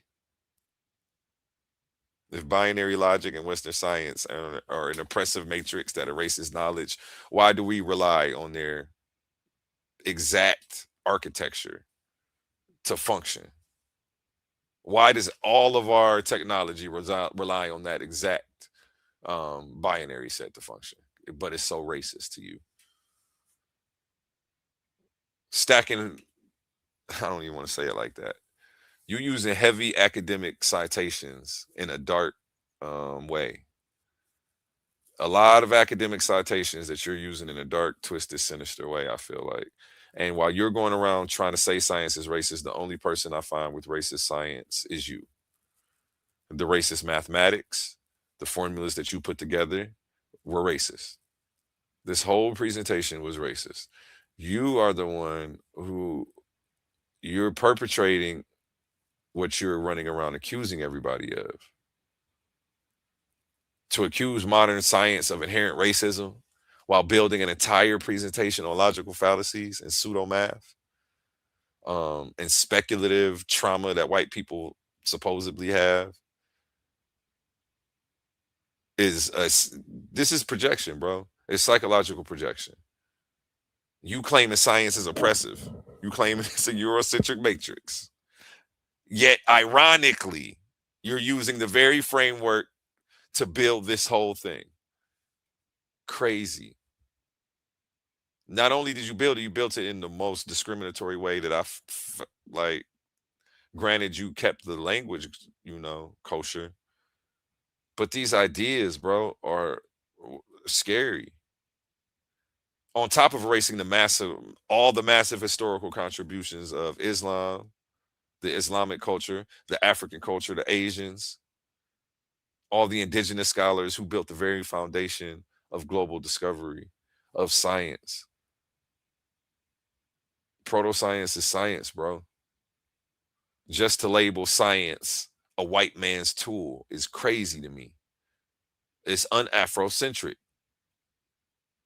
Stop trying to label science a white man's tool. Stop trying to label science racist, because you keep putting it right in white people's lap like they own this, and they don't. Modern science is everything that this presentation is not. Modern science is strictly objective. This presentation isn't. Modern science is self-correcting. This presentation isn't. Modern science is completely indifferent to human identity or geography. This presentation isn't. The scientific method don't care about your race or ethnicity, bro. It don't care about who your ancestors is, hurt. They don't care about your personal feelings. Science does not care. Science don't give a F. A bridge holds weight because of the physics. A vaccine works because of biology, regardless who runs the test. I can't even believe I'm having this discussion with somebody, my elder.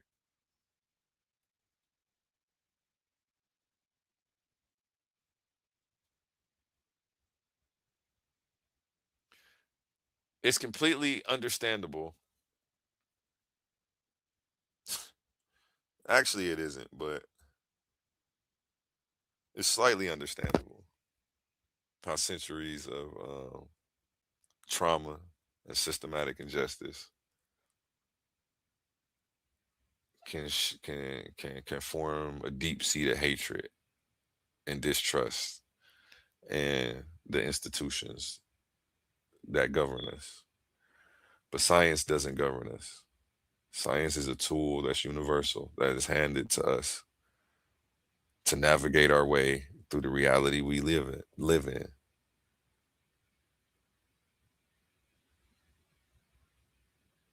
Weaponizing invalid math symbols, weaponizing science, or trying to accuse people of weaponizing science and declaring basic logic an enemy doesn't liberate anybody, Hercules.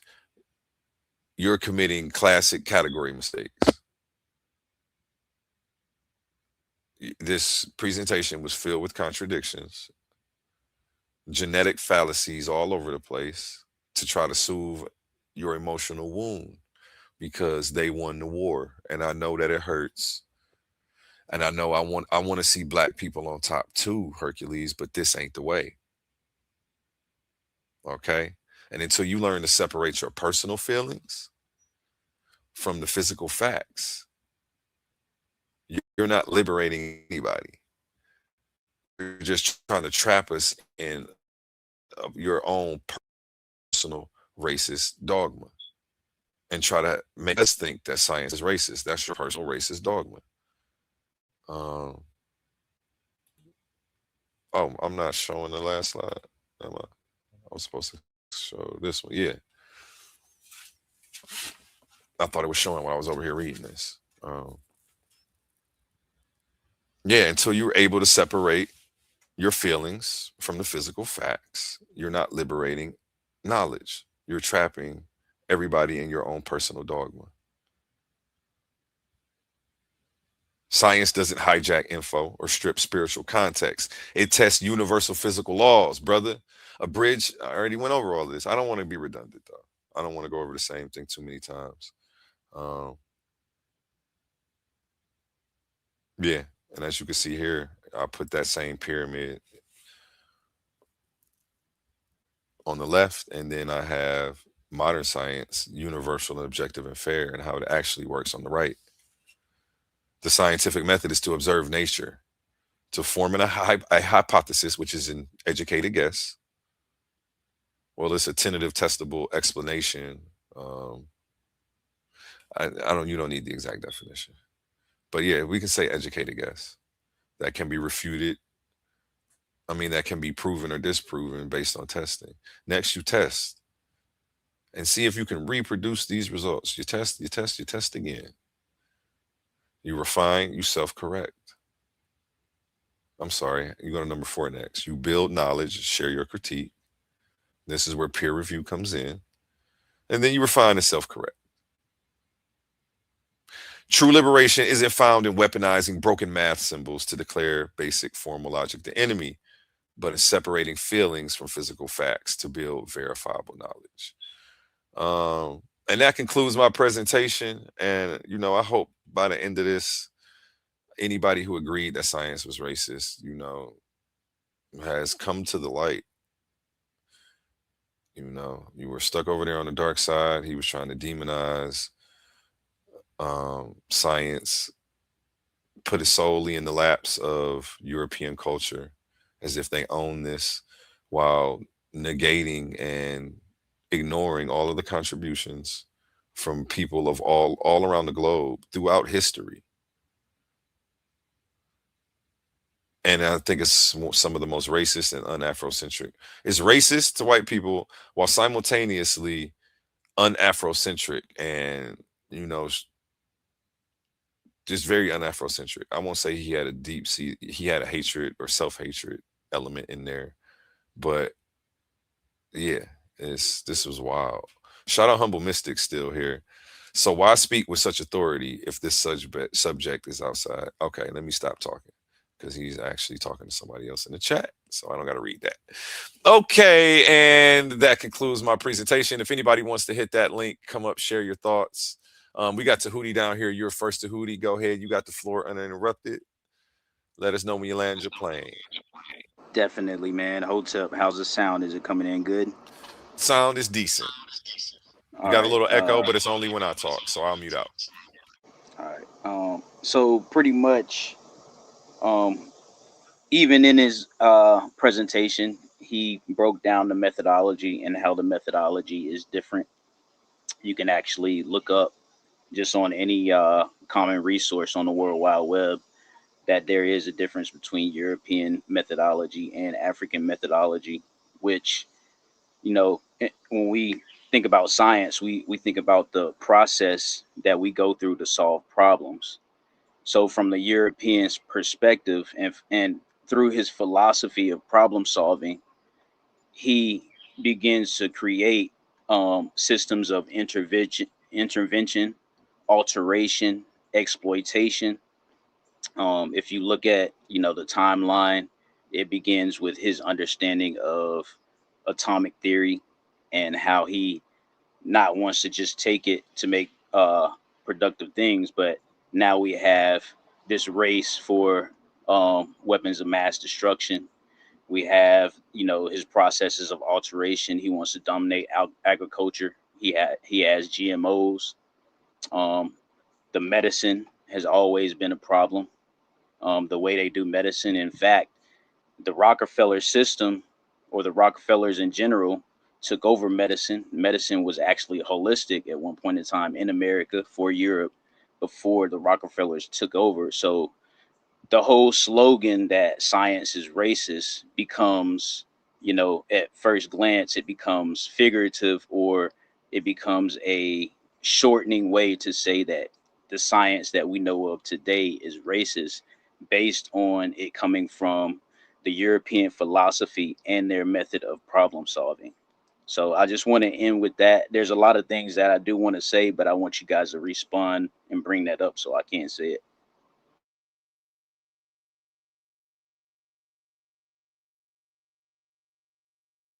I just I first I want to say shout out to A1. That was a wonderful presentation. Very informative about different views. And like Tahuti said, seems that Hercules in his presentation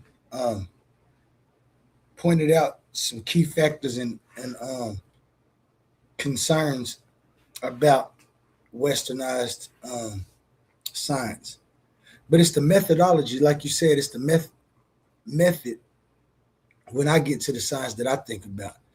And to Hootie, I asked this the other day. I don't think you was here, so maybe you can answer for me. Can you give me like I know what we call or what you would call the Western scientific method, because I believe that you guys are saying that that method is what's racist, and that Africa has a different method. Can you please describe or prescribe that method to me? Like I'm just now learning the African scientific method. What's different? All right. So a good example is that African science studies nature and encompasses or includes natural processes that already exist into its problem solving, whereas the European has to have a way of controlling it, altering it, and exploiting the masses so that it succumbs to its methodology. So a great example is the Europeans are in lab, they're in the labs. Africans are out in the real world just doing nature. So an example of that is when the intervention and alteration is successful based on European methodology, the hypothesis is proven. But when that alteration fails, it's only alleged that the method is impure. So that shows you that the problem or the process of problem solving for the Europeans, they only have one means of outcome. So that's the difference.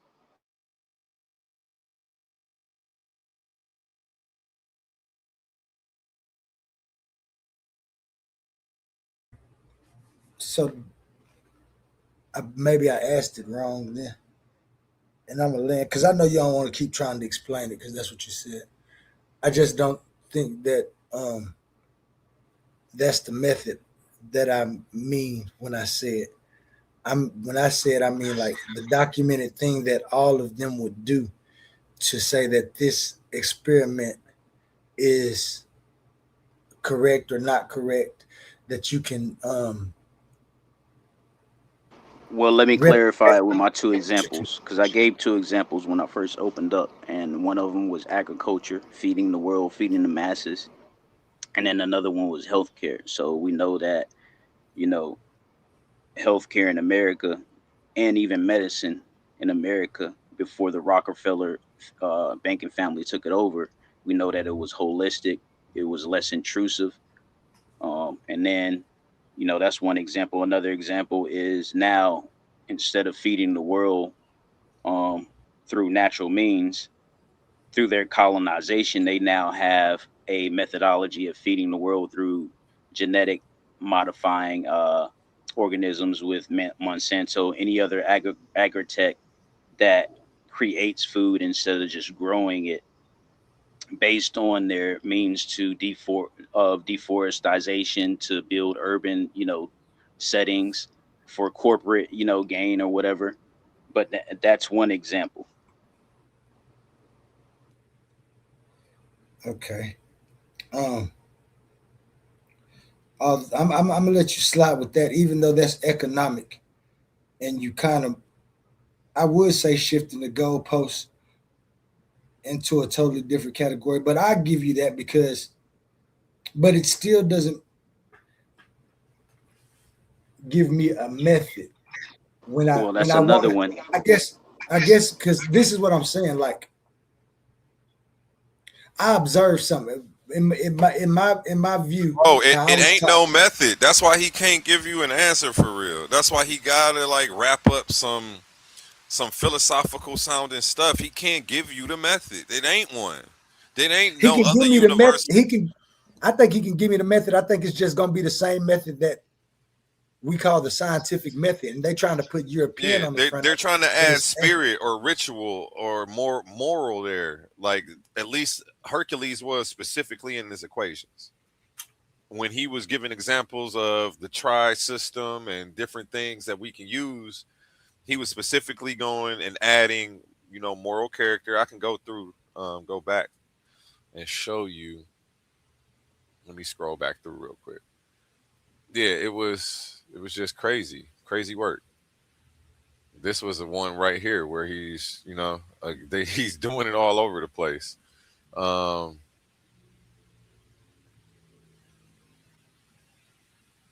Sorry about that one. That's not it. Where is it at? I got you. Yeah, go ahead though. Oh, But why you trying to? Yeah, why you trying to find it? The reason I asked that is oh yeah, because of here it this. comes. To Hootie, like me as a scientist, and then an African scientist as a scientist, not not economics, not social. Hold on, I got a phone call. I got to take this because I got to. Dang. If I may, um, I think what Tahuti and Quantum are talking about are the different methods that they have of doing quote unquote what you consider science today. Like European metallurgy was different than African metallurgy. You see what I'm saying? But the results of them doing metallurgy in their own unique ways was the same. They were still able to make copper, gold. They were still able to make infrastructure. They were still able to make weapons. So the result of how they utilize their methods ended in the same result, although they utilize two different methodologies. But both of Well, those let me methodologies can continue to be called science. It's not the science that is different, it's the method. right, but let me say this though, since you brought up metallurgy and Mhm. particles and stuff like that. So uranium and their whole entire need to split atoms instead of just utilizing it the way Africans did and understanding the universe. They now doing that to make weapons of mass destruction and have their energy source to become the dominant power in the world. Right. So now with the methodology, you still have a different end goal with your problem solving. So now your end goal becomes brutal and destructive, whereas the African end goal was to, educate people through science, through knowledge, and then that backfired. We know today that the process through Africans trying to spread that knowledge backfired because the Europeans used it against the Africans, and now here we are today. Mhm. Mhm.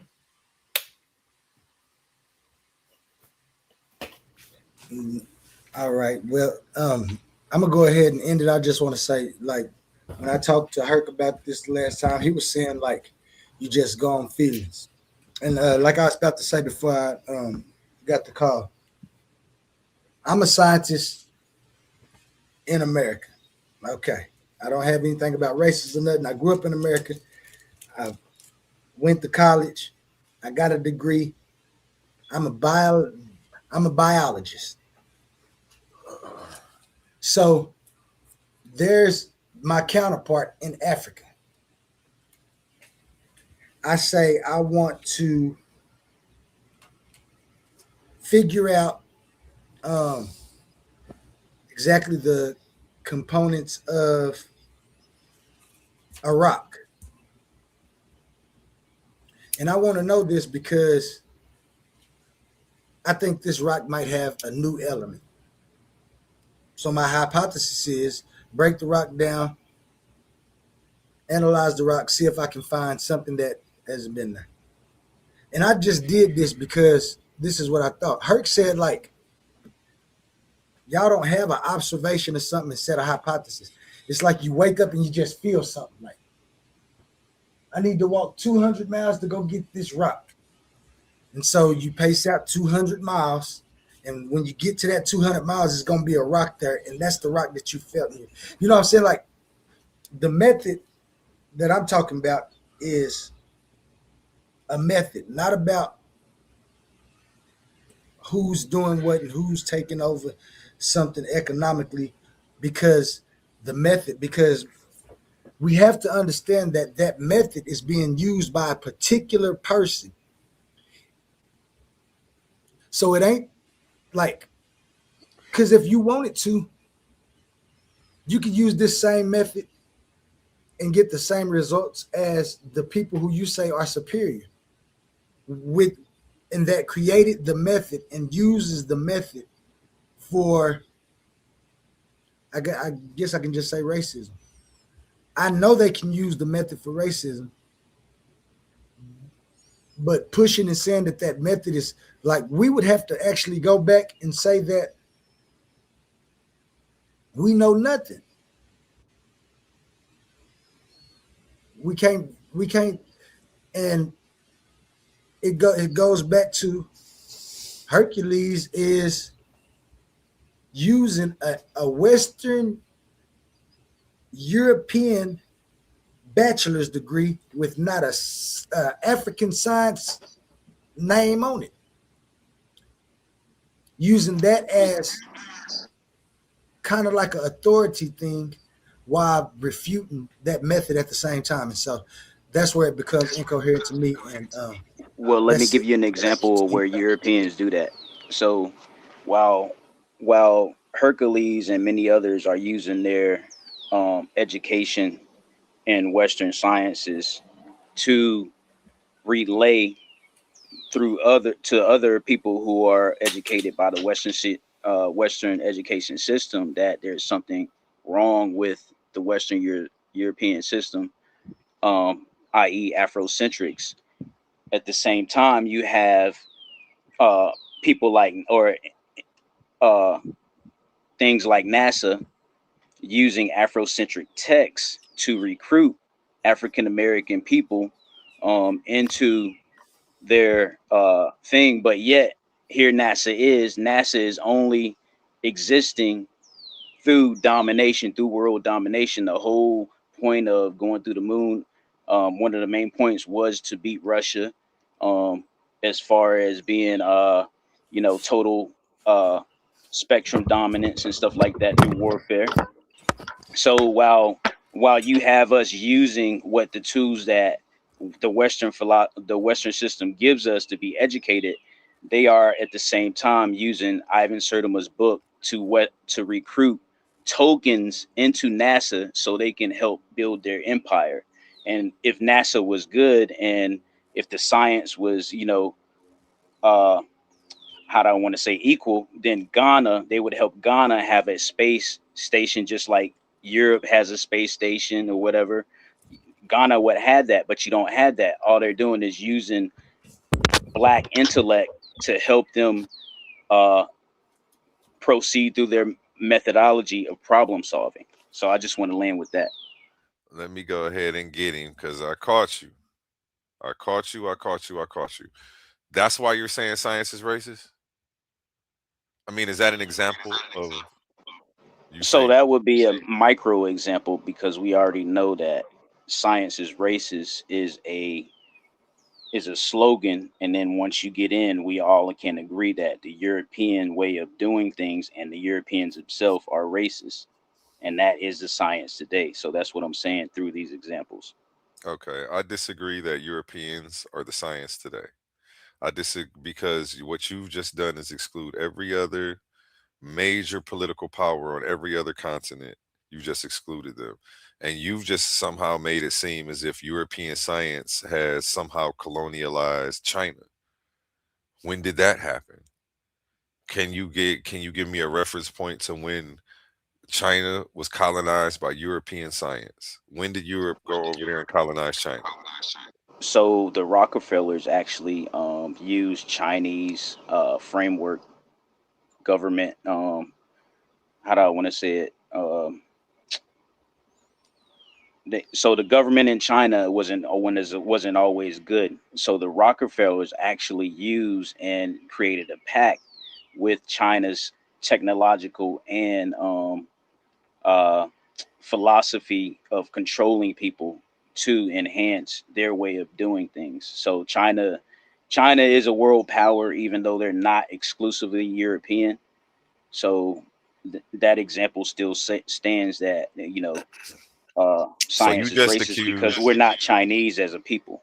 We're black as a people. So you just accused China of being bought out by the Rockefellers, which China has more money. I don't think the Rockefellers could buy Not them. bought out. I didn't say bought out. I said they made a pact and they They made a used the pact. framework of China's governmental controls mechanisms to implement that into the European control mechanism. So who is the science being racist to in China? Koreans? So so if you take a destructive framework and implement it into your American ideology, which America is based on racist tradition, you can use a non-racist government destructive framework to enhance your scientific racism or your racist and misrepresentative method to your problem solving. So you're So they just gonna done say a hit. whole bunch of fancy stuff and ignore my whole complete question. I asked you specifically because that sounded very sweet, but I don't need you to sweet talk me. I asked you specifically since they made a pact and they have racist science in China, who is the science in China being racist to? And you gave me a whole paragraph about nothing. Now I'm gonna ask you the same question again. Who is the science in China being racist to? Koreans?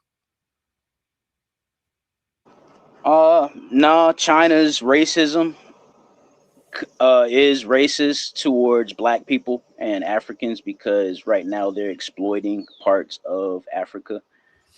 Hold They on. also have a history. They also have a history that misrepresents their African foundations for civilizations.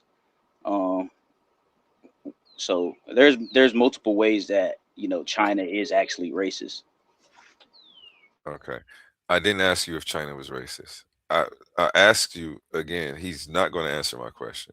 Then what he did was sidestep my question and gave an answer to something I didn't ask. He said that, well, I said, who is the science being racist to in China? He said, well, we know China's racist. They're exploiting Africa. It's racist to Africans and they're exploiting Africa. Them being over there exploiting Africa, taking the land and finessing them out of their land, that's economics and that's some geopolitical stuff, but it's not science. But again, he keeps pointing to instances of discrimination and trying to attribute it as science. He pointed out to an instance of discrimination. I think it's economic discrimination because he said they wouldn't help Ghana with their science, outer space like fun stuff. Lot has to fund that. And I think if they don't actually build up somebody else's scientific program, that we can't consider that scientific racism. Because regardless of the fact whether they give them funds, the math that it takes to get to the moon is the same. So the math would be the science, and all none of that's racist. You're it's a category error. And again, all of the fallacies that I brought out in this presentation, you're a walking, talking representation of right now, live in there. It's actually interesting to see. It's like you didn't care about me pointing out what was wrong. You said, fuck, F that, I'm still going to run with it. But it's instead of arguing with you, I just chose to point out what you're doing. So it's not like there's a dialogue back and forth about it. Like, no, it's this way. No, it's that way. You're not listening. Because I mean, I, I can't force anybody to have correct logic, but I can point out when theirs is faulty. But you got the floor. I'll mute out.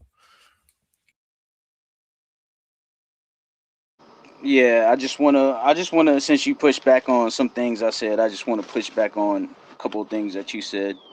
So you said, you know, the presentation part of much of the presentation was anti-Afrocentric, but then you go on to say that this Afrocentric stuff, which was science, pointing out the fact that science today is racist, is outdated. So I mean, that in of itself is kind of like contradictory. And then you later in your presentation you did pinpoint that it would be more true if Mansa Hercules reworded it. So, and that's why I brought up, while we see on the zoom out that the slogan "Science is racist" is, interesting, and it grabs people's attention. When we zoom in, we both and all agreed that, they have a certain way of doing things. They also, it can be said that while science in general is not racist, the people who are practicing in science and the authority figures that are uh, working in science can be racist. That's kind of the zoom in that we all agreed on. Whether I do my presentation with mathematics or I explain it with, basic analogies, examples in GMOs, the Europeans need to have weapons of mass destruction, things like that. And I just want to say I brought up the NASA thing to show you that that's a good example of, you say, science is neutral because we both use each other's things, whether we use English to, relate a problem. Well, NASA uses Afrocentric texts to recruit people into NASA that are black so it can utilize that intellect, which is another example of exploitation. Utilize African intellect so it can make this way to dominate the Cold War or be the dominant power when Russia is knocking at his door. So it's different forms of racism. The system's been sophisticated to where we know that they use empirics, but in the wrong way, to even tell you whether ancient Egyptians were black, or whether they were just African. So the way they use their science is misleading, which you can begin say, okay, now that we understand that DNA should be used in a more responsible way, they're using it in a less responsible way, which makes their science racist. That's all we're saying.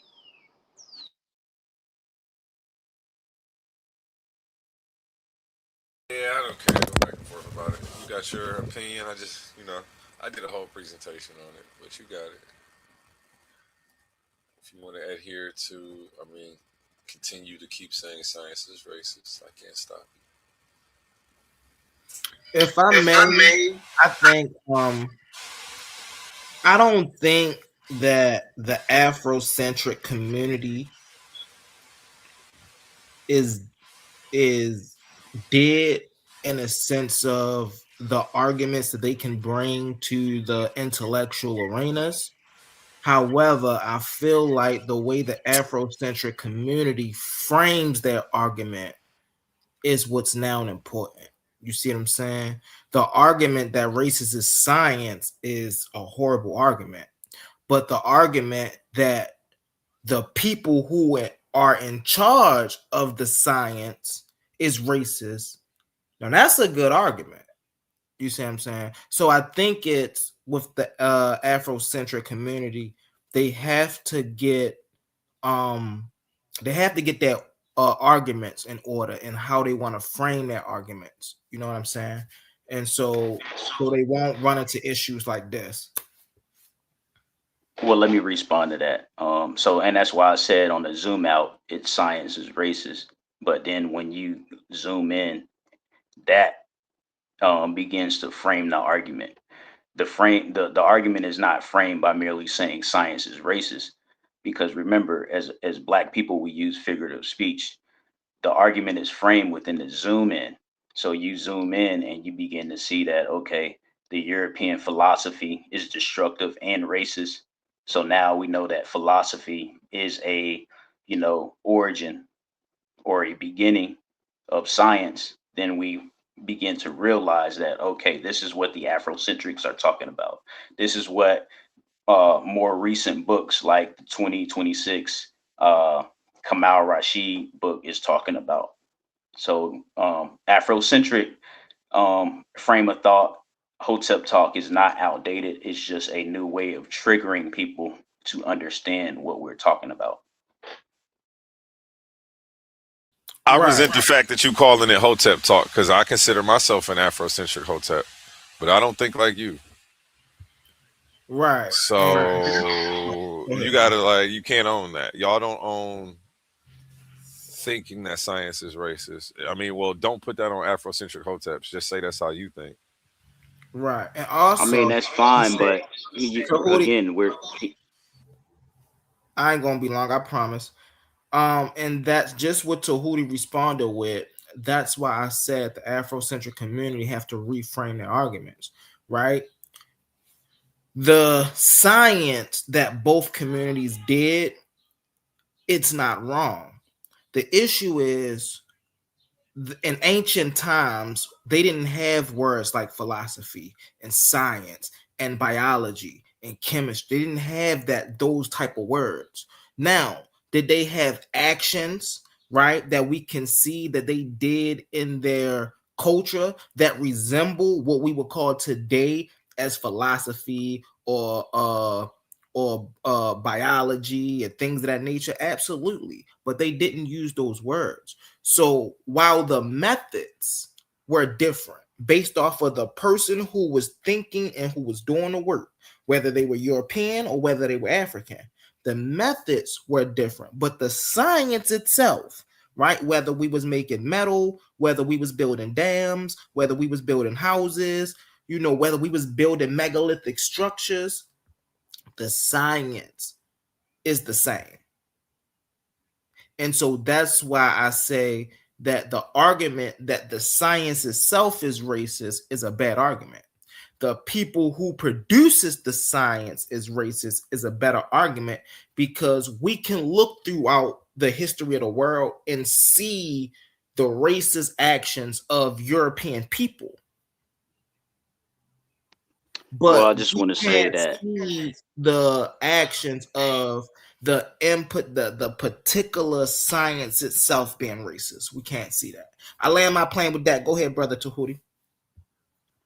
and that's why I wanted to say, like, it's either Afrocentric or it's not Afrocentric, and to say that, only Hotep talk is bad, but not all Afrocentric say that. I mean, that we just referenced some Afrocentric recent PhDs who produced their scholarship based on uh Jacob Carruthers.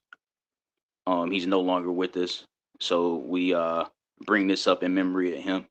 But I want to say again that, if the only problem is, the way we frame the entry slogan, or the figurative talk that we use at the barbecue needs to be readjusted, then that's something that's totally, based on opinion.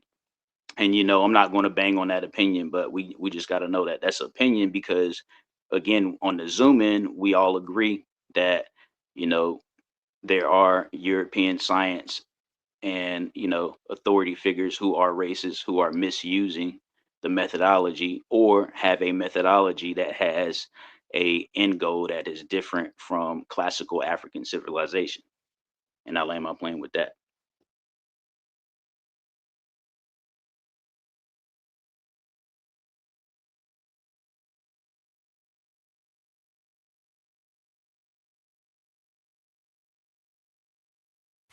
Yeah, I ain't got nothing to say. Oh, Am I frozen? Okay, yeah, I'm here. no, I was, y'all know I can get it at. I think a great conversation to be had, off of this was would be in the future. I think this conversation's open up for future conversations, like what can we now start to classify as science, right? um a lot of the issues that the Afrocentric community have when dealing with science is the fact that, quote unquote, it is said that science wasn't a thing until Europeans started putting things in methods. They started using a certain language to describe certain physical phenomena. And while in academia that may be true, but in the history of the planet, we certainly know that that's not true. And so I think the conversation moving forward should be, what now do we classify as science? Because the ancient, let's just say, because the ancient people of Kush didn't have the word science, do that mean that they wasn't performing science? Excuse me. Because they didn't have the word philosophy, do that mean they wasn't philosophizing? Because they didn't have the word you know, medical engineer, do that mean that there were no medical engineers? You see what I'm saying? So these are things that we have to start asking ourselves when we start having these conversations, because it drives us deeper into the cultural aspect. You see what I'm saying? Okay, well, we know these people wasn't ignorant. Well, what do we call what they were doing? And this is why I go back to what Unc say, like, you know what? I try to give them the proto science, right? But people don't want that. But then when you break that down and you actually think about that and analyze that, hey, you got to be good with that. If you're going to call it that, if you're going to call it proto science, you can call it that. If you're not comfortable with proto, because proto just mean the word first or early, you just want to drop proto and call it science, you can call it that, but there have to be a conversation on, if what was going on in Africa wasn't the same that was going on in Europe, then what do we call what was going on in Africa? If we can't call that science, according to how Europeans classify the term as science and methodology and things of that nature, then what do we call this? And I think Well, that's let an me answer. conversation moving forward. Go ahead, brother Tahuti. So, and that's another thing that exposes the European method, because while they actually record that, our ancestors, our Kemetic ancestors had words for science, um, they don't publicize it much. So the word for science, we talked about this months ago. We had a big, discussion. The words were Tep Heseb and Sia. And then we also had a discussion that actually identified African science as a thing versus the science that we use today.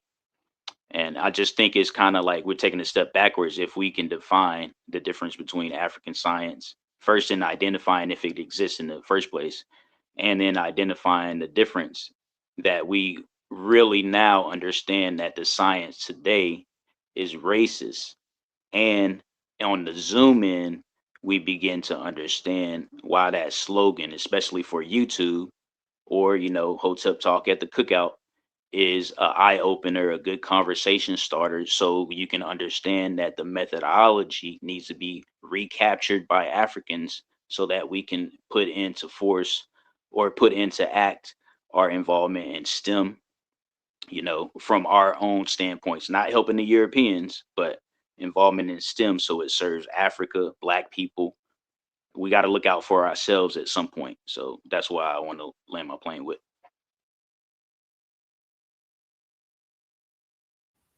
Right. And I will respond by saying that's why I'm sticking so heavy with the methods, right? Instead of saying African science, we can say an African method to science, because the science is not African, but the method that's being used is African, right? And even if we want to use that terminology of African, right? But the methodology is what's different, is not the outcome, it's not the result.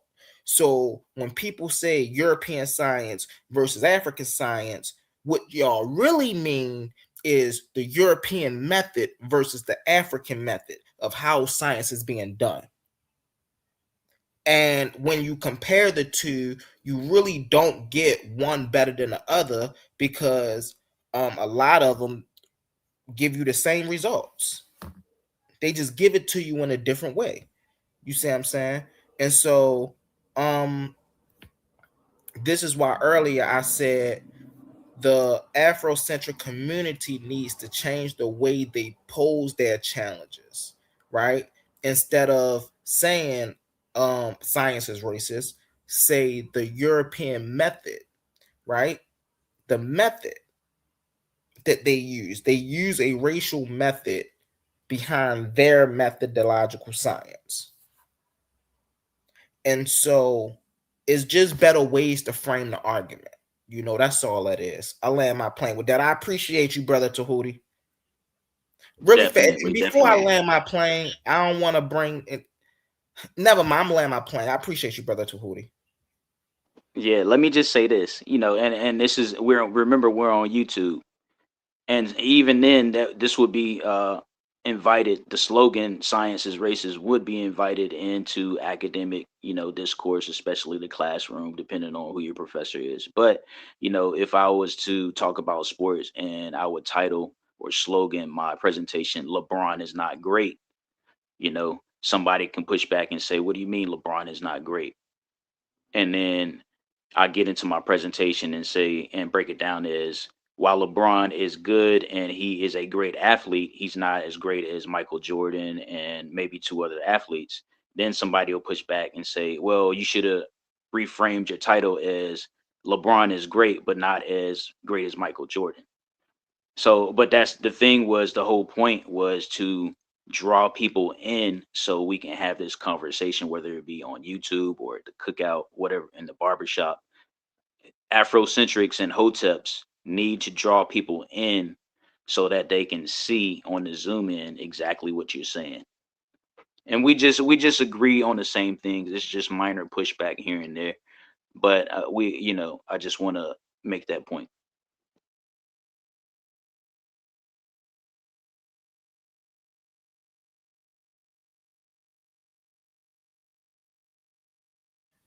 Over to you, brothers. Quantum A1.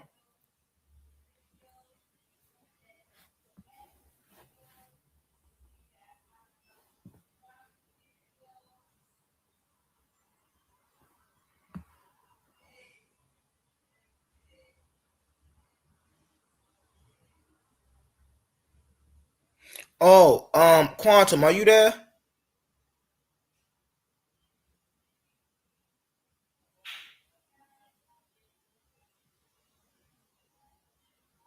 Oh, he not in the studio. Okay.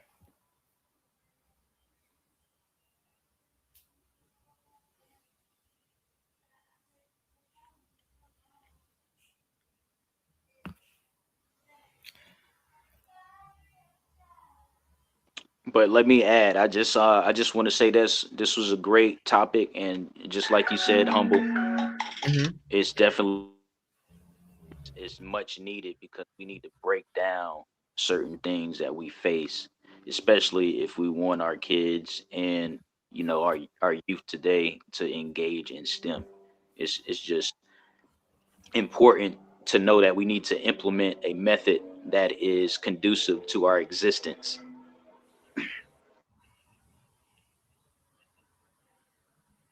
No, most definitely. Most definitely.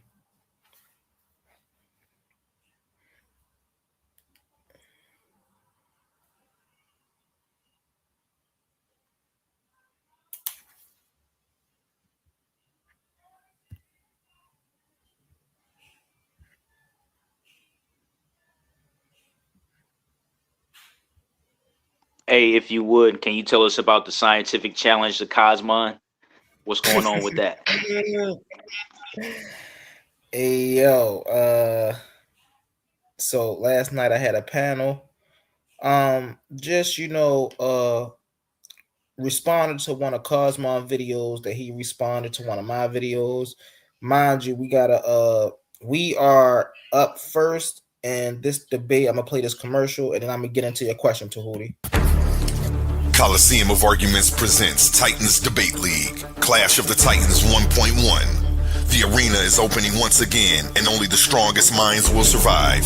After an unforgettable first tournament, Pandemus the African Atheist fought through the battlefield of ideas and walked away with $500 in cash. But that was then. This time we're raising the stakes. $1,000, one champion, one title, one chance to prove you're the greatest debater in the league. This isn't social media arguing. This isn't trolling in the comments. This is intellectual warfare, where evidence is your weapon, logic is your shield, and every round is a fight for survival.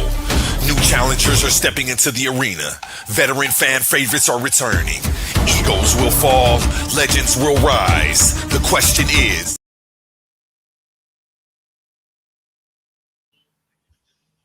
So I just wanted to show you that real fast. Yeah, me and Cosmo gonna meet up in a tournament, and this is just some type, just the publicity. Me and him going back and forth. But this challenge I issued to Cosmon is because Cosmon is so quick to say that naturalism is a belief, is a subjective belief system, and that it doesn't stand on the premise of science, and that Owaspi do. He think Owaspi is a better scientific method than naturalism. And so I posed a challenge to Cosmo.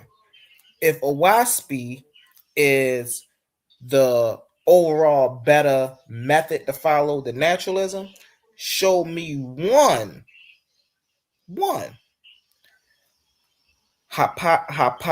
hypothesis or assumption or proof. We could even use the word proof since you don't like the word assumptions and things like that. Proof. Show me one proof that's original to Owaspi, that Owaspi predicted and came up with without any of the scientists at the time. That's still a challenge. He can't do that though, Tahuti. You know why he can't do that? He can't do that because it ain't there. The man by the name of John Newborough, he was all into the scientists and the supernatural, the seances of the world. You see what I'm saying? He took Rene Descartes' stance on the spiral universe, and he used it in his book Owaspi. But let Cosmon tell it, Owaspi made that up. So that's just a little challenge. Go ahead, brother Tahuti. Yeah, how ironic. Like, if Cosmon would have took an Afrocentric, point of view as far as, origins, you probably wouldn't even have this challenge now, would you?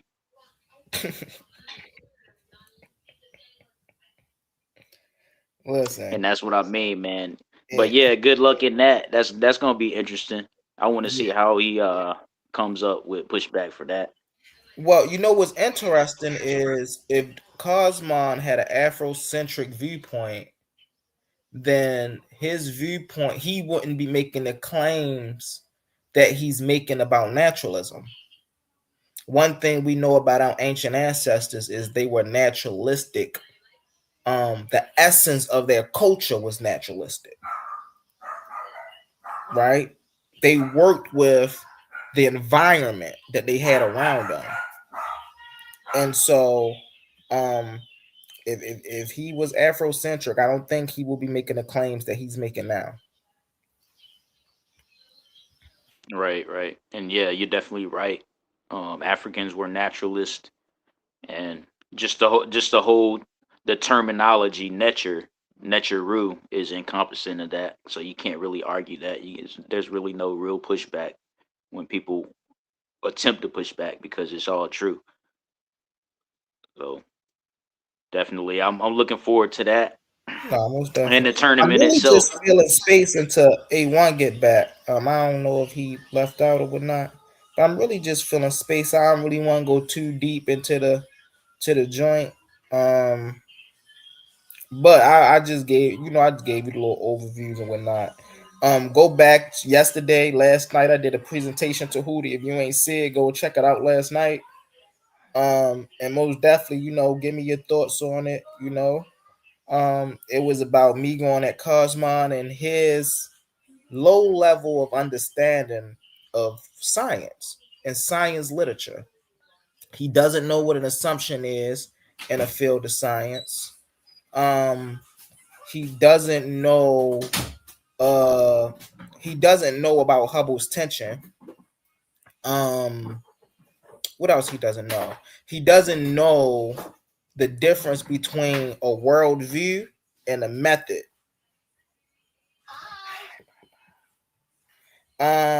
He doesn't know the difference between a worldview and a method. he doesn't know that a person they can grow up in a religious household, but then they can reject their religion and move to something more scientific like naturalism, right? So it was a bunch of fallacies that I pointed out, in his presentation. And so it was a good one. Go check it out, y'all. Go check it out. It was most definitely a good one. And tomorrow, I do want to say this. Tomorrow, check me out at the Cave of Knowledge. I'm gonna go in after I play this commercial. Are you tired of the same old echo chambers? Ready to stretch your mind to places it's never been before? Welcome to the ultimate intellectual battleground on the Coliseum of Arguments Network. It's time to step inside the Cave of Knowledge. Welcoming your host, Humble Mystic, every Tuesday. We're bridging the gap between the ancient world and the modern landscape. From the deep esoteric wisdom of ancient Kemet to a grounded naturalist view of our world today, no topic is off limits. We're dissecting philosophy, breaking down ancient civilizations, and clashing over modern day politics every Tuesday. This isn't just a lecture, it's a debate. A powerhouse arena where your voice matters. A premier space to step up, voice your opinions, and challenge your perspective with the sharpest minds around.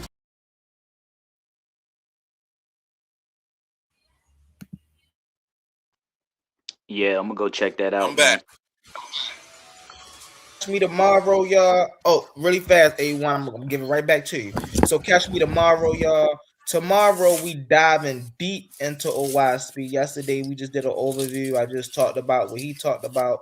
But tomorrow, man, we really gonna get into this John Bailey Newborough book of the new OYSP Bible, and we're gonna deal with some of the claims it made. You know what I'm saying? Now, I am gonna give a little disclaimer.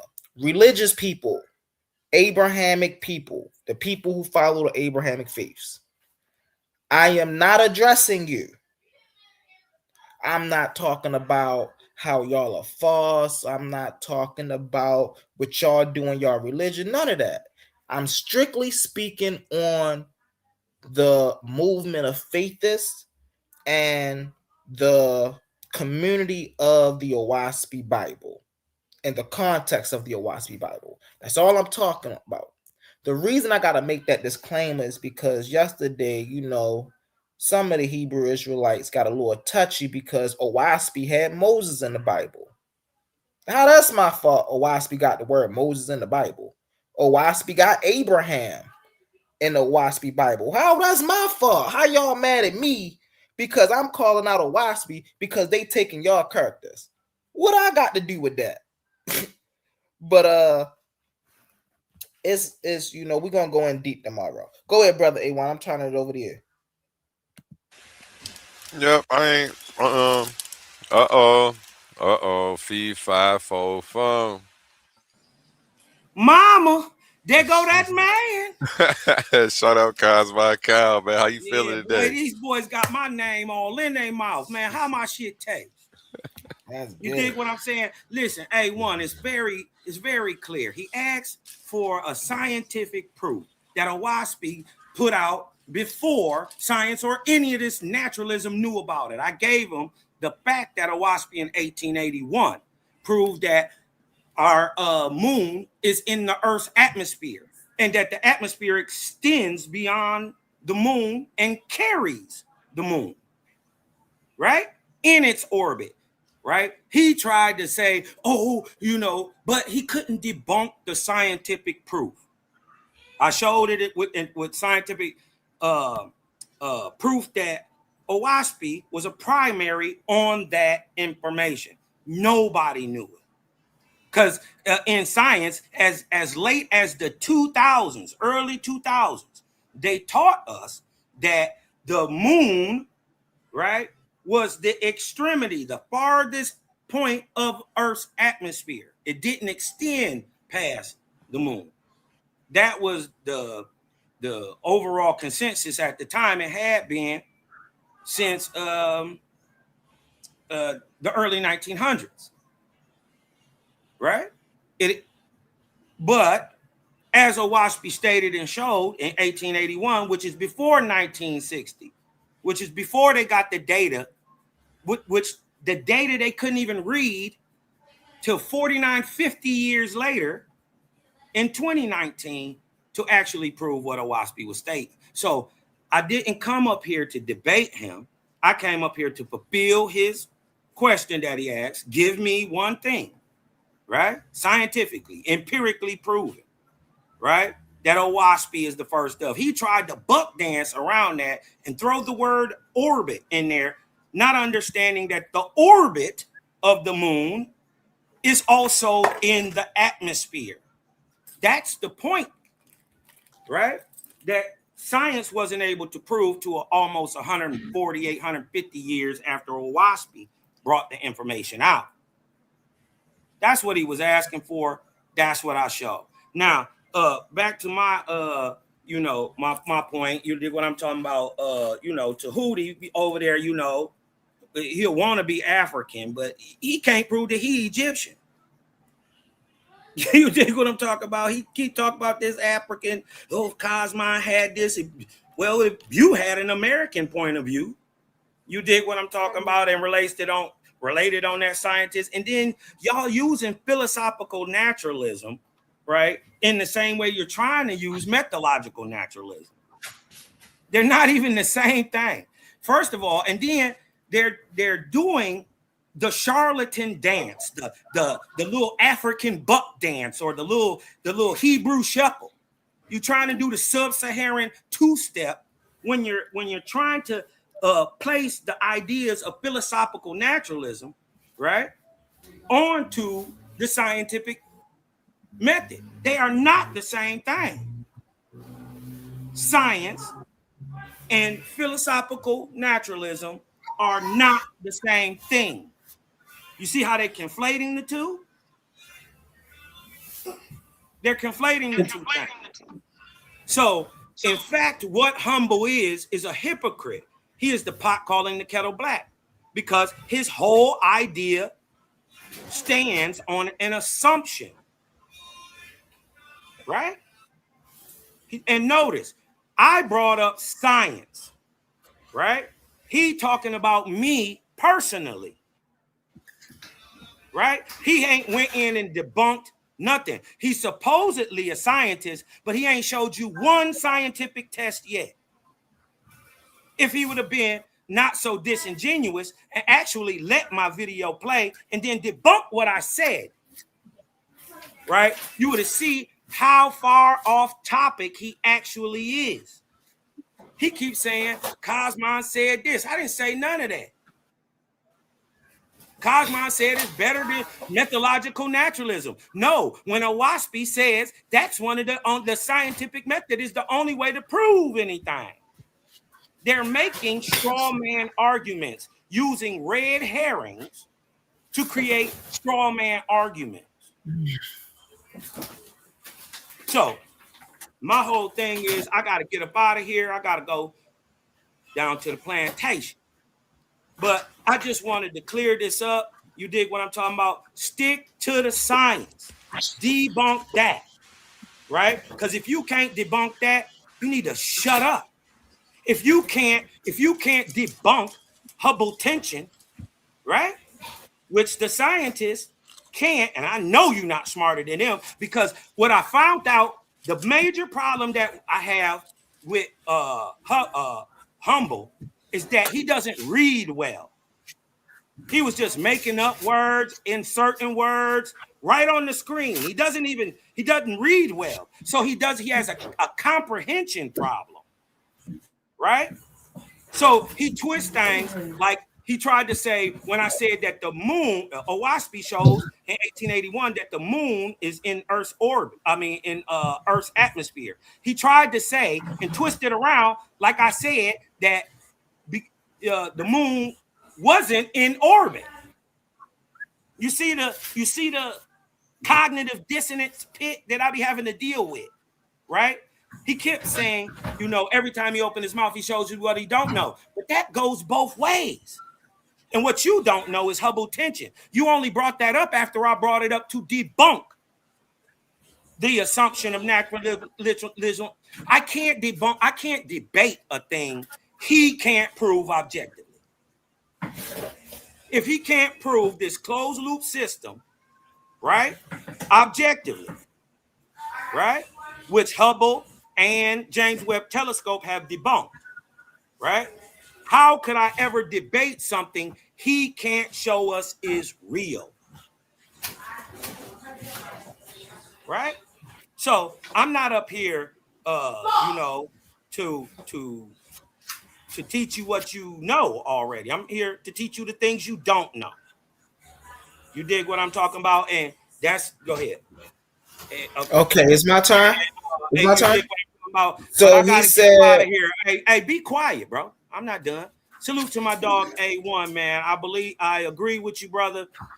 Science is not inherently racist. You dig what I'm talking about? It's just how people apply the science that can be racist. You dig what I'm saying? Unalive, unliving thing can't inherently create a thought, right? Or a system to create a thing that's evil. It's not alive. Doesn't breathe. Right? Science can't come up with a thought of its own. So in that, I agree with you. Science in itself is not racism. How it is applied can be.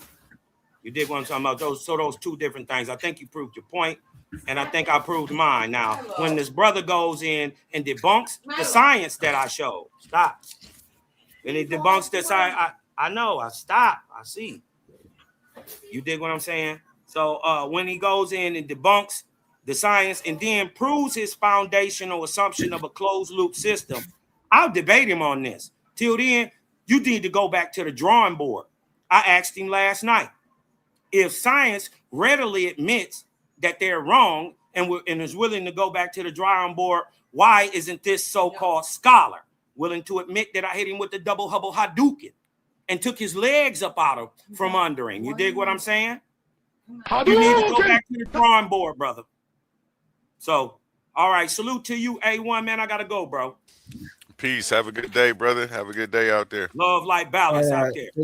Do me a favor before you go, Cosmine. Breathe in and let some of that light in.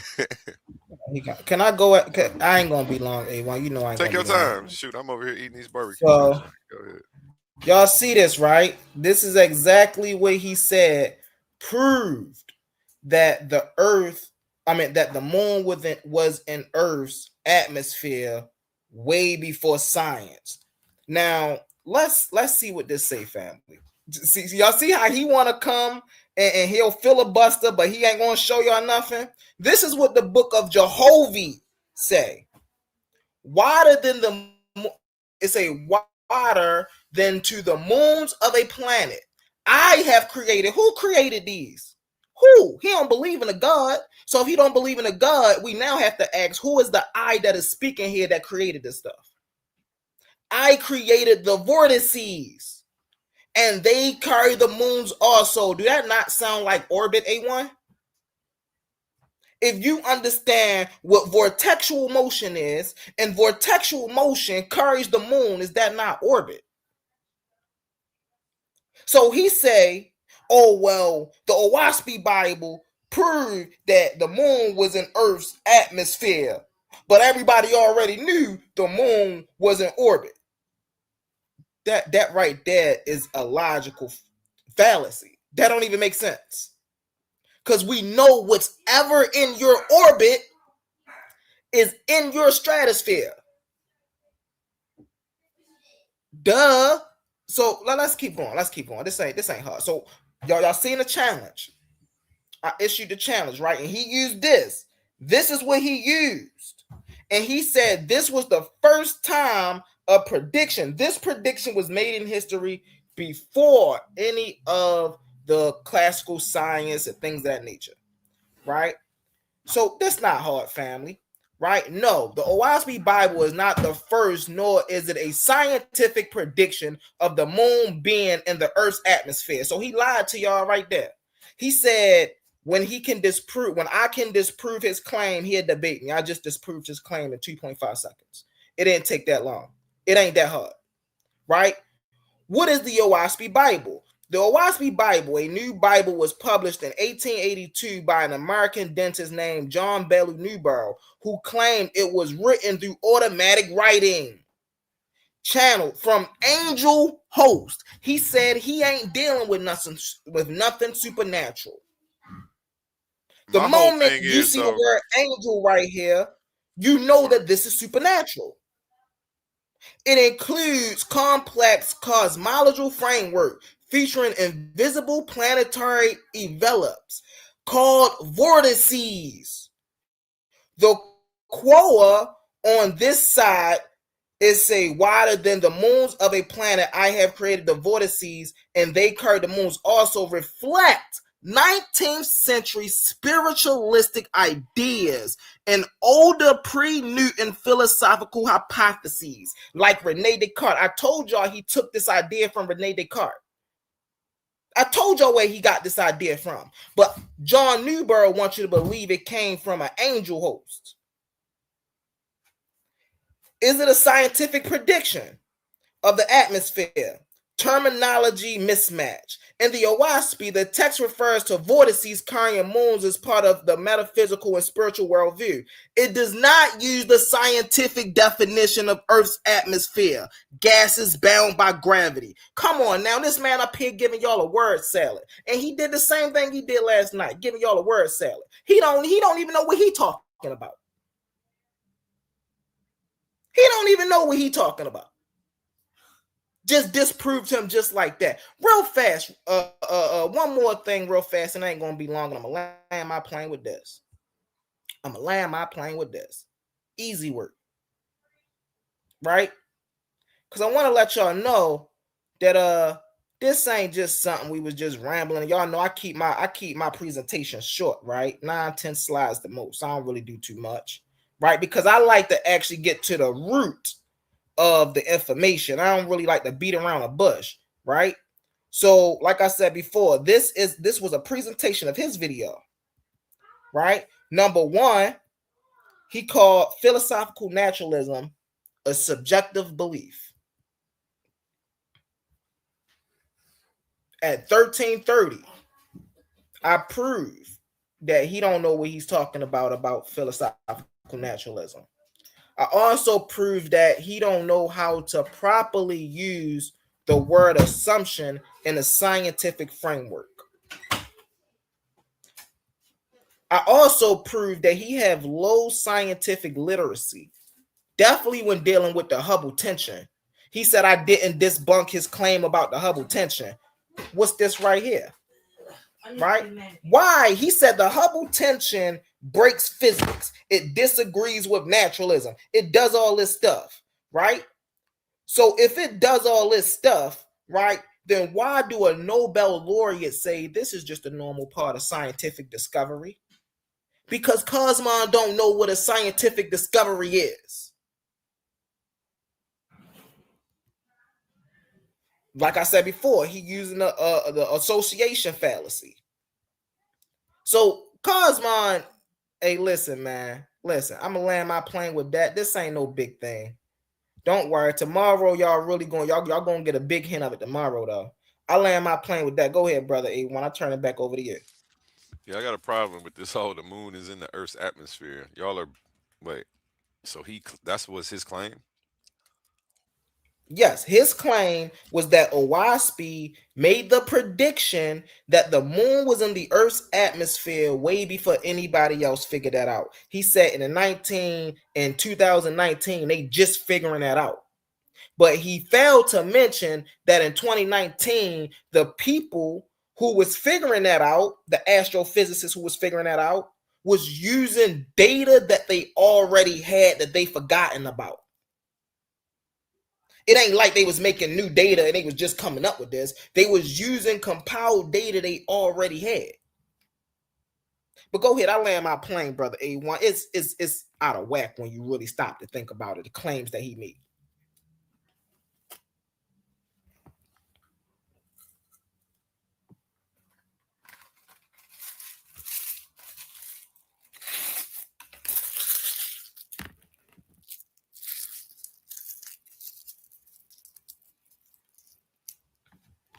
Oh, you good, Brody? You there?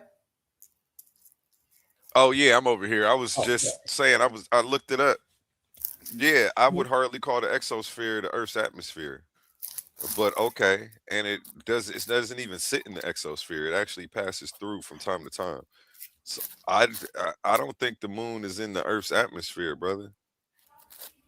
well, first thing he did was he misquoted the article he was reading. The article he was reading is the Earth's atmosphere stretches beyond the orbital point of the Earth. I mean, of the moon. I apologize. That's what he was reading. And he took that out of context and he said, see, this proved that the moon. I said, bro, you do know what you're claiming and what this is saying is two different things. all of this article is stating is that the like you were saying, A1, the biosphere of the earth stretches farther than what we originally thought. That's all the article was saying. Quantum then comes and try to flim-flam the article to make it fit what a waspy is saying, that, oh, well, the moon is in the Earth's atmosphere and the waspy was the first to make that prediction before anybody else.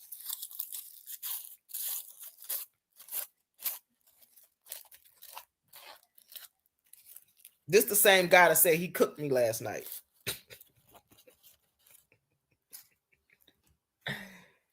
Yo, hey, I became friends with this right here, A1. If I may play this real quick, I became friends with this last night.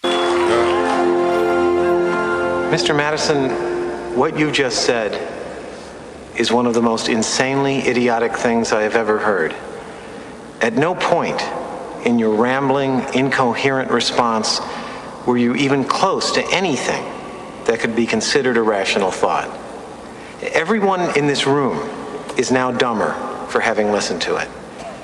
I award you no points, and may God have mercy on your soul. Okay, a simple...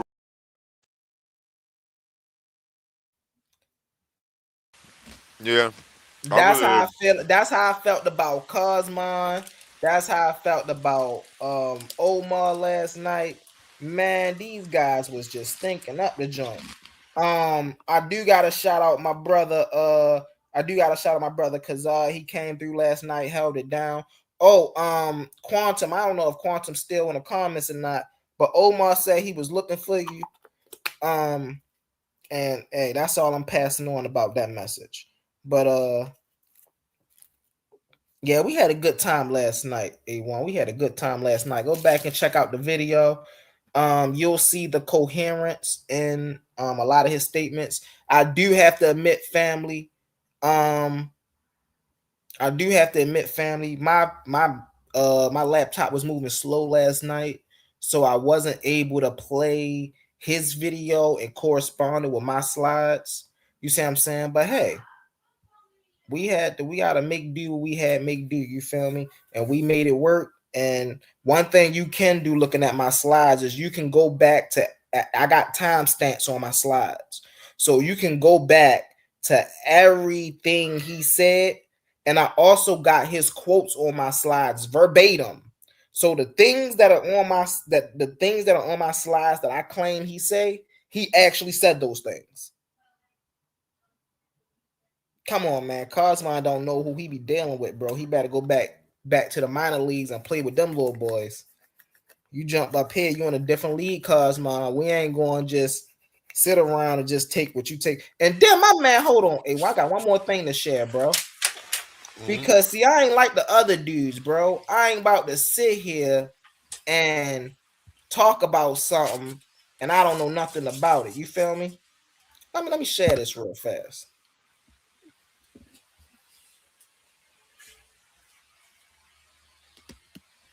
What that say right there, A1? Is it on the screen? Owaspy. That's exactly what it say. By who? John Bailey Newborough. I know what I'm talking about.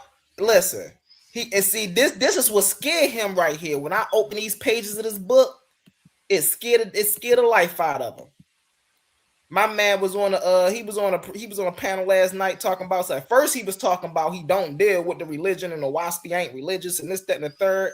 I cracked that book open. My man changed that stance real quick. Oh man, yeah, okay, we rock with the religion. Yeah. We know these people are historical. Hold up now. Wait a minute. Hold up. Wait a minute. I start bringing out Moses and Abraham. My man said, yeah, we know about the historical figures. Historical figures? Now you got to sit here and tell me which one of these figures are historical. Oh, they not historical when the Bible talk about them, but when the Waspies get to talking about them, now they're historical figures.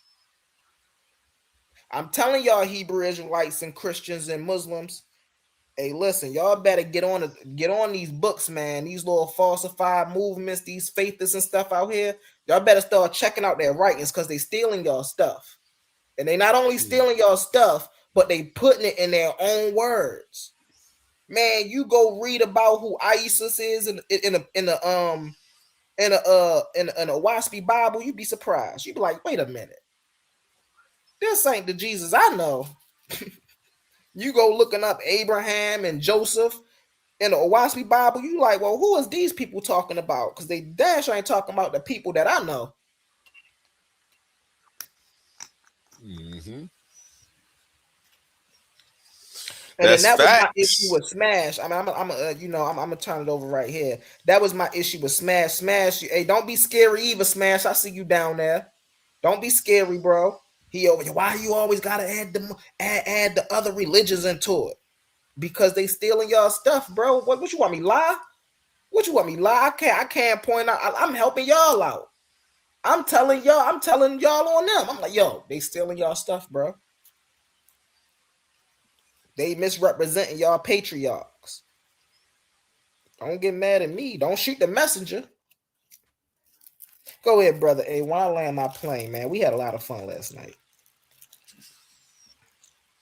Oh yeah, I ain't got nothing to say. Shoot, Smash up here though. He could talk to you. Get it, Smash. Let's get it. Yeah. So what y'all talking about? I was over here making some moves and rescheduling some things for my business. I apologize. I wasn't listening at the time. Now, what you talking about? I said, me and you got we had a little sponsor session yesterday about me adding Owaspy to the rest of the religions. And I said, you can't be mad at me because I'm telling y'all that they stealing y'all patriarchs. I don't got nothing to do with their little cosmology thing. I don't have nothing to do with that. Those are modern things. My scriptures that I read tell me to seek out the book of Yahweh. Only reason why I even was, on Cosmos side, because for y'all to even have some type of perspective, like there's not a creator, but you're claiming naturalism. Like that don't even make sense. Like anybody, period, anyone in the whole world that would sit there bluntly and say there's not a creator, but you're created is stupid. It's incoherence. I would never waste my time with that. So what you say, bro? Procreation is the same thing as creation? I never said nothing about no procreation. I said creation. I said it You heard what I said. I'm not even doing that. That's why I asked the question. So why are you asking? I told you I heard about you. Procreation. You said what is procreation, brother? Procreation means creation that came from something. Okay. So we are not creation that came from something. Creation. Hold on, no, hold on, brother. Hold on, we about to break this incoherence down. Okay. Now state what you just said again. You said that. No. State what you said. Don't say what I said. State what you said. First of all, I just want to show Jay Snake how incoherent you are. I asked you, was creation and procreation the same thing? So, no, you didn't ask me that, but okay, I'll answer you. That is not the same. No, you didn't. You're a liar. You're lying. But you did not ask me that. And procreation and creation is not the same thing. According to my concept, according to me, I have not studied procreation, the concept of that. But I know the aspects of creation, brother. And you cannot have creation without a creator. Says who?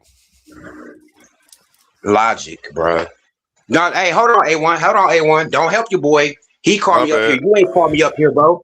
If My you bad. want some smoke, we can do that too, but My bad. I fall back. I mean, I'm glad you said something because I was. It's first funny. Just 60 seconds ago, I was telling myself, "Don't say nothing and let these people get it in." No. And then I spoke First up. off, yeah, but we do need a referee though. One thing I will say is we do need a referee though.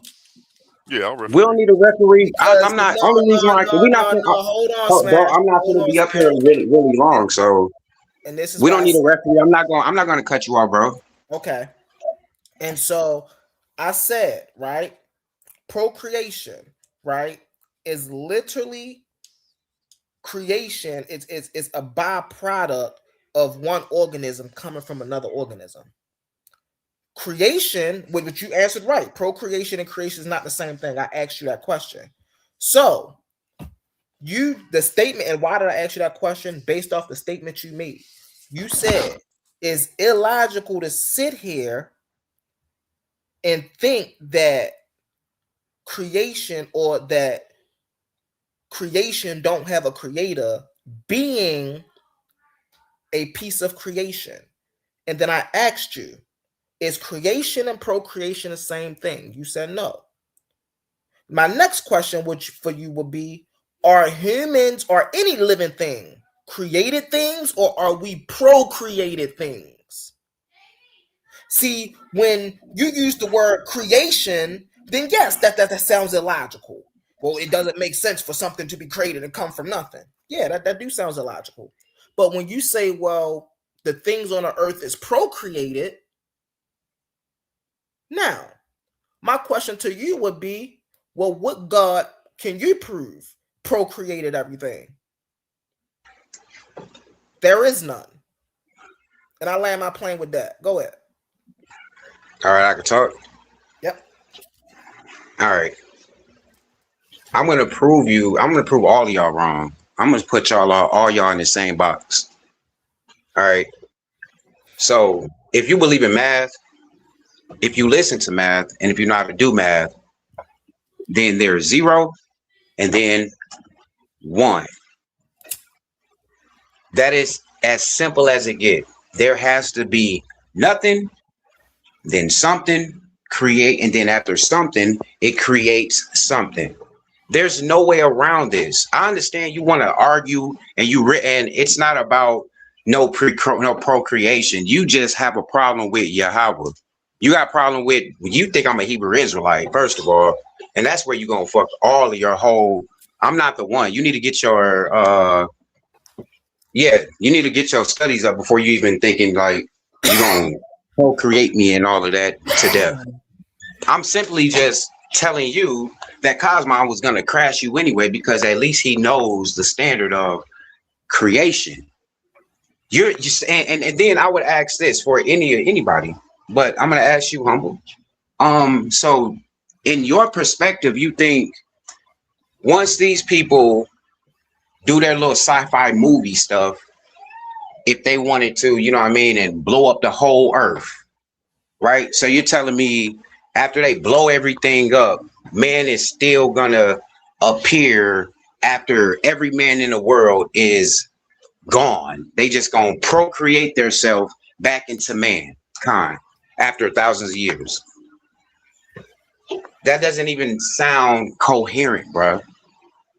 Stop just arguing for no reason. I'm done. Right. What you said didn't sound. If man blow themselves up, how are anybody procreating anybody if everybody went extinct?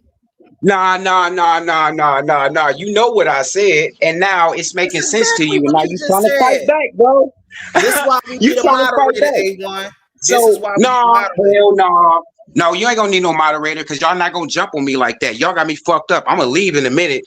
Don't call A1 and Ali to save you. You the one that called me up here, nigga, not them.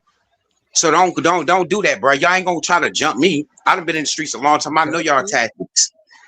Jump me. All right, so listen, bro. Once again, just in case you didn't understand my question, logically, Why he If trying to you're say, well, I'm gonna saying, jump in and jump him? I ain't gonna help him. well, every time you turn I do around, want hey, some oh, smoke, but A1, oh, no. I please, know hey, A1 I know and when That's hey, A1 just to listen, keep. bro. I That's just to know keep him he's from listening. cutting people off. But But I think y'all no, doing good. no, I think y'all doing yeah, good though. but yeah, because y'all so religious that because I speak how I speak, y'all believe I'm supposed to, because y'all think I hold a Bible in my hand. I'm supposed to come to y'all in humbleness like Jesus. This is not that, bro. Y'all just gonna get the same nigga that my mama that came out of my mama. So now, once I was saying, Because I was gonna say logically, you definitely came here without religion, right? But this is me jumping you now, so I should keep my thoughts to myself. I didn't come here on religion. I didn't come here on nothing, bro. Call me, ask No, me no, I'm about some talking about creation. into existence. When you came into existence, you didn't have a Bible, you ain't have a Quran, you ain't have a I Torah. had none of that. I didn't Yeah, have none of that. yeah, you It didn't was have just, a religion. I was and agreeing. we didn't have Kemet. We didn't have naturalism. We didn't have antagonists. What is it again? Agnostic. We didn't have none of that. You know what I'm saying? But there was a creator. Something created us. That's what y'all don't want to. That's what y'all see. The thing is, humble. If you want to deal with somebody like me, you're not just gonna bang on the Bible, because that's already been stomped on and trampled and mixed up, and the water's been muddy. You have to come with me with logic before you go into these Israelites, because they full of shit. That's why I keep telling you, you need to pick your battles, homie.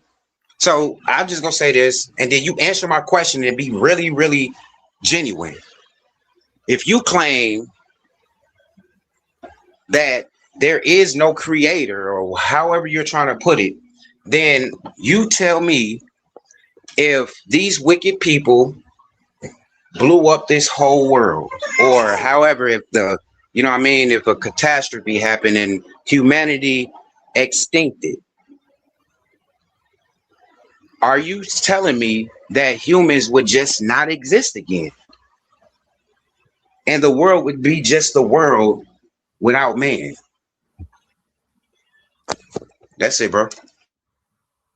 If humans self-extincted themselves, man would cease to exist. It's the So go hold ahead. on 1 second. The answer is in your question. If a catastrophe happened, or the wicked man or man, right, decide to blow up the planet or blow up the world, or the man decide to go extinct, the moment you say the word extinct, right, that means there's no more of that breed alive. So there is no procreation. That answers your question right there. No, it don't. You tried it. As much as you wanted to try to spin it, you literally didn't answer my question, but it's cool. And the reason why I'm just gonna get to it. The reason why I asked you this is because if that's the case, then you're saying that we're just nothing created us. Get to the bottom of this, naturalist. What created us? There's a creator of everything. And if you're saying that, then you must not have do you have any kids, bro? If you don't, then how can, if you have kids, there's no possible way you can say there is not a creator, because you created that child. Y'all full of crap, bro. Just Linguistically stay and humble, because I logically. got answers for you, No, and I got hold more on 1 questions. second. But Let me I'm minding respond. my business It though. ain't gonna be Don't. long. Hey, but look though, I'm about to leave. I know y'all just want some content and stuff. So That's cool. we just We really not gonna get nowhere with these hold on. thoughts. But you Hold on, call my Smash. name, I came up. Can't nobody say I I got ran. you. But I do got something to do, bro. I listen to you though before I leave. So we just went over. I just asked this brother a question, and he just went back. Do y'all see the fallacies these people be committing? Who is these people? Hold on 1 You second, can't even Smash. I box didn't me in cut with you off nobody, when you bro. were speaking, bro. I did not cut you off when you were speaking. Hold on. So he was just talking about how ludicrous it sounds to not believe in a creator when you sit as a created thing.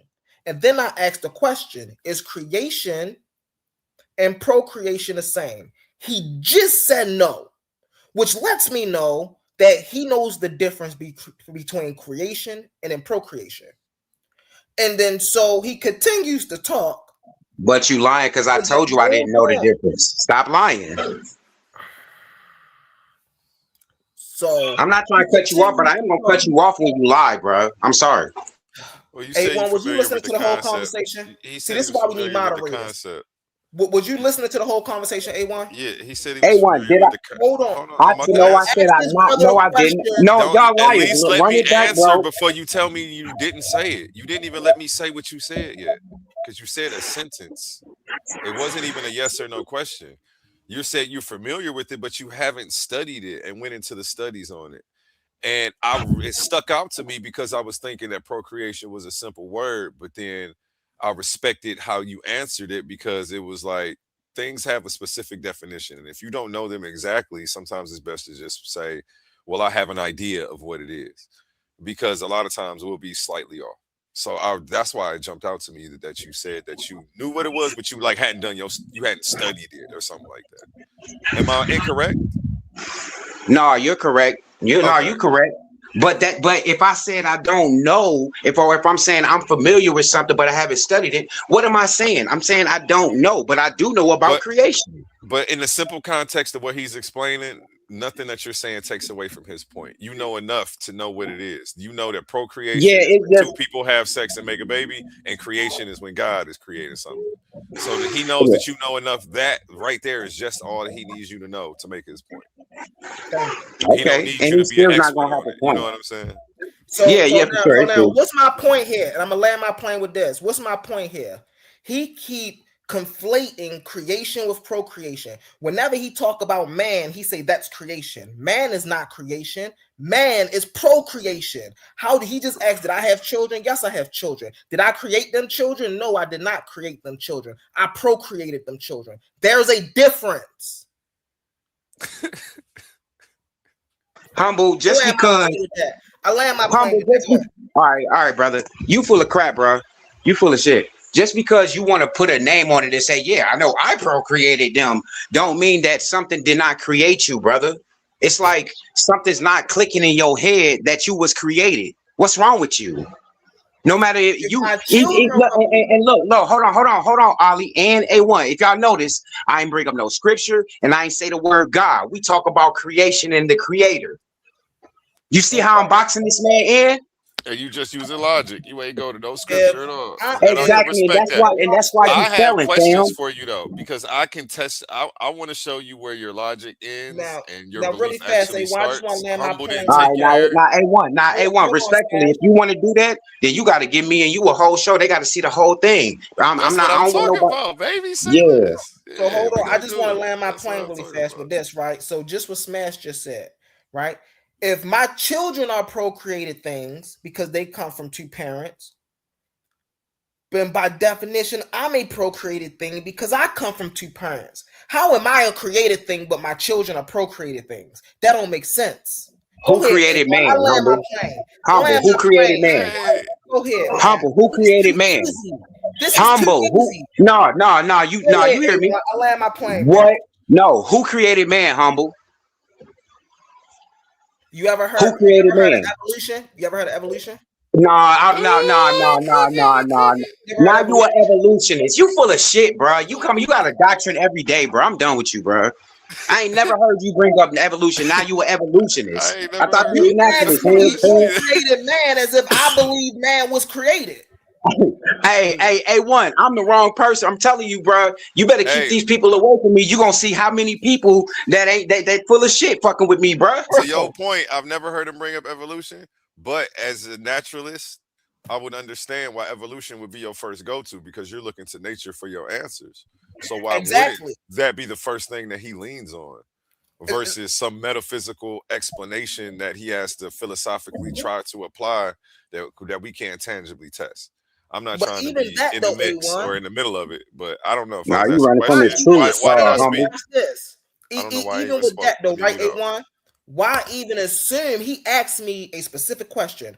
Who created man? Why assume I believe somebody created man? No, I asked you that. I asked you that, and you got stuck, bro. No, you got stuck. Nobody created man. I know no, man I came asked through you by that and way you of got stuck. evolution. You got stuck. I asked you that and you got stuck, bro, because you ain't even went into evolution. Now you got to go to Ali or the evolutionist. Now you got to go link up with him so you can come back to me and ask and answer this question. Who created man? And you and your answer is, well, do you believe in evolution? You sound like Roy Chess. You trying to ask me you okay. He said you sound Man, like Roy okay. Chess. That's a hell of an That's insult right crazy there. work, bro. To say somebody sounds like Roy Chess. Hey, this is what you it might looks as well like when call you him getting short but punched slow. on, bro. If you're gonna This is say what he it sound looks like like Roy when you Chess. getting punched on. No, I'm cooking you, bro. Smash, stay with that hammer. Hey, I'm undefeated, bro. Stop doing Ain't this. no way, bro. Ain't no. You don't And even I know ain't the even and I difference ain't even between getting in the creation and debate. procreation. I just be How will you killing y'all smash with somebody logic, with a bro. hammer? I ain't put up one You don't scripture, so even know you the can't say the definition of Hebrew. extinct. How are you smashing somebody with a Now hammer? we talking about extinction. Now we talk about extinction. This is what We you went from said, brother. we no Let me cam up. We went from I'm just creation to repeating back to extinction, you brother. what you said. No, What you you're not said. gonna do I'm that. No, repeating back you're to red you what herring. you said. Hey, brother. You Hey, asked the shout out to Roy question, Chess. I if do. Hey, man hold went on. extinct, Hey, then how hold would on. Shout man out to Roy create? Chess. That's I what do you remember when One said. he mic, brung up gentlemen. those. Hold up, gentlemen. Hold up, both gentlemen. Gentlemen, humble. Hold on. Humble. All right. Let's let Smash get it in real quick, and then we're gonna let you You know, respond. Go ahead, Smash. shout out to Roy Chess, because I do remember when I first started, even like I was a baby in the TDL, not a baby intellectual, but you know what I mean, a newcomer, and he put out that video about all of these red herrings and these certain tactics people do in debates. You're all of them, bruh. And I catch y'all. That's the thing with y'all. Y'all don't even listen. I want to give a shout out to Roy Chess actually because he is a staple in the TDL community. Roy Chess, we call him our house contrarian. We give him a lot of flack, but he is family. So if you're picking on Roy Chess, I'm gonna take it like you're picking on me, and I'm coming for you. I got Roy Chess Yeah, back no, shout wherever out to he go. I may think sometimes the way he approaches things could be a little bit fringe and loony, but I always appreciate the challenge. And one thing I can say is Roy Chess is he's gonna come with that fringe loony stuff in an eloquent way, and he's gonna make sure that you actually know what the hell you're talking about. And if you don't, he may not be right, but he'll expose that you're wrong. I've seen it happen. So watch out for Roy Chess. You know, he's a dangerous fellow. Dangerous fellow. Back to you, gentlemen. So Ali said he a different type of animal. Roy Chess a different For type of real. animal, He man. is though. He a beast. I ain't gonna lie. The way because he a beast, but I don't always agree with most of the times I don't agree with the conclusion that he comes to. I agree with I'm questioning his logic as well. But that's another topic for another day. all right. You know? Yeah, So but let's humble, you get in full of here shit. real Go ahead, fast. bro. All right. So now I just wanted to let y'all know I'm just repeating back to Smash the things that Smash is saying. Right. Let me cam up when I say this. Right. Why You do could I cam keep up, bro. bringing up? You won't, bro. That's don't mean nothing. Why do I keep bringing up the fact that Smash is getting punched on? Because he is showing in of himself, even the questions he's asking, he's showing he don't know the difference between procreation and creation.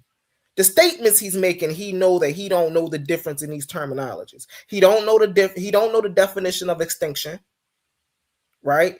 Because how do we know? He asked me a question that just undermined itself. If all men went extinct, then how will we procreate? Wait a minute. That's an illogical question right there. Because if men is extinct, then there is no men to procreate. So he letting me know that then he gonna ask me if I got kids. Yes, I got kids. Okay, well, is your kids created? No, they procreated. Okay, well, then where did your kids come from? They came from me. Well, who created you? Wait a minute. If my kids were procreated because of children, because of parents, then what make you think that I'm just some kind of alien out here who just came into being? I was also procreated. Well, then who procreated them? They were procreated. Well, humble, who was the first person or who created man? Wait a minute. Why are you mixing up creation of man with procreation? Those are two different things there. That's number one. Number two, why do you assume I believe that someone created humans. That's a horrible fallacy you just committed. Instead of asking, well, Humble, do you believe that man was created? You just assume. Well, who was the first person? Who created man? So when I said evolution, hey, why don't you think that I understand evolution? Oh, now he that flim flam, man. We never heard him talk about evolution. Da da da. We never talked about the creation of man. We never talked about man coming into being. But what we did talk about, right, is the transformative of how things take shape. Mm-hmm. And in that process, what do we talk about? I talked to Quantum about this. Quantum call it formation. What do we talk about? The evolutionary process organisms take from one stage of life to the next stage of life. That's just a specific magnifying glass into the broader concept of what we call evolution. So everything this man just set up and said was incoherent. And I Stop know using Ali. You just trying to use Ali words to gaslight. Nice, bro. But then when we really listening to what these people are saying, they're making no sense at all. I land my plane with that, bro. Go ahead. You full of shit, Humble. I'm not doing this with you. Hey, I just want to say this. If y'all see, bro, this man just be running in circles, bro. He like a damn what's that thing that go up in the air, Ferris wheel. You know what I mean? He just making statements. He saying stuff I never said. He just saying stuff. That's it. The brother still never answered the question. He just never answered the question. He just went into evolution. That was it. My simple question was, who created man? That was it. And for you, and it was really disingenuous, brother, for you to say you never talked about evolution. And matter of fact, you only been a naturalist for like a week. You know what I'm saying? So it's like, get your stuff together before you come talking to me, because I'm not a Hebrew. Okay. Been a naturalist for a week. You must didn't see my so now you gonna be an evolutionist too? A naturalist evolutionist. He ain't see my argument early, did he? He must have not. I don't care about no. That's wild, bro. I don't know, bro. You just full of crap, bro. You know what I'm saying? You better off just saying the Hebrews and going to Corinthians, all that crazy stuff, and cooking them, and then go into your evolution and naturalist stuff. But when we just talking about logic, bro, you're not gonna win, because the logic is everything has a creation. Everything has been created by one source. Even if you don't want to believe in God, take that Western part out. Take God out of it. There is a source that created you, and it gave you a moral compass to be. It's a natural order. That's it. But you're a naturalist. You should know that, Mr. Humble. You need to drop your pride. Are you saying that morality is objective?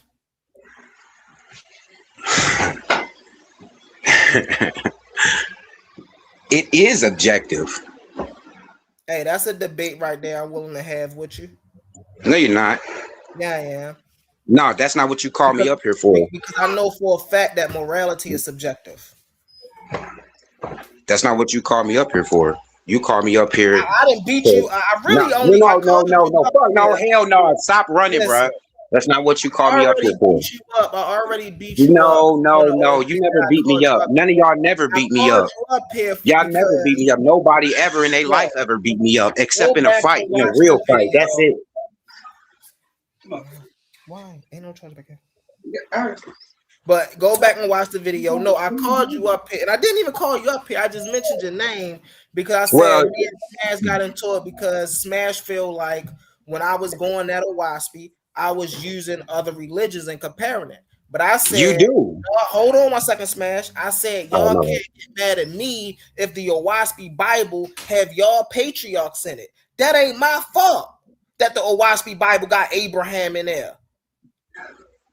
It's like, okay, brother, it's like you don't understand. It's like you try to put me in a box like I agree with Cosmon. Only thing I agree with Cosmon with was when him talking to you that your stance is foolishness. There is a creator. What's wrong with you? Like I'm dead ass serious when I say this, Humble. Something is mentally wrong with you if you sit here telling me that we just here. Nothing created us. Nothing created an animal. Nothing created the earth. Never created. It's just we just here. It's all an illusion. You bugged out, bruh. And that's why I'm telling you, you need to reevaluate yourself. You read a little bit too many Kemet books or something, and now you over here tripping. It's a naturalist. He put his stuff in his mouth and he came out with babies. Weird stuff. You know what I mean? Stop it, bruh. If you can't logically say how, besides a source created man, if you can't logically tell me how we are here, how a source created everything, not just man. We're talking about everything. If you can't do that, then you just being disingenuous. You just want to talk, bro. And you using this platform for it. I ain't trying to shoot you down like that, but it's real. Love, bro. What I'm gonna do is I'm gonna share my screen. That's what I'm gonna do. That's what I'm gonna do first, right? And I'm gonna show you something because if this is how I know y'all don't be paying attention, bro. Right? Y'all come up here day by day and y'all just be wanting to say anything, right? Omar came up here the other day, said I ain't never have a stance. He ain't never see me take a stance on nothing. I'm not Omar. Hold on 1 second. Stop bringing everybody else in it. Here we go with Gemini. I got you. Hold on. I'm using this to prove a point, bro. Oh yeah. Listen, I most definitely keep my notes though, bro. Them ain't notes. That's data working for you. Y'all full of shit. Hold on 1 second. Hold on. First off, what I'm gonna do is I'm gonna show you my sources. Bro. Just to show you something. I thought you was gonna show him the argument alley, man. We know you've been a naturalist. I can show him that too, though. But I wanted to show him this, right? My little sources and whatnot. But the reason I even wanted to share my screen is to just show that, bro. How many? Matter of fact, I'm gonna ask the horse right here. A1, how many presentations do I have on your platform? Presentations, not shows, not stuff where I just come up and I'm talking. Actual presentations. Like 20, 30. Right. How many in those presentations am I talking about? Scholarship. I'm talking about knowledge. I'm talking about, are you a seeker of truth or are you a believer? I actually literally have a presentation. Matter of fact, let me pull this up on YouTube real quick. Let me do that. Pull that up. And while you pulling it up and doing whatever you want to do, answer me a question, brother. My laptop moves slow, bro. Can you do that for me? Because my laptop be moving slow, bro. All right. So while you doing that, answer me this question. So I can know that you know my perception, right? What is my stance? Your stance is that there is a creator. No. I mean, because I know you heard me. You see me say shalom and all of that. So you booked me in with the Hebrews and stuff like that. So I want to ask you, what? You literally just told me stop that. Why you just asked me what your Hold on. You literally just asked me a question. And before you asked me a question, it's like 5 times you reiterated yourself and said, you keep boxing me in with the Hebrews. You keep boxing me in with this. You literally just told A1 you did not come up here on religion. So then you asked me, what's your stance? I literally gave you what your stance was. Your stance is that there is a creator that created everything. Then you're going to sit here and then try to undermine. No, that ain't my stance. Hell no. You are such a red herring, bro.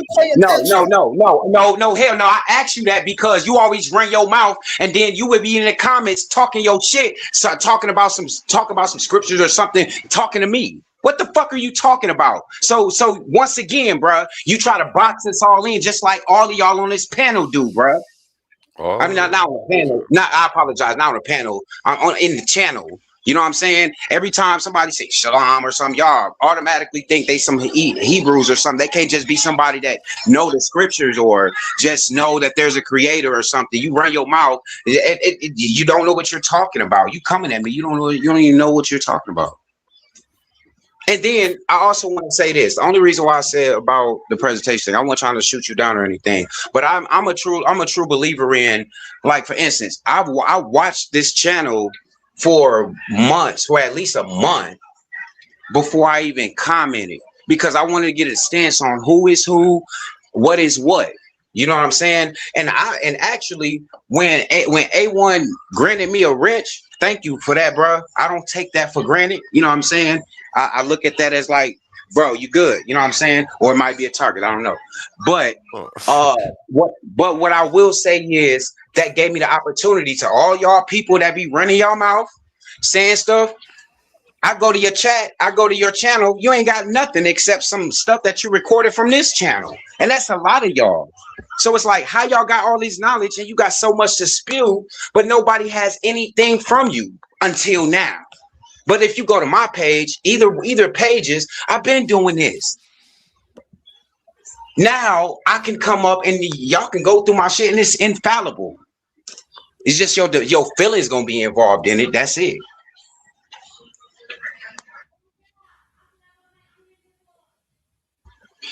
Cook.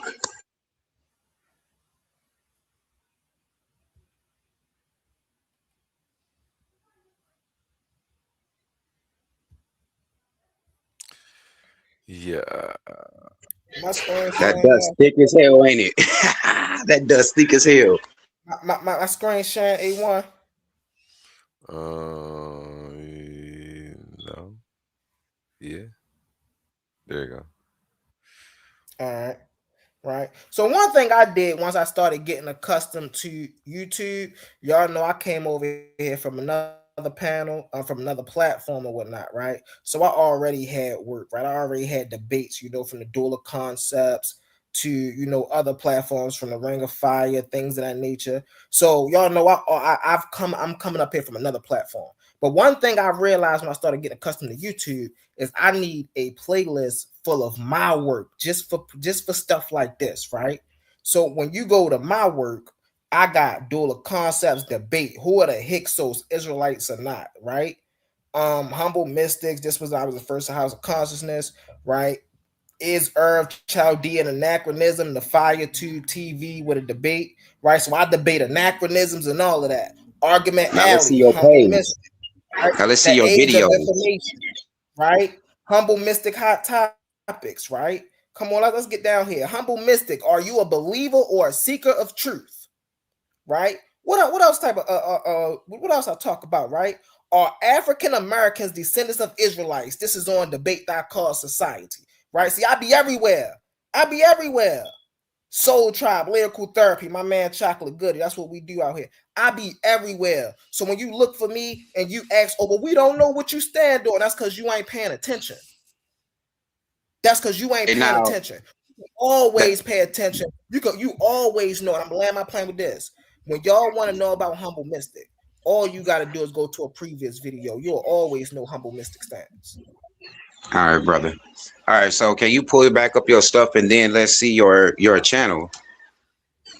And then and the reason why I'm saying this, because I feel like it's disingenuous. Y'all come up here with y'all act like y'all is really stumping on something on truth, but honestly y'all feeding off other people's energy, bro. And I'm saying this because, bro, I'm a content creator myself, bro. Only thing different is I'm not doing this for views. I do it for the edification of the people. Take what you can out of it and make it out of a better life. You and a lot of y'all, you go to your pages, y'all don't have anything from yourself to go and bring the people. It's amped up and gassed up by somebody else. So even That's on that note, disingenuous, bro. what I'm gonna Especially no, do, hold on. yeah, Especially if you feel like this the truth. I got the truth. Well, people need to go to your page, be able to go to your page and say, this brother has it, and I see I'm looking for his Brother, are leadership. you I'm looking. are you debating his marketing for how he Never mind. puts No, himself out? no, I don't so, under, no. so I mean, but you No, are no, though. no. It's over with. It's over with. It's good. It's good. It's Versus what good. he's standing on right now while he's in front of you. You choosing this No, I'm just decide pointing out his decide disingenuous. That's whether all. I'm just saying, but you choosing to decide whether what he has is valid or not based on where he chooses to speak, and I don't think that Yeah. that's an Yes, accurate it way do, to bro. judge really fast, All somebody's right, man. argument. A1.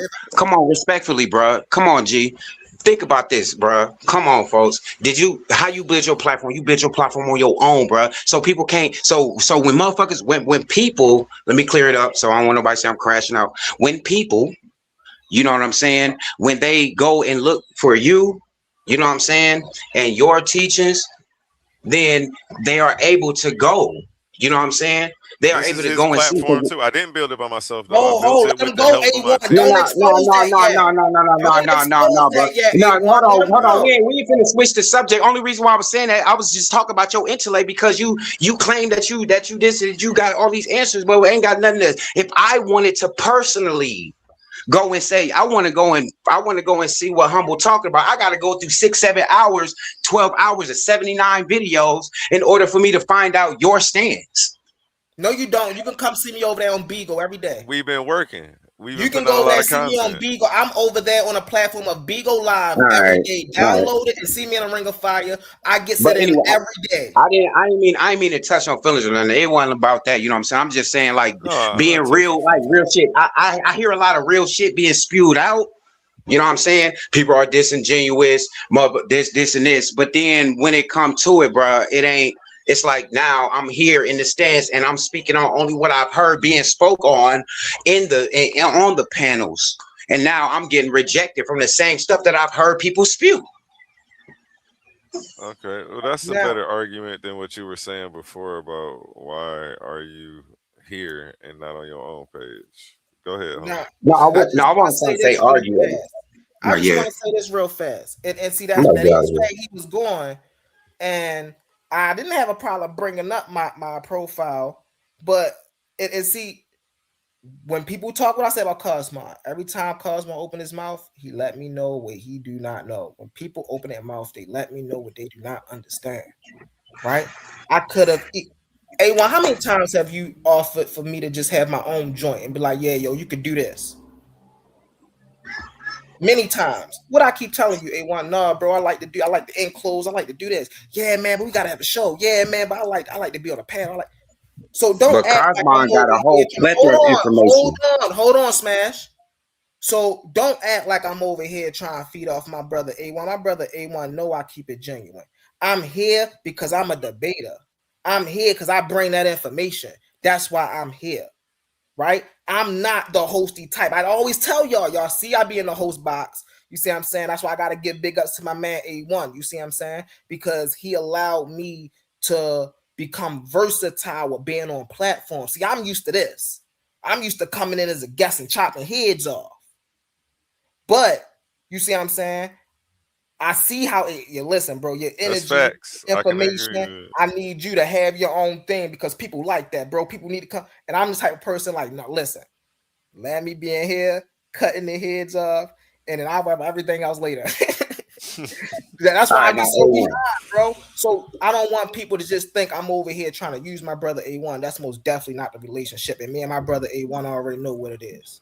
I No, learned my gun, no, honey, bro. Like, and let me clear this up. Humble, Ali. You know what I mean? The people that actually, you know what I'm saying, y'all be engineering this stuff when A1. You know what I mean? He doing his thing. I'm not talking. I was just bringing you up Yeah, as stay far chilling as. Hold on, wait a minute. I was just bringing you up, bro. too, man. For We look at it like this though. Uh, that's a comment. I thought it her, said that under his name. Okay. Just you got what I, so once you see somebody putting hours of work in, they're invested. All right, can You breaking up, A1? you You hear sound me? like a robot. Yeah, was I These breaking people up is too? invested in this channel. Yeah, honey, and that's what I'm saying, I bro. do. And I'm Am I trying to back? Can clear you this hear up. me? Mic Oh check. yeah, you can hear you. We can hear you now. You just came back in. We couldn't hear you at first. Mic check. You can hear me? Yeah, we You can good, hear bro? you. You all good.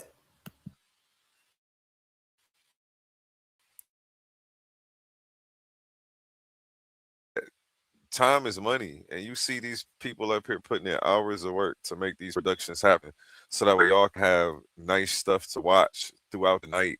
Hours and hours we stayed up to produce content for y'all. So like they're invested, and this shit deeper than rap,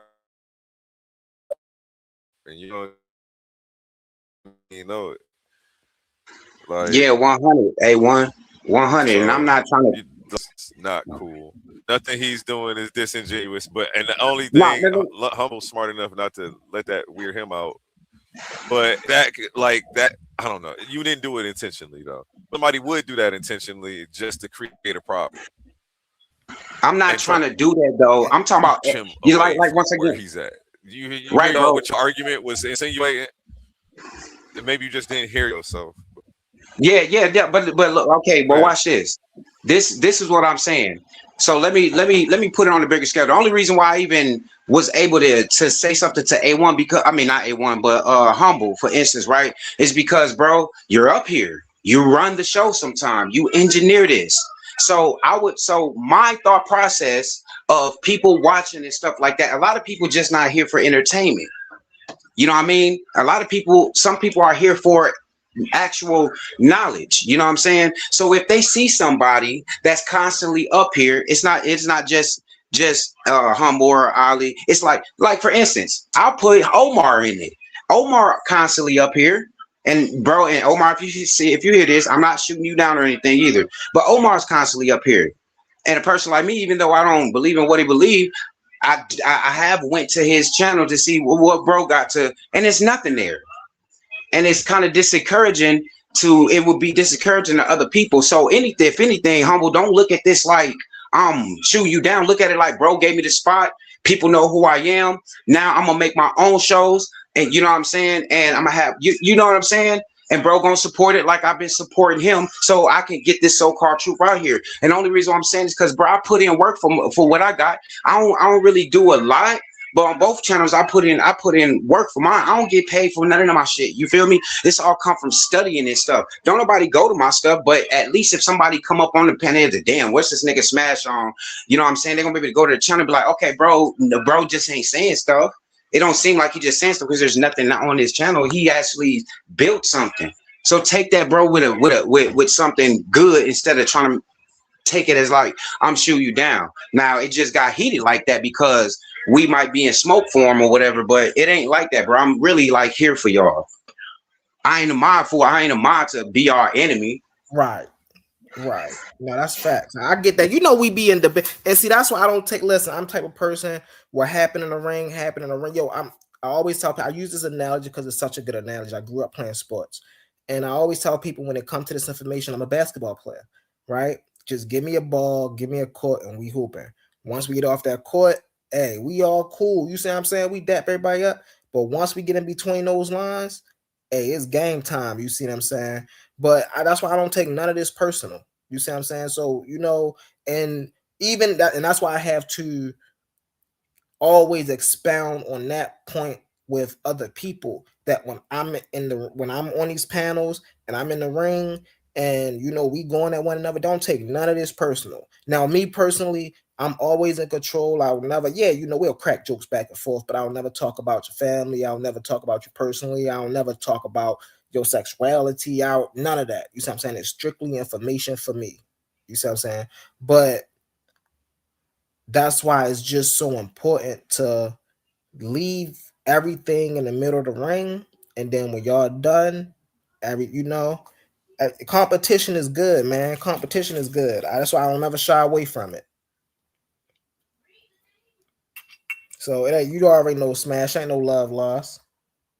Nah, see, this is the thing, bro. I'm just saying the stuff that I'm saying because I clearly watch when I go back and I look at stuff. You know what I mean? And I clearly see that like y'all people got a problem with me and my delivery, like I'm some bad guy or something. And y'all don't, you know what I'm saying? I'm not a religious nigga, bro. I see a whole thing. No, let me not say the N word, so Humble can't say I got flagged. You know what I mean? But I see stuff wrong. You know what I'm saying? And y'all come up here. When I come up, I don't just come up here to just sit there and just sit. When have you seen me? If anybody ever seen me on any panel? When have you just seen me sit there for hours? That's frivolous. I don't got time for that. When I come up here, it's for a reason, or somebody called me. You know what I'm saying? But one thing I'm not gonna do with nobody is I'm not gonna have these conversations where you want to be right. I don't care about being right, bro. Just like the fact that if somebody could prove to me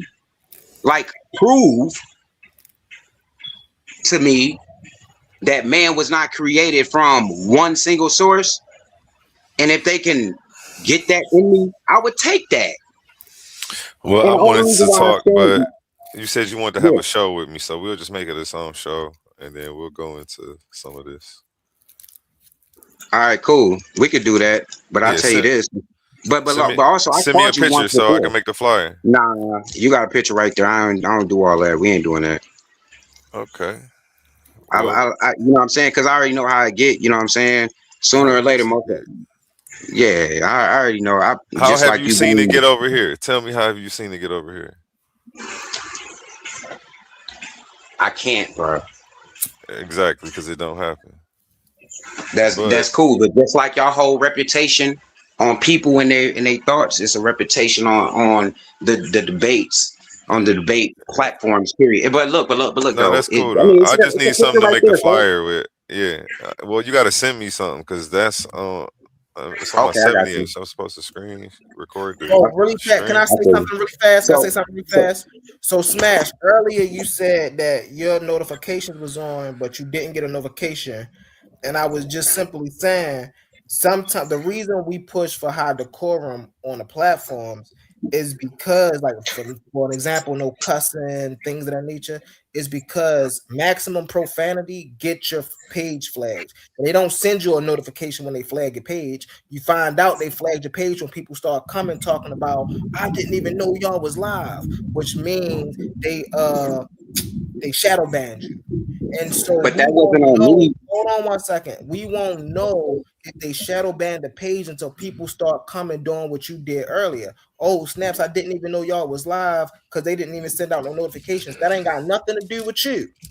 That's because there was one panel where just a bunch of profanity was going on, or the decorum wasn't high, or things got crazy, and they decided to flag the channel, so they stopped promoting the notifications to people. That's all that is. That's all I was saying, bro. I wasn't coming at you or nothing like that, but that's why we press for such high decorum, because they will flag your channel. That's That's been why going on for a minute too, where people haven't yeah, been getting notifications. But I think that sometimes people have to resubscribe. yeah. I have to do it on certain people's channels that don't be talking about nothing crazy. Sometimes they just don't be coming up no more for some weird reason, and the notifications just don't pop up, even though I'm subscribed. But I think you have to hit that all. That all makes a big difference. Hit that bell. Make sure you're subscribed, and make sure you hit all so it never misses you when we go live. If not, it's not guaranteed. So that's just all it is. Hey, A1. What's up with it? So one day I did hit you up on Discord. It was like maybe like I don't know, like a month or two ago. And you didn't answer. I know you probably was doing something, but when I get a chance, I am gonna call you so we can conversate, because I don't go into anything blindly. You know what I mean? I do. I don't care. I don't care how y'all feel about it.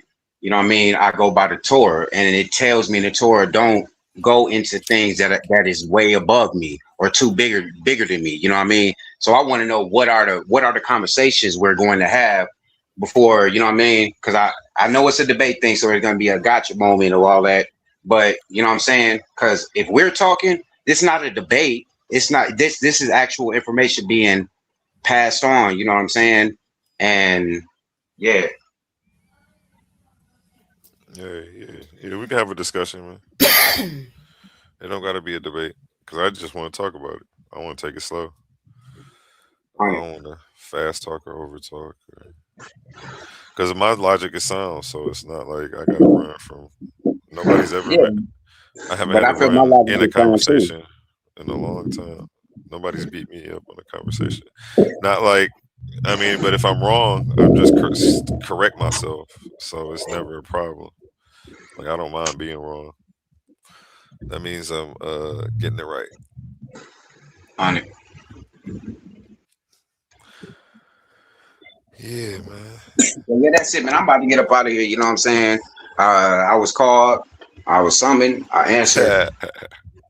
You know what I'm saying?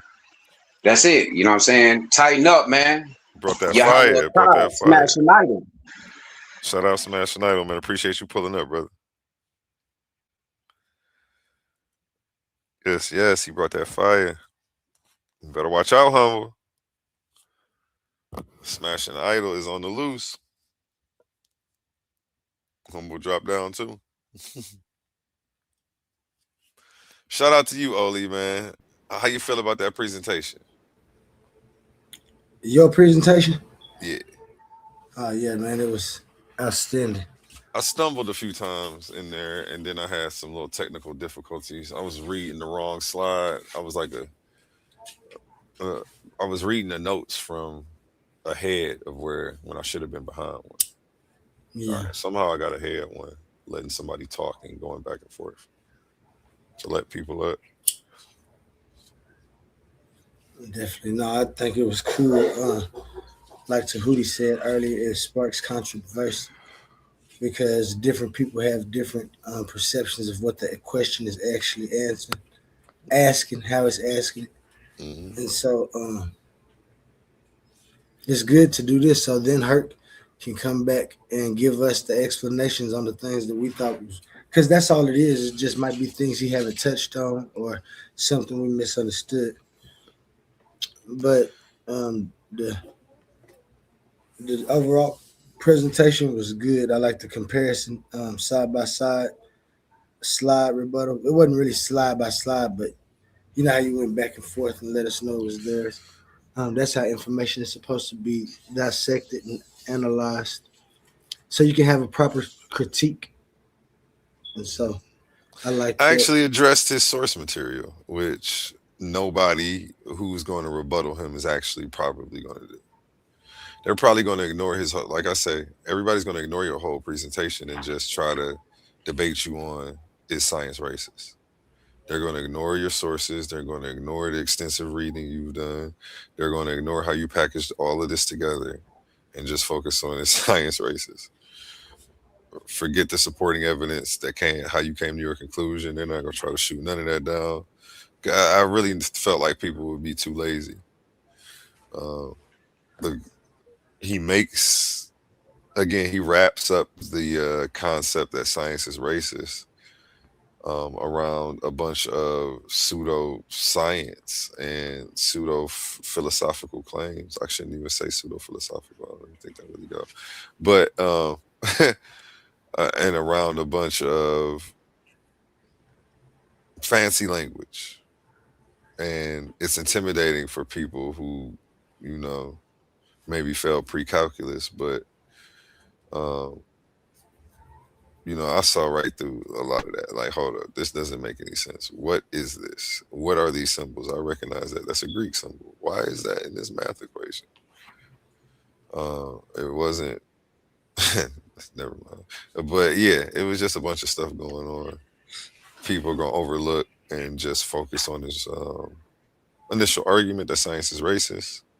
They're going to be confused, probably a little bit too confused to challenge it, so they'll probably just accept it and move along. But here, only here on Titans Debate League, you got a side by side breakdown from A1. Go ahead. You got 24 hours to watch it. After that, this will be going in the 399 members only section. Um, so yeah, make sure you share this to a friend. Hit that bell so you get a notification every time we go live. Make sure you tap all when you hit that bell as well. And share this to a friend, man. Share this to a friend. Smash that thumbs up. I'm about ready to get up out of here, Oli. I don't know what you want to do. Unless Yeah, me anybody. too, man. 'Cause I got to get ready for my show tonight. Yes, sir. Yes, sir. We're going So, to end. Go ahead. so yeah, I just want to say, shout out to the chat, everybody there. Smashing Idol. Like I said, I don't know if he was talking directly to me. I ain't got no fans on my page. I haven't spent years on YouTube trying to get it out there. I just started, so And you ain't then he gonna don't find. understand that I didn't get y'all from YouTube. So he going to look at y'all YouTube page and like, why y'all ain't got YouTube videos and your own YouTube following? I didn't even get. You didn't come from YouTube. I didn't meet you on YouTube. I met you on a different platform. I didn't meet Humble on YouTube. I met Humble on a different platform. I brought. Excuse me. I'm going and on a talent search and a talent hunt every week to continue to bring new faces to this YouTube arena so that way you guys have fresh perspectives and fresh outlooks on some of the same old arguments because you guys have been complaining that you're tired of hearing the same things, you're tired of the same perspectives, you're tired of the same debates, and as well as as well am I. So that's why I'm doing what I'm doing. I'm putting in the extra work so that way y'all can continue to have some great content. And I hope the hard work doesn't continue to go unnoticed. Smash didn't recognize what was really going on. But the platforms that you guys were debating on, they don't even save videos. You know, so this is like different for y'all. There's actually a receipt every time y'all get into some type of philosophical argument, which is I know it's better for y'all because y'all can build, learn, grow, continue to update your thinking. Now that you can see yourself in action. Um, but shout out Smash. He didn't know. So again, you're gonna continue to see a lot of new faces who don't have a YouTube following over here because I didn't want to continue to fish in the same pond as everybody else. And that's just what it is. Uh, And I made sure I gathered my information to its fullest capacity before I came. I ain't arguing nobody else's view. I guess that's why I just got here at being this age. But it took a lot of time to compile your own information. And I think that's where I excel, regardless of what my social media presence might look like. It's the information. I bust down. Father Time and Mother Nature beat everybody's God. All the incoherences that y'all have. Let me give my little spiel now. and even me, when I first started this page, I actually took down all of my intellectual content where I was dropping any knowledge. So that way nobody would think that I was going to be biased based on something that I had put out prior. That I can give myself a fair opportunity to actually be fair to y'all. Because if y'all even thought that I had a bias, you would have tried to manifest it by thinking about it so hard and arguing when you thought it popped up, but it never applied. So I made sure to not really speak or give my opinion or takes on things for, until I gained the trust of everybody that's on here. Um, so now people can trust that I can be a good host and still have a complete different ideology than them. So, the receipts show. And we about to get up out of here, man. It was a good one. Shout out King Herc for putting this presentation together and giving me an opportunity to do what I do so I could put this slide by slide refutation together. And if you missed it, go back and rewind this. This was my refutation against Mansa Hercules' claim that science is racist. And I gave you guys a slide by slide rebuttal breakdown. And if you missed it, you're definitely in for a treat. Go ahead and catch that. We're going to end with some new material. I was playing around making some music yesterday. Still haven't found something I quite like. But we'll go with a rough draft that I really want to scrap, but it still sounds decent enough to run with. And then we're going to end with Connie's son Monday. Y'all have a beautiful rest of the afternoon. And make sure to tune in tonight for Know the Ledge episode. What, Oli? This is episode for special presentation Omar Muhammad Hebrew Challenge. Oh, okay. Hebrew Challenge episode 3, I believe, 4. maybe 4. Episode 4, the Omar Muhammad Hebrew Challenge. Tune in tonight.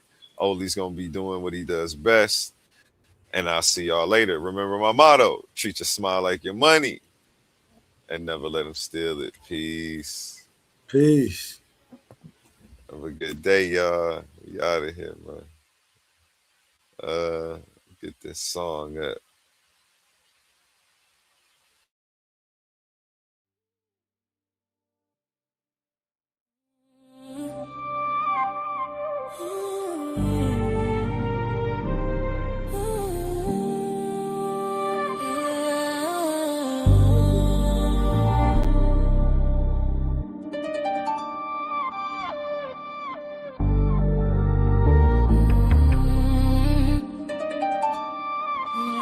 Yeah, light up the dark when I walk in the room. Proud of my joy like it's all that I own.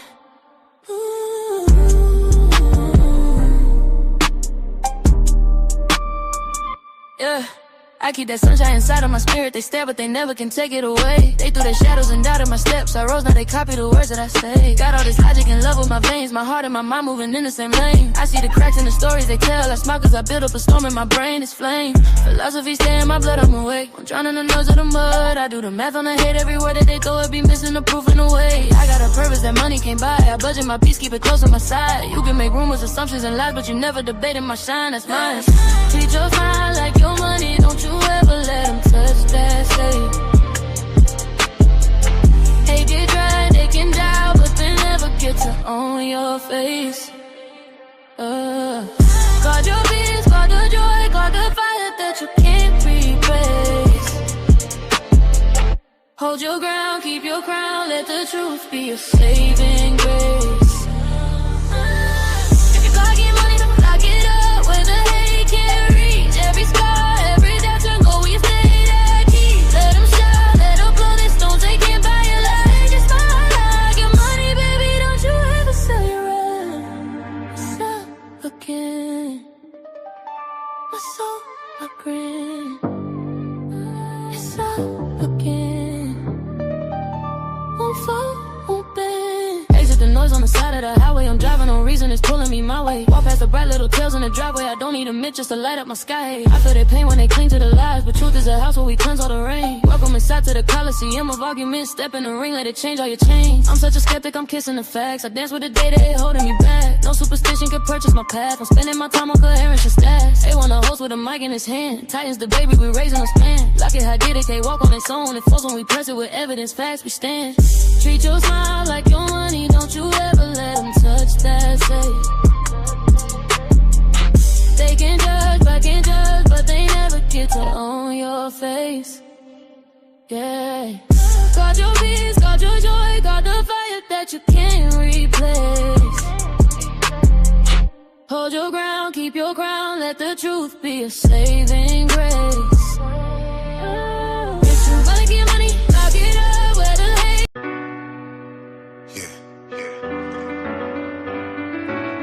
They ain't getting it like this on them. They ain't getting it like this on them. They ain't getting it like this on a Monday. I'ma grind till I can grind no more. I'ma shine until I blind your glow. Gotta grind until you out that hole. You can die from being down so low just to cleanse your soul. You forgive and let go. Gotta dress warm in the world so cold. Gotta keep your eyes on your friends and your foes. Gotta stack bread till that shit don't fold. Cause on Tuesday, hard work, no play. I'ma bulldoze everything in my way. Cause on Wednesday, spending time with my babe. Cause ain't no getting in the way of hump day. And Thursday, I'm working, my pockets ain't hurting. Friday, I'm fly, my co-workers be flirting. Saturday, that's when I'm flexing my muscle. Sunday, I'm thanking my God for my hustle. Cause they ain't getting it like this on a Monday. They ain't getting it like this, they ain't getting it like this. They ain't getting it like this on a Monday. No, they ain't getting it like this on a Monday. They ain't getting it like this, they ain't getting it like this. They ain't getting it like this on a Monday. No, work it till till I turn to a boss. Gotta stunt into a turn to a floss. Gotta learn from every time that I lost. So that little note you got, you about to pay it off. Now they hating now, cause you made it now. Took a long time, you was patient now. Work hard for it, wasn't no handouts. Like some braces when they done, pull them bands out. Remember on a Tuesday, all work, no play. I'ma bust a doubles for them haters that was fake. Cause on Wednesday, spending time with my big cuz ain't no getting in the way of hump day. And Thursday, I'm working, my pockets ain't hurting. Friday, I'm fly, my coworkers be flirting. Saturday, that one, I'm flexing my muscle. Sunday, I'm thanking my God for my hustle. Cause they ain't getting it like this on a Monday. They ain't getting it like this, they ain't getting it like this. They ain't getting it like this on a Monday. No, they ain't getting it like this on a Monday. They ain't getting it like this, they ain't getting it like this. They ain't getting it like this on a Monday. No, Tuesday and Wednesday, Thursday and Friday. I know they gon' hate, I'm letting that go. Cause one thing I know, they ain't getting it like this on a Monday. Tuesday and Wednesday, Thursday and Friday. I know they gon' hate, I'm letting that go. Cause one thing I know, they ain't getting it like this on a Monday.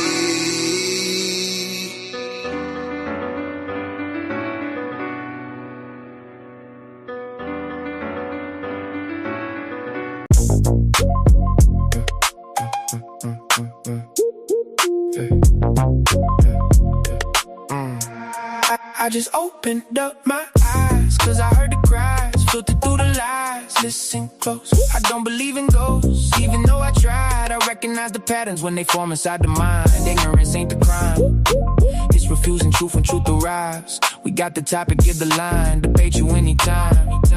That's fine. You done crossed the line. Drop the claim without a spine. Bring your thoughts, I find the incoherence. Book you every time. Recognize I can see the fallacy before the sentence finished. You confuse a strong opinion with a reason proposition. You keep reaching for conclusions, but your premises are missing. Then you hide behind your feelings when the logic need a mission. I don't argue with a person, I examine what was stated, define the terms, expose assumptions, then determine what was weighted. Is it valid? Is it grounded? Can the structure be defended? Or you built a house of cards and got offended when it ended? I don't need to raise my voice, I let the contradiction speak. Every claim has got a burden, every burden got a receipt. You can decorate confusion, you can dress it up in pride, but a polished contradiction is a contradiction every time. I just opened up my eyes, cause I heard the cry, filtered through the lies. Listen close, I don't believe in ghosts, even though I tried. I recognize the patterns when they form inside the mind. Ignorance ain't the crime, it's refusing truth when truth arrives. We got the topic, give the line, debate you anytime. That's fine. You done crossed the line.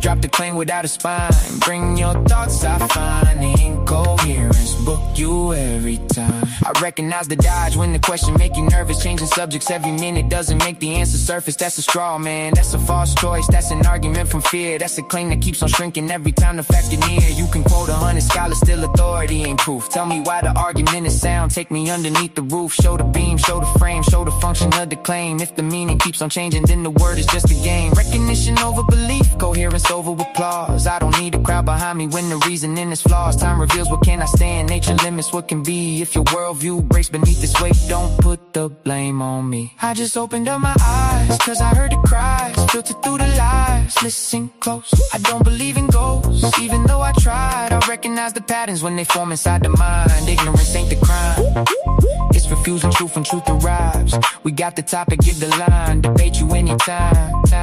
That's fine. You done crossed the line.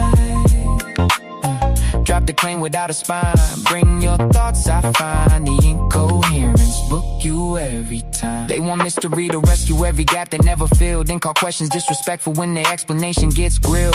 But a question is a mirror, it reflects what you provide. If the answer disappears, there was nowhere left to hide. I recognize the pattern, first they claim and then retreat. First they speak in absolutes, then change the meaning when we meet. First they tell me it is certain, then they say it could be true. Then they say nobody knows, there's three positions, pick a view. I'm not chasing every bird just because it learned to chirp. Some ideas take a flight, some ideas hit the dirt. This is bird dropping, every record leaves a sign. I recognize the incoherence. Book you every time. I just opened up my eyes, cause I heard the cries, filtered through the lies. Listen close, I don't believe in ghosts, even though I tried. I recognize the patterns when they form inside the mind. Ignorance ain't the crime, it's refusing truth when truth arrives. We got the topic, give the line, debate you anytime. That's fine. You done crossed the line. Drop the plane without a spine. Bring your thoughts, I find the incoherence. Book you every time. Recognize them.